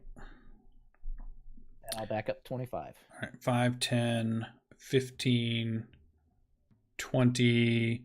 You are now in this room. Which square do you want to be in? You can be in any one of these 3 squares that you want to be in. That. Okay. Top of the round. I don't need to track those because Iravel is back. But it is Killian's turn. I'd love to say I planned ahead and brought like something for an oil slick or ball bearings, but nope. So I'm just going to do another cow trot next to me and then keep moving my way out 30 feet. Okay. Freehand. We'll do it there. And then 5, 10, 15, 20. This puts you at 25, and now you're here at 30. So you can be there or this square. Either's fine with me. Okay. Iravel. You were in the courtyard. You don't hear anything yet. Bodies are everywhere. No sign of the Cambion, no sign of your friends yet. The last thing I do remember knowing about the location of anything besides my allies out here in the courtyard was the sounds of the beastmen coming from that room up north. So I will head in that direction. That's the only thing I can think to look for. We've been Okay. through every other room. Okay. So as moving or a dashing, or what are you doing? Well, I don't necessarily. I haven't heard any sounds of combat yet, so I don't necessarily know that they're in danger. So for now, just moving. Okay, so you can move, and then you can do another perception check. And I would remember that there were caltrops here, so I will avoid stepping on. Just go slow. And that is the extent of my movement. Okay, yep, perception check. From there, yeah, I think you would hear boot steps and heavy breathing and coming from the north of you. And You wouldn't would be I able to still have distinguish my, what they are, but there's some type of noise to the north. Would I still have my action to dash, or no? If you're willing to take some damage through the caltrops there that you're standing on. Feeling lucky. Yeah, that's the question, because then I'll reduce my movement speed, which kind of defeats the purpose. Yeah, for now I'll hang back. I can dash as soon as I get clear of them. Okay. Creatures. So, Oh, but I will so use does my he action break to our cast false. vision? Both were talking at the same time. Hold on.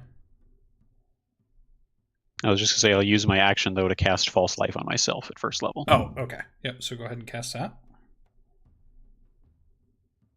Nice.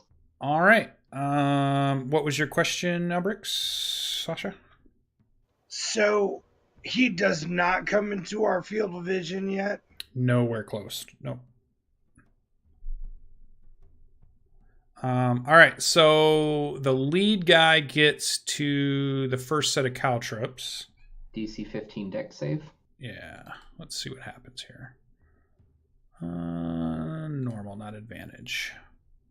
All right, he fails, so he stops moving. All right. And he takes 1 point of piercing damage. Okay, 1 point. His speed is also reduced by 10 feet. Okay. Now what happens when his buddy moves through? That's fair. Because they can. Is he able to move through, because they were stopped by the one fighting us? But that could have been because they were actually fighting us. Yeah, they can move through each other like you guys can move through each other. Sure. I'm thinking what I'm going to do, though, is... the problem is the caltrip deal. Mm-hmm. That's the tricky part. Let's see what happens with the dex. Maybe it'll make it a moot point. I don't know. All Okay. right, he does succeed. Yeah, so 5, 10, 15, 20, 25, 30, 35, 40 would be the next one. Sure. So then a dex. Fails. So he stops there and takes the point. All right. 5, 10, 15, 20, but let him make a check. Fails. So I'm going to have him stop there. Minus 1. And actually, this guy had the wrong total. He would have had that -1. So he's just making it out of the space because we can't stay up on double up spaces. I think that's fair. Yeah, 5, 10, 15, 20, 25, 30. But I'm using up some of their stuff to. Fair. Yeah. Because I can't quite. And it's almost like, oh, he definitely made it through that one. 25, 30, 35, 40 would have to make it there. If he stops, he's on the other side of that guy. And all of them took damage through the spike growth? Yeah, yep. I was using the 6 that you rolled just to keep it moving. Yeah, they all took. So he stops there with another point. Okay, so yeah, they've all taken. Well, to be fair, it would have been 60 feet rather than 30 feet because it's 30 feet radius. To 20-foot radius, but you couldn't see where they were. They were in the middle of it when they started. They weren't at the front of it and ran through the whole thing. They were already in the middle and then had to run through half of it to come out of it. Without getting us in it. Yeah. But they did take quite a bit of damage from it. Okay, that is their turn. Rock. You are in the stairwell. In fact, you are probably right here in the actual stairwell. And I get rid of this now. They are where they're at. Yeah, you can see them. They keep getting you see them jostling past each other and then almost like leaping over the other one or knocking one out of the way, and then one steps on some of the caltrops and gets stopped, and there's roaring and there's all kinds of stuff going on, but they're just barreling themselves through and just trying to push through with sheer brute force, even though they are taking damage as they do it. But Albirix now is at the top of the stairs. Everybody is exactly as they are on the map right now. All right, I will throw my second to last check. It would be a 5, 10... 15 feet, I think, from where he last was. Yeah, yep.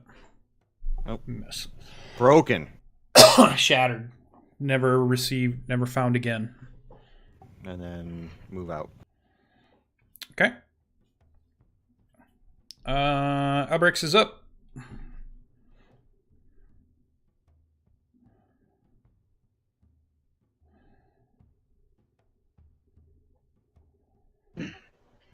All right, I will back up. After casting Cerebral Whip. They're going to be 5, 10, 15, 20, 25, 30. The closest one's 35 feet away. I'll step up 1 foot, 5 feet. So you go back down the stairs a little bit? Yeah. Okay. 23 hits.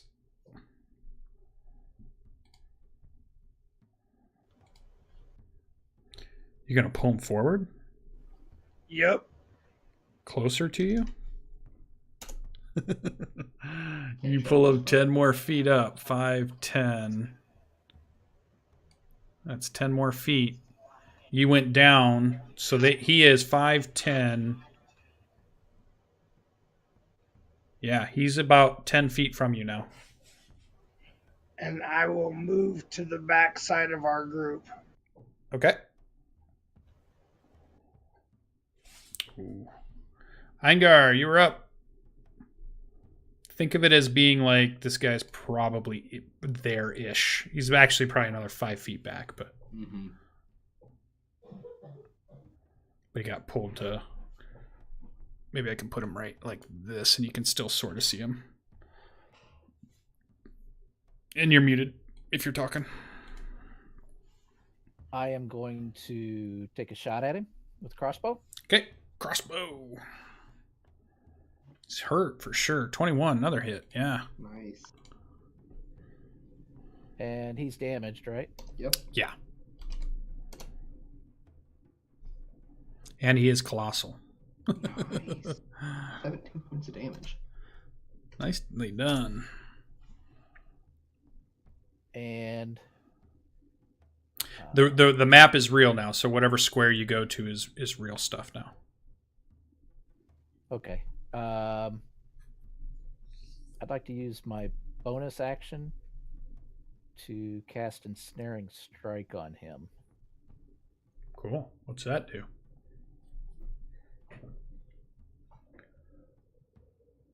I should have done that first. Yeah, typically you cast the spell and then attack, Okay. but it's up to Lucien. How do you want to do it? No, I'm fine. Next. So it makes a strength save or be restrained. All right. So 2 more damage, though? Yeah. And if it is large, it has advantage. I did make these guys large. So are they squeezing through here? Yeah. Okay, so then they're already at half speed through the hallway. Well, I mean, it's not a 5-foot hallway. It's like a 7 to 8-ish foot hallway. Okay. I am then going to step back behind Rock. All right. And he needs to make, About what's here. the DC? What's your wisdom? Check against spell DC. Yeah. My wisdom is 14. All right. So you are a 12 DC 12.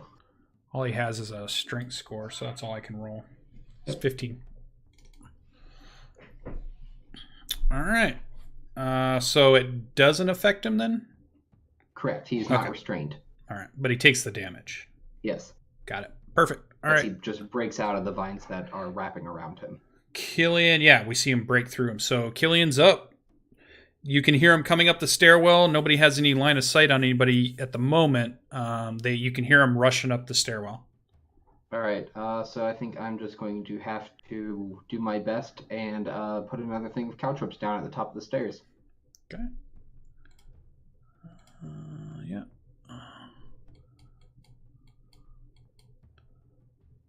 All right. Looking around, does it seem like everybody's wanting to stay and fight them here? Or are we still making our way out? I'll probably be looking more at Rock than anyone else. Rock's ready to stay here. All right. If we can keep him in the corridor. Okay, We can fight him here. let's try it. So Kieran's gonna stay. All right. Iravel's up.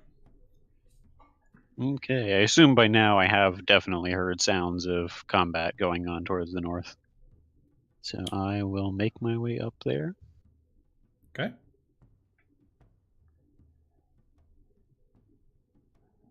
And I don't know about these caltrops, so I will just step right on. Dex save. Dex save. You'll probably make it. You got good dex. Nope. Ooh, Nope. you stop right there. 1 point of damage.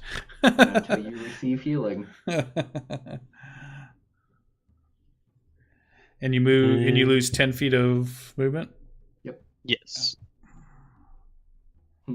As someone comes up behind us, the caltrops did their job.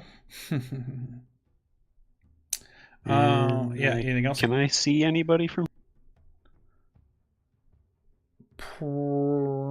Maybe Alberix. In that case, I will go ahead and just use my action to dash now that I've seen my allies to catch up to them. Okay.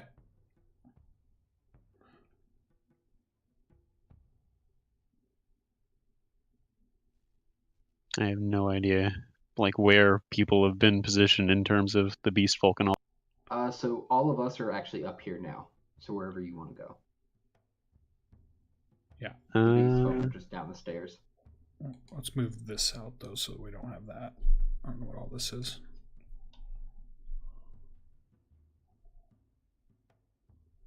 Yeah, the room is there. The beastmen aren't in the room, but I just need Okay. it for one more turn to, and then I can take it off there.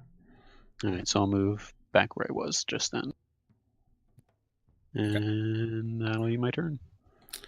Oh, and everybody can feel within probably a 15 to 20 foot radius of me just seething anger and probably like 30% embarrassment. Okay. How much of that is about the caltrops?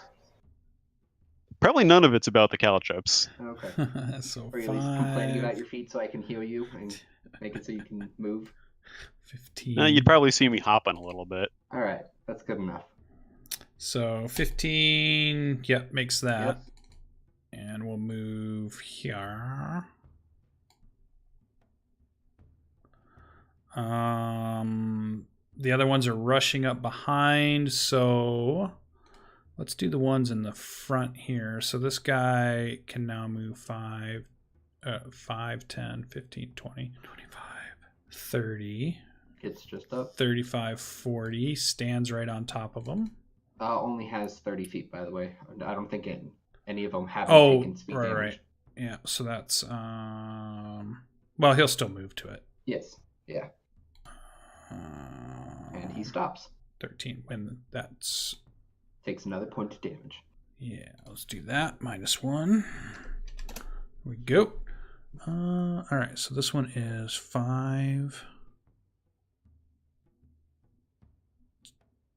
Yeah, because I went that way, that way. Oh, no. So it would be 5, 10, 15, 20, 25, 30 is that one. Makes it.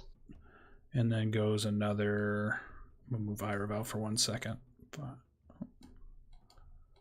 5, 10, 15, 20, 25, 30.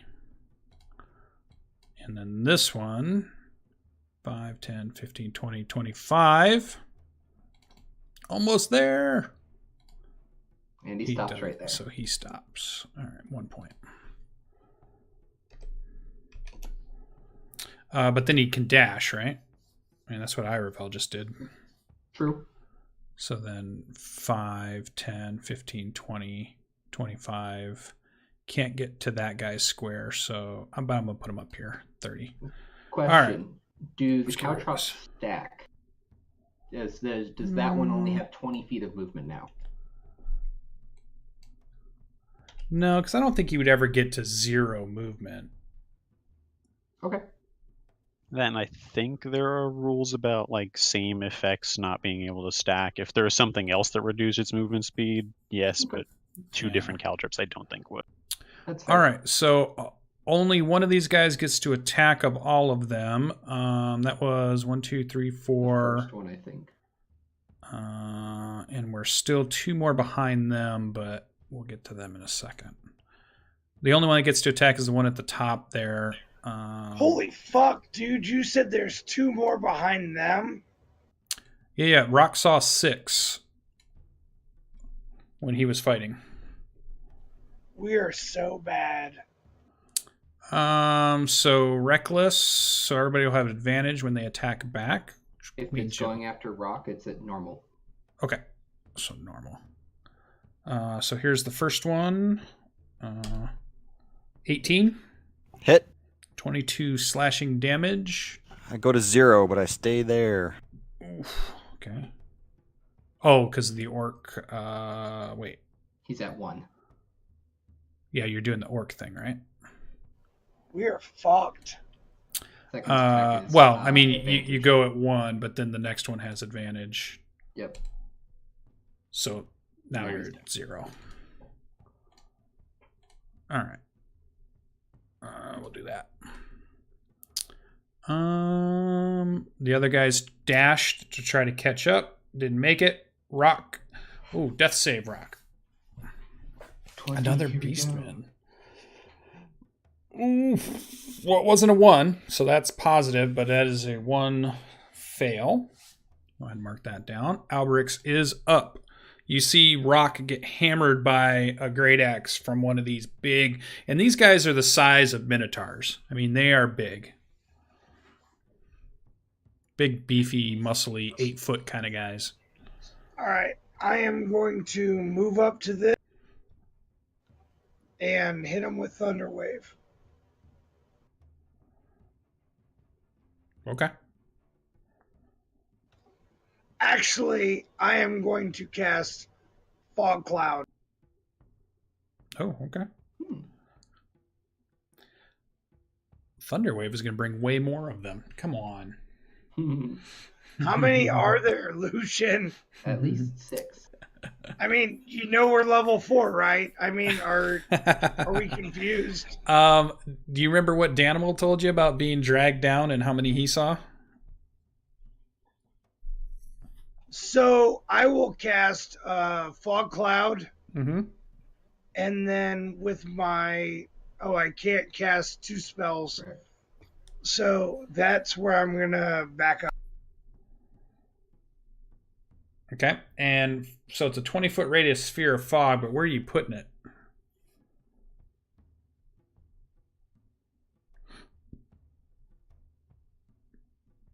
So you're filling up this room with us. Yeah. Okay. So right before I cast it, I tell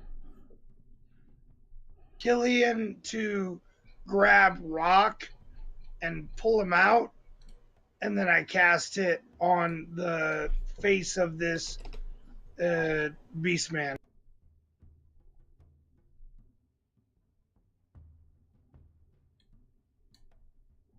That's my turn.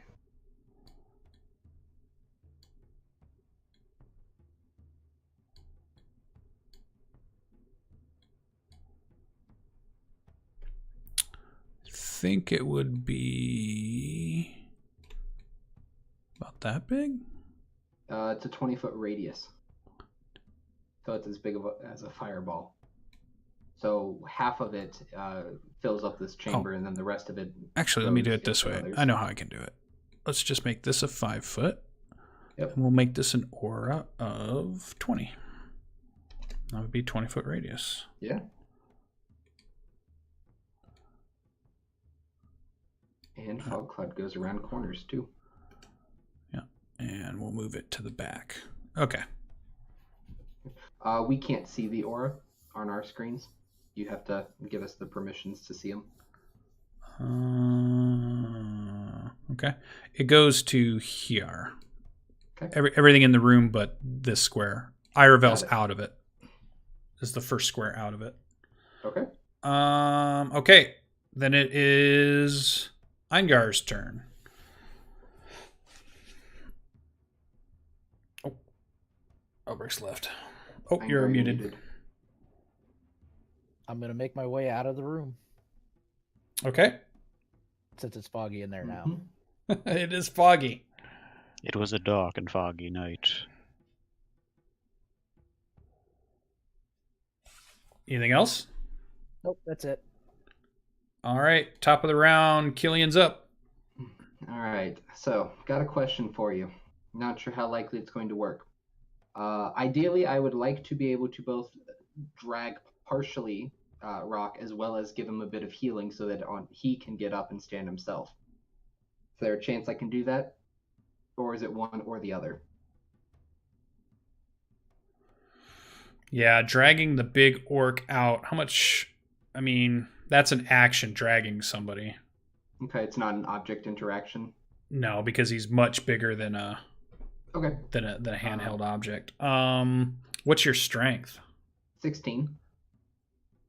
So I'd give you a chance if you did a strength or athletics check to grab him and fireman's carry him out and use your movement to do that. Okay, If you fail, you're only going to get about half of your movement with him on your shoulder. but would he still have the healing? Well, that would be action. Is it a bonus action healing? No, lay on hands is in itself an action. That's why I was asking. Yeah, no, I think if you're going to grab him and put him on your shoulder, that'd be an action. All right, then I will just do that, and I will drag him 15 feet with me. Well, if you make an athletics check, you can do your full move. If you miss the athletics check, then you go half your move. Okay, DC 12. perfectly okay with that. You said athletics will work? Yep. 22. Yeah, you could do your 30. All right, then I am going to bring him all the way out here and sit him on the cow drops, basically. He's moving half speed. Well, I'll leave him in I your... can't move him. Yeah, I got him. Are you just going to... Are you going to carry him another turn? Yeah, for the time being, I'm just going to continue to carry him until we're able to get out. Okay. Unless someone else heals him, he's mine. Okay, I'll just leave him there for now. Sounds Iravel, you see everybody backing out of the room. A big fog cloud is erupted. You can hear the braying of the beastmen bray, which you've recognized from battling them before. They're enraged. They're bloodthirsty. They're definitely out for battle. What do you do? Okay.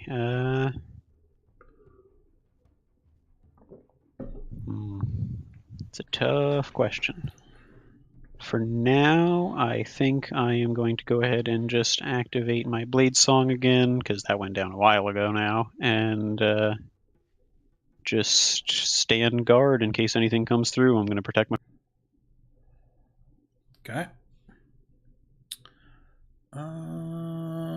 So I guess I'll take the dodge action since I didn't use an action. Okay. Drunk girls, nice.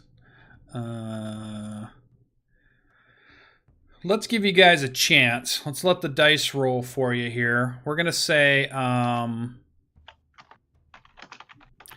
gonna roll a D8 to figure out what direction they go.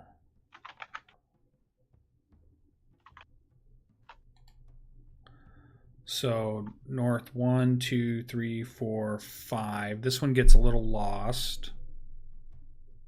Let me bring this up so it's easier to do. So, okay, so he bumps around in the fog.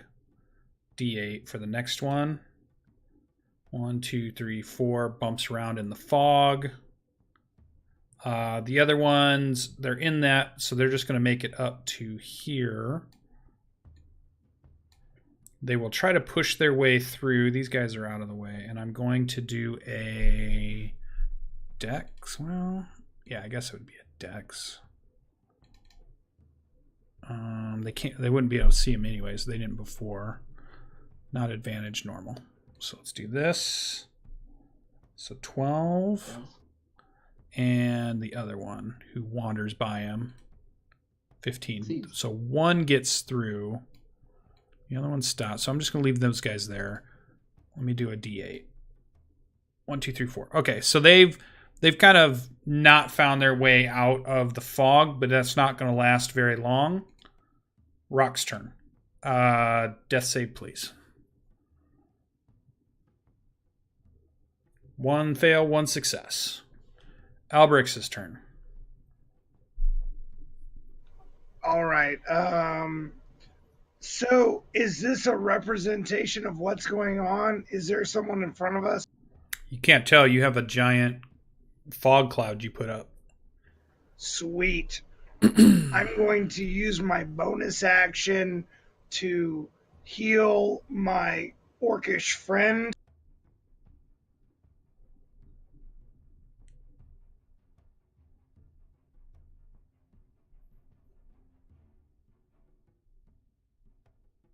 Nice. So he gets 9 hit points back. Cool. Let's take that icon off. Thank you. And I am going to use my action to dash the fuck out of here. Are you minding the caltrops a bit as you're doing that? I don't think you do that. Tiptoe through him. Yeah. Okay.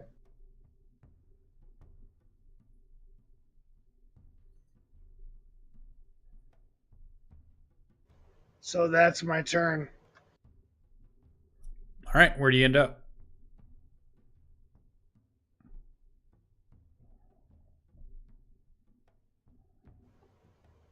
So are there caltrops here? Right next to where Eingarn. Yeah, there you go. So what do I have to do? Make a dex check? If you're running through them, yeah. If you're careful as you go, I don't really know what that really entails. It just says if you move half your speed through it, whether that is a single square half your speed or half your speed on your turn. I don't know. Nope, I'm done here. All right. So you use your movement, you get there, take 1 point of damage, and then you can use your action to continue to dash, is what we did. Yep. All right, thank you. But you're 10 foot less than normal. Yeah. Until you heal. That's the rule we've been using with them. All right. I'm out. Eingar's up. I am heading out, seeing that Rock is back up. I'm heading out the door. Okay. I'm gonna be careful going through the door, and then head down the hallway. Well, how about careful is advantage on that check? Let's just do it that way. Dex. Yeah, advantage dex. So 15, I think that's fine. Because I think you need a 14. So what you got to beat? 15. Oh, you made it. Yep, you made it. Okay. 5, 10. Okay.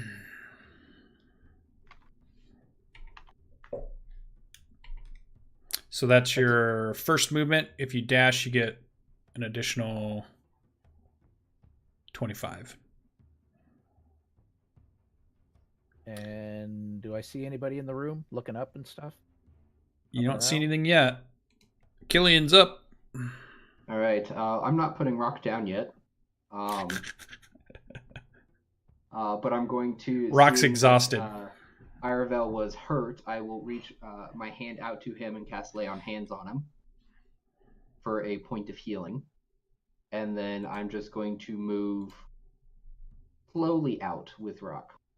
And I Yeah, will take your substitute my full advantage. movement to just get right outside the door if I don't have to make a check. Okay.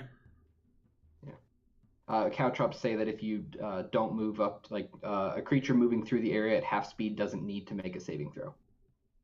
Okay. So you're only 15 feet then is what you're saying. Yeah, which I dropped that down to 10 because I'm carrying Rock with me. Oh, gotcha. So I'll put him like here. Yeah. All right, Irvel.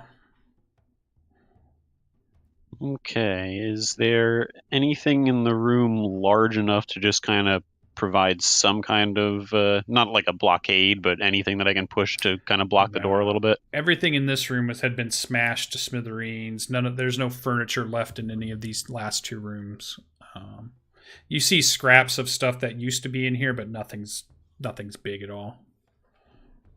Not like what it shows on the map there. Okay.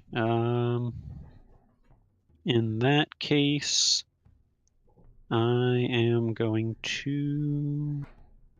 I'll use my action to summon Edgar, just in case I need a little bit of extra viewing angles for things. Okay. And I will, I guess, move half speed to keep up with the others without risking stepping on those caltrops again. Well, you'll have to wait till Killian moves to get through the doorway. Well, yeah, I guess. Could I stop on the? Yeah, you can't stop on him. No, I was gonna say I stop on the caltrops. You can stand on him. Yeah, you can do that. Especially since he's carrying somebody. So there's really two people in this square already. I don't think three people can be in that square. We're pushing it physics-wise there. I'm trying to protect everybody else anyway, so I'm fine being the last in the line. All right. Creatures. All right, so we gave them a round of not being able to find their way. But now... Let's see. Oh, as my bonus action, I was going to cast Shadow Blade. Okay.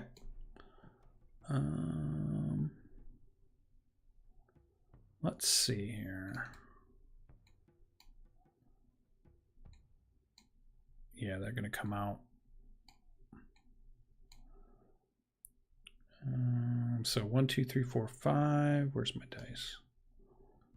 2, 3, 4, 5. Let's do a D6. 2. All right. 4 lost, 2.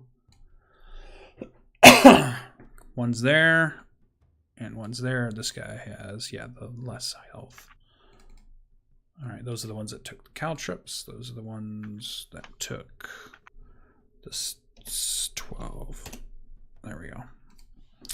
All right, so you see the swirling mist as two of these creatures kind of emerge.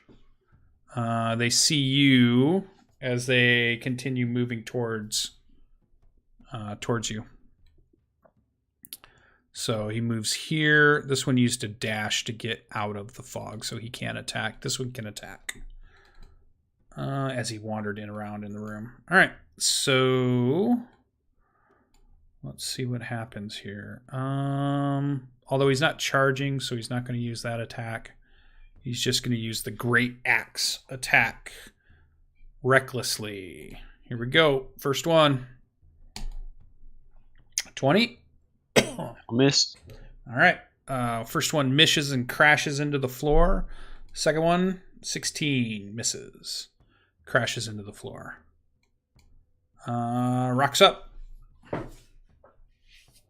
Am I still being carried? Yeah, but I mean, if you start to squirm, you yeah, only as long as you want to be. All right. I can't see anything at this point. Who's attacking you? Beastmen inside the room.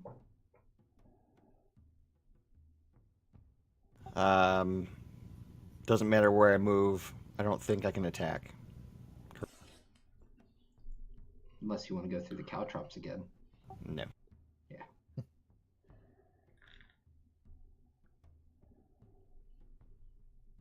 I'll continue evacuating down the hall, I guess. All right. Alberix is up.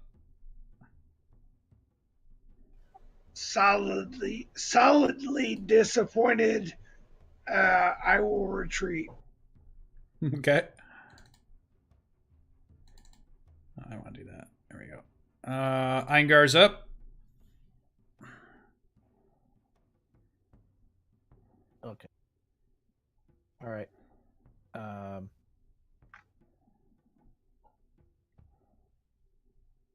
They're coming up behind us. Very similar to the last time you were here. They streamed up from the basement area and then kind of chased you guys out. Okay. I am going to come over here. And you had said this guy right here, some of his trappings were something that we saw in the... Mm-hmm. I'm going to pick up some of that so I can take it back so that other people will know. Will that take my turn? No, you can do it. Okay. Then I'll grab those and continue. Awesome. On. Okay. Okay. Killian. So, looks like Irevel's plan is to follow me out, so I'm going to make my way. And not really needing to throw down caltrops yet, I'm going to dash. So, there's 30, 35, and out there. And that's all. Irevel's up. Okay. Just for sticking to good measure, because this guy tried and failed to attack me twice, I'm going to go ahead and try to attack him back. And it'll be the first time I ever get to use Elven Accuracy. Roll your 3d20s and pick the best.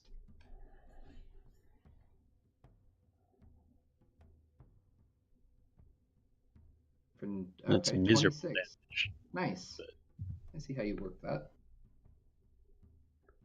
What is it doing? Hover over the 26 and you see the 3d20s he rolled and which one it picked. Huh.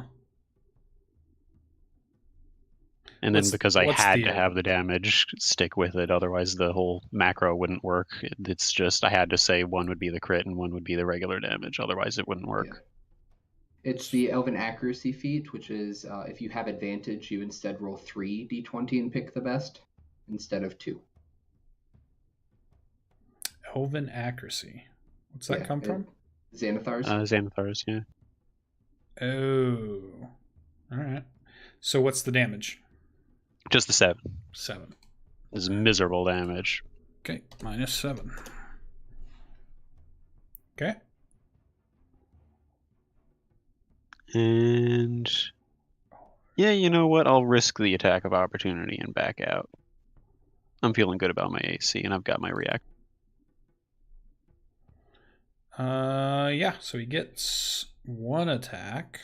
At advantage, still. Yeah, still reckless. Only We're 11. 11. Luck is holding.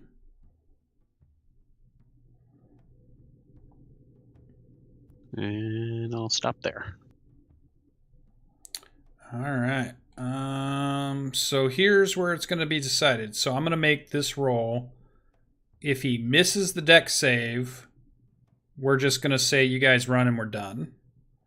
If he makes the dex save, we'll figure out what we're going to do next. How far he's going to try to chase. Chasey. It's not an advantage. Normal. Dex. Fails. So let's just go ahead and say montage the running battle escape. Maybe there's a few even more minor skirmishes again on the way, but you guys are able to fend them off. None of them are ever able to overwhelm you or catch up enough that they can stop your group from a fighting retreat. and only after even just 20 or 30 minutes away from where the monastery is. They don't chase farther than that. And you guys make your way at night at this point back into the woods. You go for a while, you'll make camp, but we've already done all those rolls, so we don't have to worry about that stuff. Are we harassed similar to the last time we encountered the Cambion on our way back? No sign of the Cambion. Interesting. Okay. Yep. He is playing more games at this point. So let's wrap it up. I mean, we went quite a bit over, but that's why we played on a Friday night. I think that's where we'll end it. Let's go ahead and move our cameras over here a second so people can see. If anybody watched all of that, thanks for watching all of that. It was a lot of combat, but it's a dungeon delve, so you're going to get a lot of combat. But there were some cool RP moments there. So thanks for sticking with us. If you're watching the VODs, that's great. It's going to be on YouTube. You guys, I'll go ahead and post XP in Discord probably tomorrow sometime after I get up and do my show. And other than that, you were able to destroy all of the summoning circles. So what's different from this time from all the other times, you guys have made some progress that those things can't be you guys don't know it yet, but you're going to find it out eventually, that those things can't be remade. They were, whatever made them before is not around to make them again. So that is definitely there. And you've learned some new information about where some of these things were coming from and how they were making them. With Eingar taking back some of the scraps of some of the other adventuring groups that have come here, died, and then were turned into guardians of this area. Though you realize there's still a massive undertaking underneath this thing. So at some point, somebody will be tackling that as we make it back to Port Bastion. So good job, guys. I know most of you look pretty tired, so I'll let you go. I'm ready to play another 10 hours, but I know we can't do that. He's like, I can do two. We can do a leveling montage back at Port Bastion and go right back. Yeah, let's just hit the pyramid. Yeah, let's do them all tonight. That's it. So let's leave it there, and we'll check out where our next expedition next week will be and see what group decides to go which way. And that has been the monastery or the Maw for tonight. So thanks for joining, everybody, and we'll catch you in the next one. Bye. Outro.